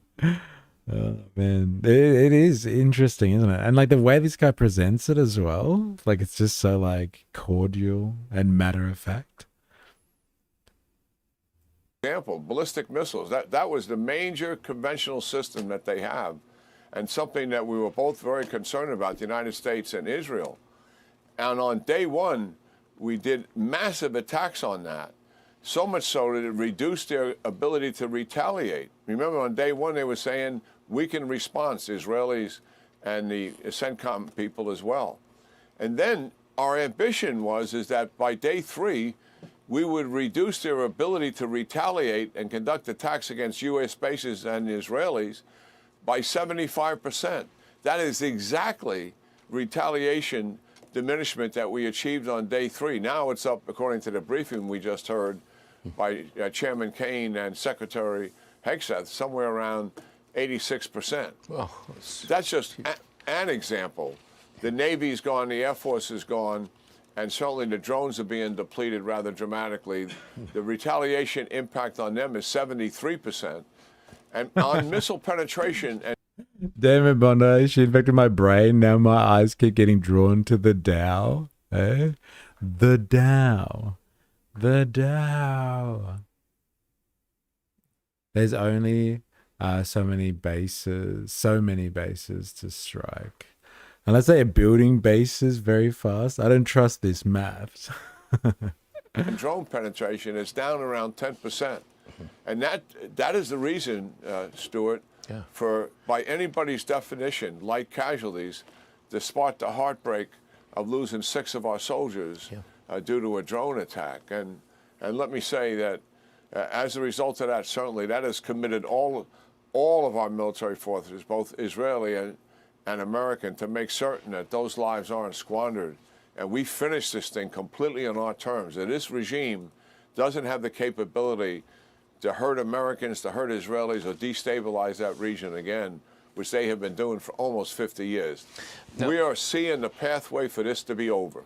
As President Trump says, our goal is no nuclear weapons, no refining of uranium, no missiles, no drones, no production thereof, and no help for proxies like Hezbollah and Hamas.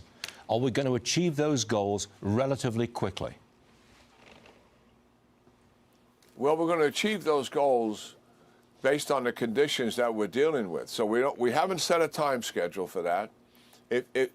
If we do it in the next 10 days, that'd be fine. But if it takes 3 or more weeks, we got some lousy weather coming in a few days. That'll curb some of our aviation operations, to be sure. The enemy always has a vote here, but not much of one now, given what we've done to them. Yeah. So we've always had from the beginning what we call a conditions-based operation. Those conditions, our ability to achieve our objectives, drives the length of the mission. So we're not preoccupied with time. We're only preoccupied with the targets assigned to defeat each one of those systems that you just mentioned. And when that is done, then we're likely finished. Now, the Israelis are starting a new phase yesterday, and that deals with stripping down everything that sustains the regime. Not only leadership will be seen, but the IRGC, its leaders, its entire organization, its network communication systems, the weapons that they use themselves, where they are in various cities to repress the population. The same thing with the Basel militia, the intelligence security services, and the police infrastructure that's used to repress the people. That can make assembles. So they have underground missile cities that can make, assemble, and fire missiles. It's like what the US designed for the 70s for the Cold War and went to Cheyenne Mountain and such instead because cheaper. When the rain comes, maybe the war's done. No one wants to get wet.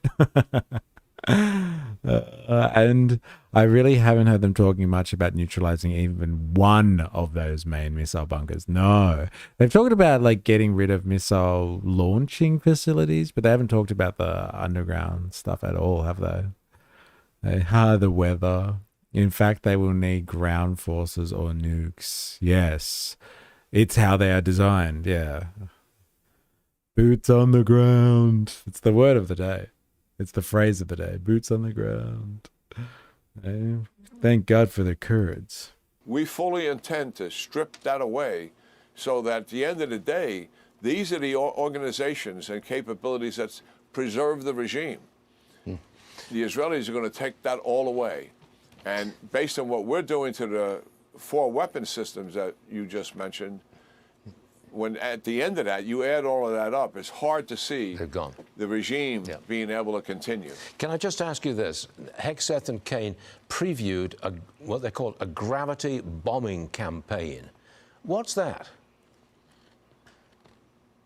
Yeah, well, when we started the campaign, before we had air superiority, we used standoff musicians like Tomahawk. We can deliver tomahawks from the air and from the sea, underneath the sea and on the surface. Not wrong. Israel have been pushing for boots in Lebanon. Boots on the ground day. They have boots in Lebanon. They definitely. They went over the border last night. Oh, it was only last night. I thought they did like pretty fast actually after this all started.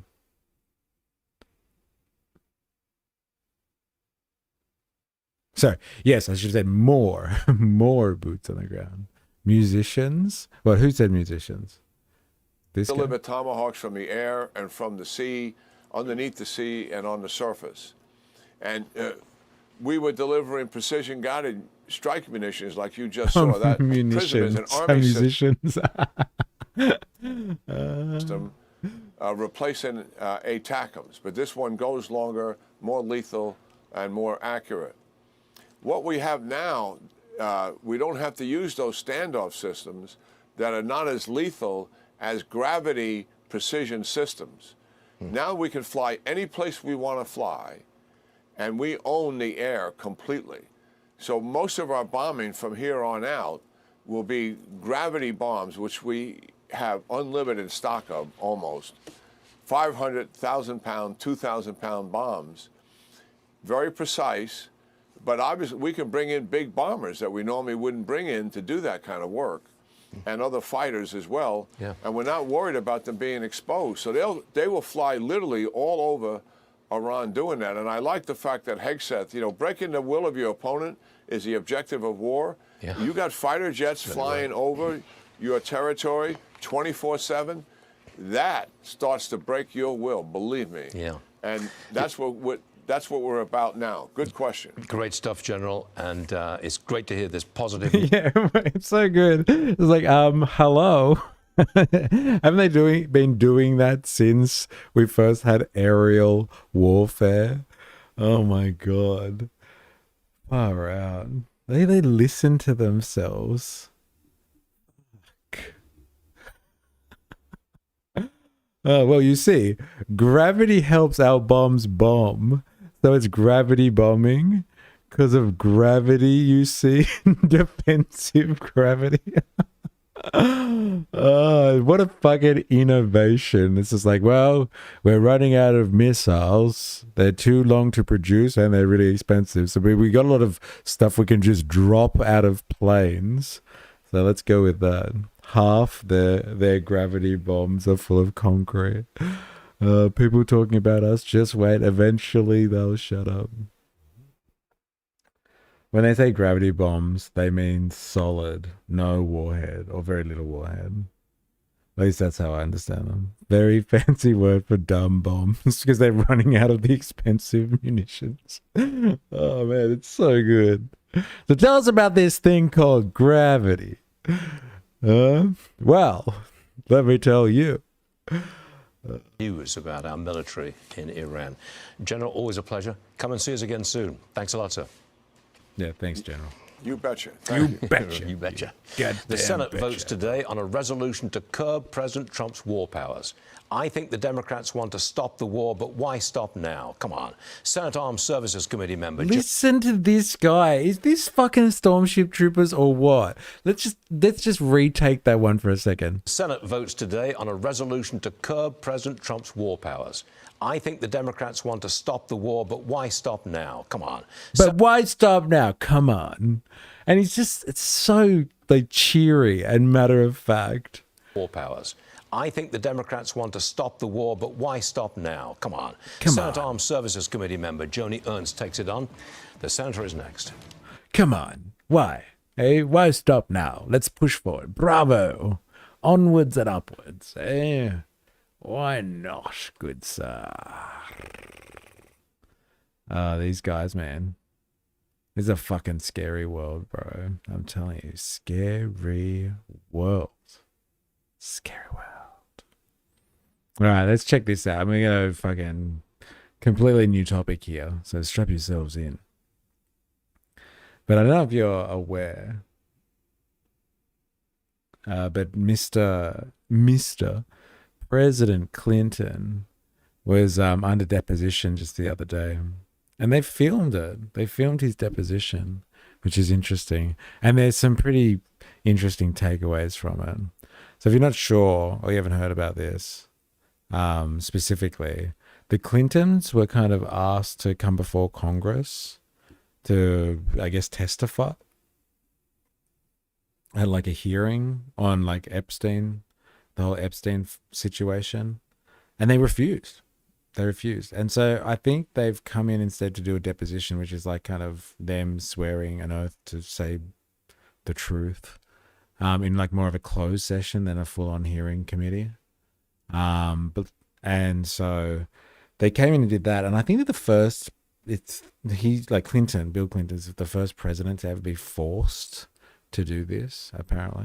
So there's some interesting kind of little cuts from that I wanted to check out that I haven't had a chance to look through yet. So I'm going to pull you in and make you do this with me.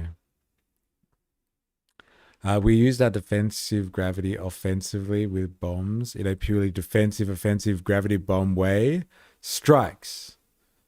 So, are you having a stroke? It's not really any different than starting a fight with Russia. It's not really any different, apart from the ends. Eh? But even without the ends, how well has our war with Russia gone? Eh? And you're not supposed to call it war with Russia. It's supposed to be the Ukraine's war with Russia. Am I right? Am I right? Clinton snatching the photo, your smile at it longer, is creepy as... check out this creepy motherfucker. Hey, look at this guy. Hey, he's in the blue dress as well. Hey, let's see what he has to say for himself. Yeah, grub. And Mr. President, moving on to my next question. Submitted to the record, we have a painting that seems to be of you, Mr. President, found in one of Jeffrey Epstein's residences, wearing a, I would categorize it as a famous blue dress worn by the White House intern Monica Lewinsky.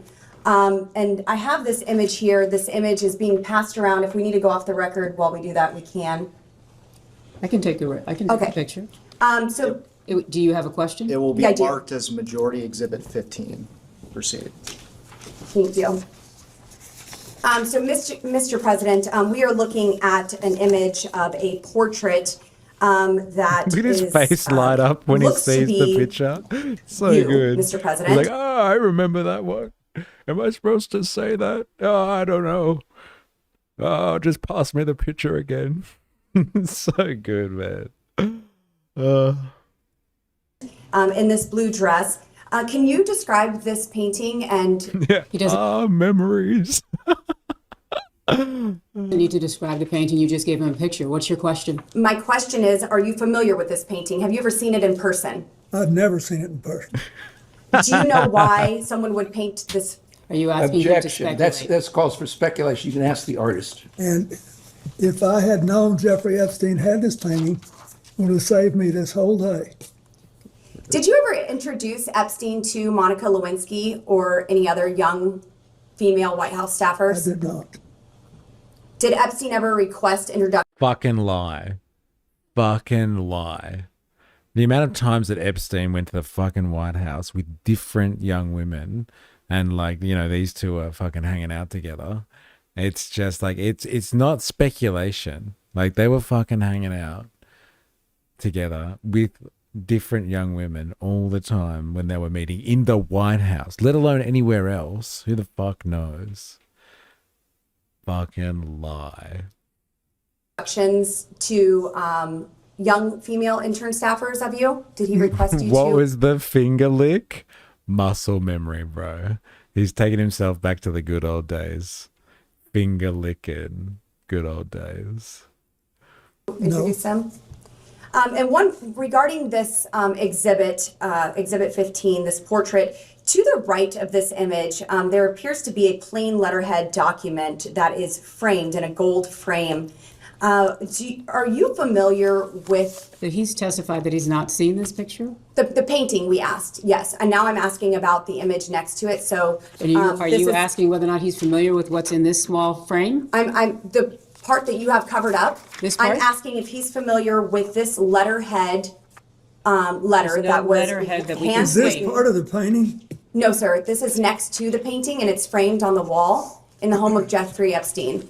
I guess a better way to ask, other than the birthday note that was passed around here today for Jeffrey Epstein's 50th birthday, Mr. President, did you ever handwrite Jeffrey Epstein any other notes?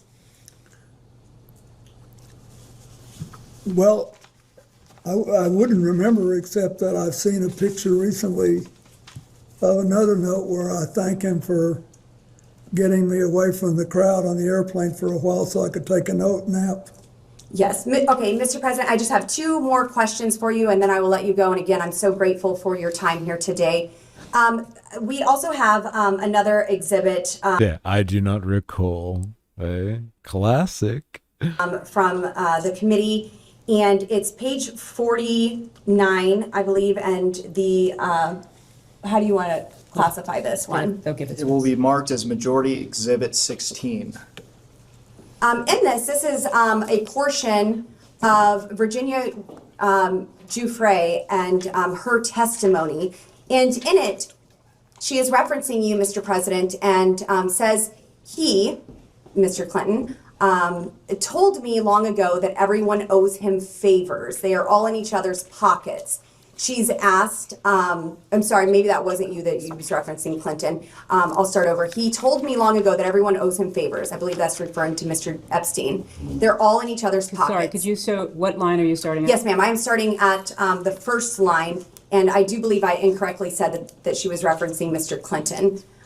So to correct that. So she's not referencing. Correct. She's not referencing referencing President Clinton. She's referencing instead. Who? I believe this is Jeffrey Epstein that she is referencing here. Thank you, Ms. Bober. Thank you.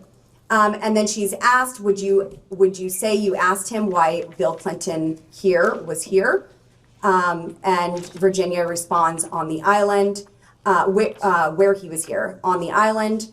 And she goes on to say, excuse me, can you clarify who JS is? Can we look and see who JS is? This says V and then it says JS. So yes, is this I will get you that name. But this is a conversation between two people, or is this a transcript of a deposition? This is a transcript of a deposition, yes. Thank you so much. It says telecon at the top. Doesn't appear to be a deposition. It says, what do we have this as? I'm not objecting. No, that's fine. And we could go off the record if you want, just to get this. I don't have this. So this is, go ahead. Yeah, we'll go off the record. Off the record? Oh, come on, man. I did not have sexual relations with that woman. She screwed me. We can go back on the record. Thank you very much. And this is a long dialogue between Mr. Jack Scarola and Virginia Giuffre, and I will summarize this. It is mentioned by Virginia that everyone owes him, presumably Jeffrey Epstein here, favors. Mr. President, were you ever in the position to owe Jeffrey Epstein? It says telecom? Yes. That's the fax. Best old man interaction of the whole thing. What's a fax, whippersnapper? Epstein a favor? I didn't consider Position to owe Jeffrey Epstein a favor? I didn't consider that. I thought we had an understanding about the airplanes that he would let me use the airplane to set up my AIDS programs around the world if I'd agreed to talk to him for an hour about economics and politics on every long leg. I kept my word, and he seemed to honor his. Were there any That is such an interesting way of factoring this in. I love, so he's obviously being coached on this one, but if you're not across, when he finished up his presidency, he set up the Clinton Foundation. Like all members of the bourgeoisie, they set up foundations so they can pour money into pursuits that they have instead of, I don't know, paying taxes or doing things that normal people have to do. And then they can go and be philanthropic and still live the high life. and write it all off on tax. And he was, I don't know, like, how do you say this objectively? Had significant relations with Epstein. As Epstein was like, hey man, you want to do the Clinton Foundation thing? We'll go around the world. Do it in my private jet, bro. Let's go. Let's do this. He's like, fuck yeah. Are you serious? Are we doing this? Boys trip? We'll go around the world doing some pretty crazy shit. And I'll be able to like kind of sparook my foundation at the same time. Are we doing this? Are we going on your private jet all around the world? Fuck yeah. And so him and Epstein went around the fucking world with their crews and to like some pretty crazy places. And like, you know, probably had a fucking fantastic time. And he's just like, I only went there because he offered him like a private jet and I would talk to him about economics for 1 hour a day on a long flight. It's such a fucking bullshit response, man. Fucking hell. Yes. LOL, the airplanes. Yes, the airplanes. Blood Eagle yearns for the PDF files. Airplanes? You mean the Iron Birds? These youngins. I once had something like a Blood Eagle where they removed 3 bits from my lung, then scarred it to my chest over a few weeks. Jeez. Sensitive government topics ever discussed in those conversations. And also here, just for the Virginia, record, did the court reporter get his response? Thank you so much. Thank you. Sorry, I'll try not to talk over you. Wrapping up here. Virginia Giuffre is also asked in this document. The same one you handed us? Yes, ma'am. So we should be looking at? This is 1, 2, 3, 4, 5, 6, 7, 8 lines down. JS is speaking. Were sexual orgies a regular occurrence on the island at Jeffrey's house? Yes. My question, Mr. President, were you ever aware or engaged in any of these sexual orgies? Are these on the island where he's testified that he's No, not ma'am, been on the I island? was never on the island. Were you ever on any island in the Virgin Islands? To travel for a trip with his wife, which is on the public record? I'm With sorry, Jeffrey what's your Epstein? question? No. You were never in the Virgin Islands In the Virgin Islands with Jeffrey Epstein, no. Okay, thank you. Do you buy it? Do you buy it? Like, I know it's hard to read someone through a fucking screen, but like, do you fucking buy it? All right. I don't know, man. I don't know. I don't buy it. Oh, Jesus, they need more options than just that. LOL. Sorry. So sorry. I'm in Queensland. They got Fent now. Damn. They have cortical steroids, but they just cause lung infections. Fent is synthetic opioid, though, isn't it? Yeah, I'm pretty sure it is. Still an opioid.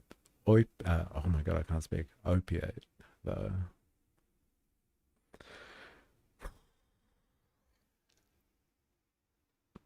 It's crazy, man. I don't buy it. I don't believe him. I think like he's saying half truths, maybe, but it's not the whole deal. Look at him, that smug bastard. He knows what's going on. Did I have sexual orgies in the Virgin Islands with Epstein? No. I've had separate ones. Thank you, Mr. President. Thank you for being here and for your time today. And thank you for your service. We have, as you know, in the files that were released, there were several photos that included you. And we have an exhibit here. That's just one of the photos. And Exhibit K, Minority Exhibit K. Yep. And we'll have that passed around. And what we're trying to get at is some context for the public on whether you remember this photo. So good. And any details you may be able to provide us about it. So do you recall the details of this photo, or recall the photo being taken? No, I don't think I ever knew the photo was taken. Okay, and for those who can't see it, it's a photo of you in a hot tub. There's a person next to you here. Do you remember where it was taken? Where was it taken? I'm almost sure that this taken, I think there's an adjacent photograph, which you probably have. that if people saw it, they would feel that someone was trying to con them showing this picture. But anyway, this picture was taken in Brunei. I can't believe he admitted that. From my understanding of the whole Brunei situation is just like, you know, small little government in like Southeast Asia, small little territory / government in Southeast Asia, big boss billionaire baby who runs the country like a sultan kind of thing situation. I guess it owns a lot of oil. I want to say there's some resource that they have that is completely obviously monopolized and makes him an important billionaire on the world stage. And like pretty fucking salacious kind of situation going on with the Sultan of Brunei, right? Like him and Epstein go there on a private jet to, you know, Sparouk, the Clinton Foundation. They're over, you know, not having orgies together with the Sultan of Brunei, if you know what I mean. You know what I mean? Eh? Because I'm sure sultans and monarchs like that generally have a really good reputation for not being able to exploit their local population for their sexual desires. They should just get barbitutes and oxys, not that hard, or it shouldn't be. Yeah, we never cross swords. No, that's basically his answer. He's like, yes, I've never had an orgy with Epstein. Like me and him didn't cross swords or anything. Not that I recall. But were we in the same room when an orgy was going on? Well, that's a completely different question. LOL, the young boys in Brunei are fabulous. Brunei had a real rep in the 90s for people going there for the young boys. Integer, LOL, it's like literally a billionaire pirate trafficking cove.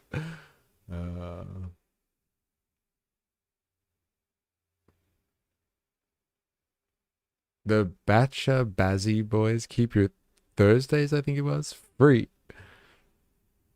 And he's dressed up in drag, LOL. We flew one night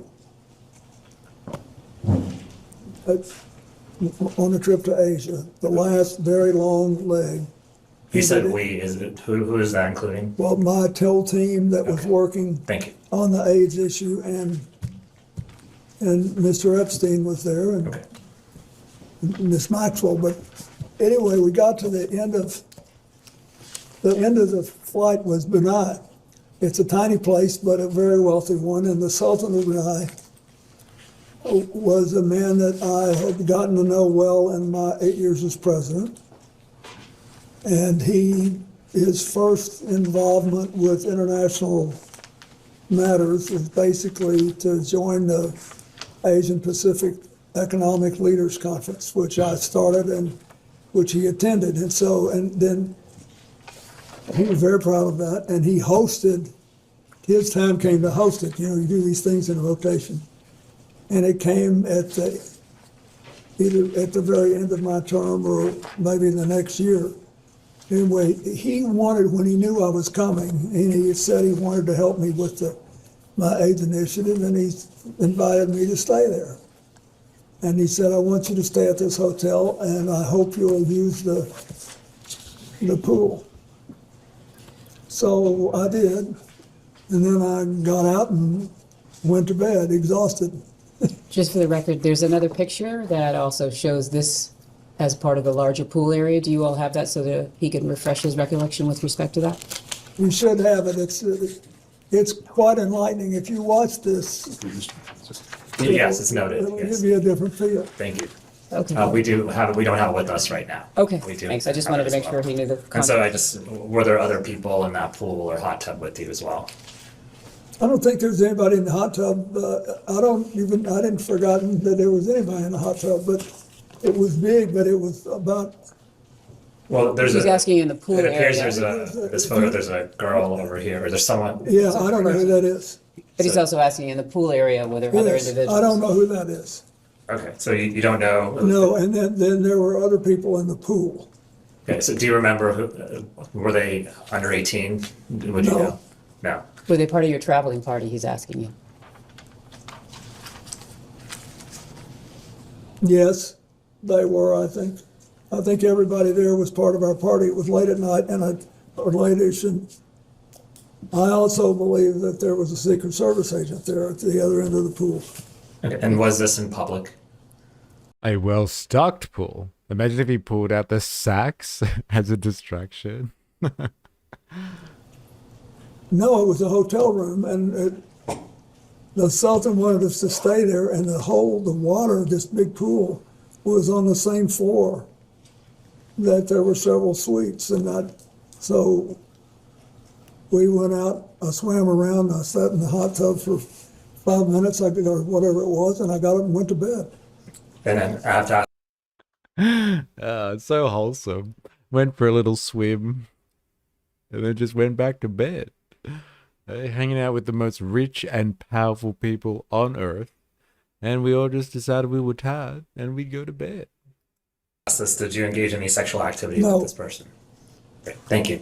No, say the line, Clinton. Did you engage in sexual activities with this person? No, I did not. I did not. So good. I got time for one more. I got to bounce early today, but I got time for one more. Let's do this.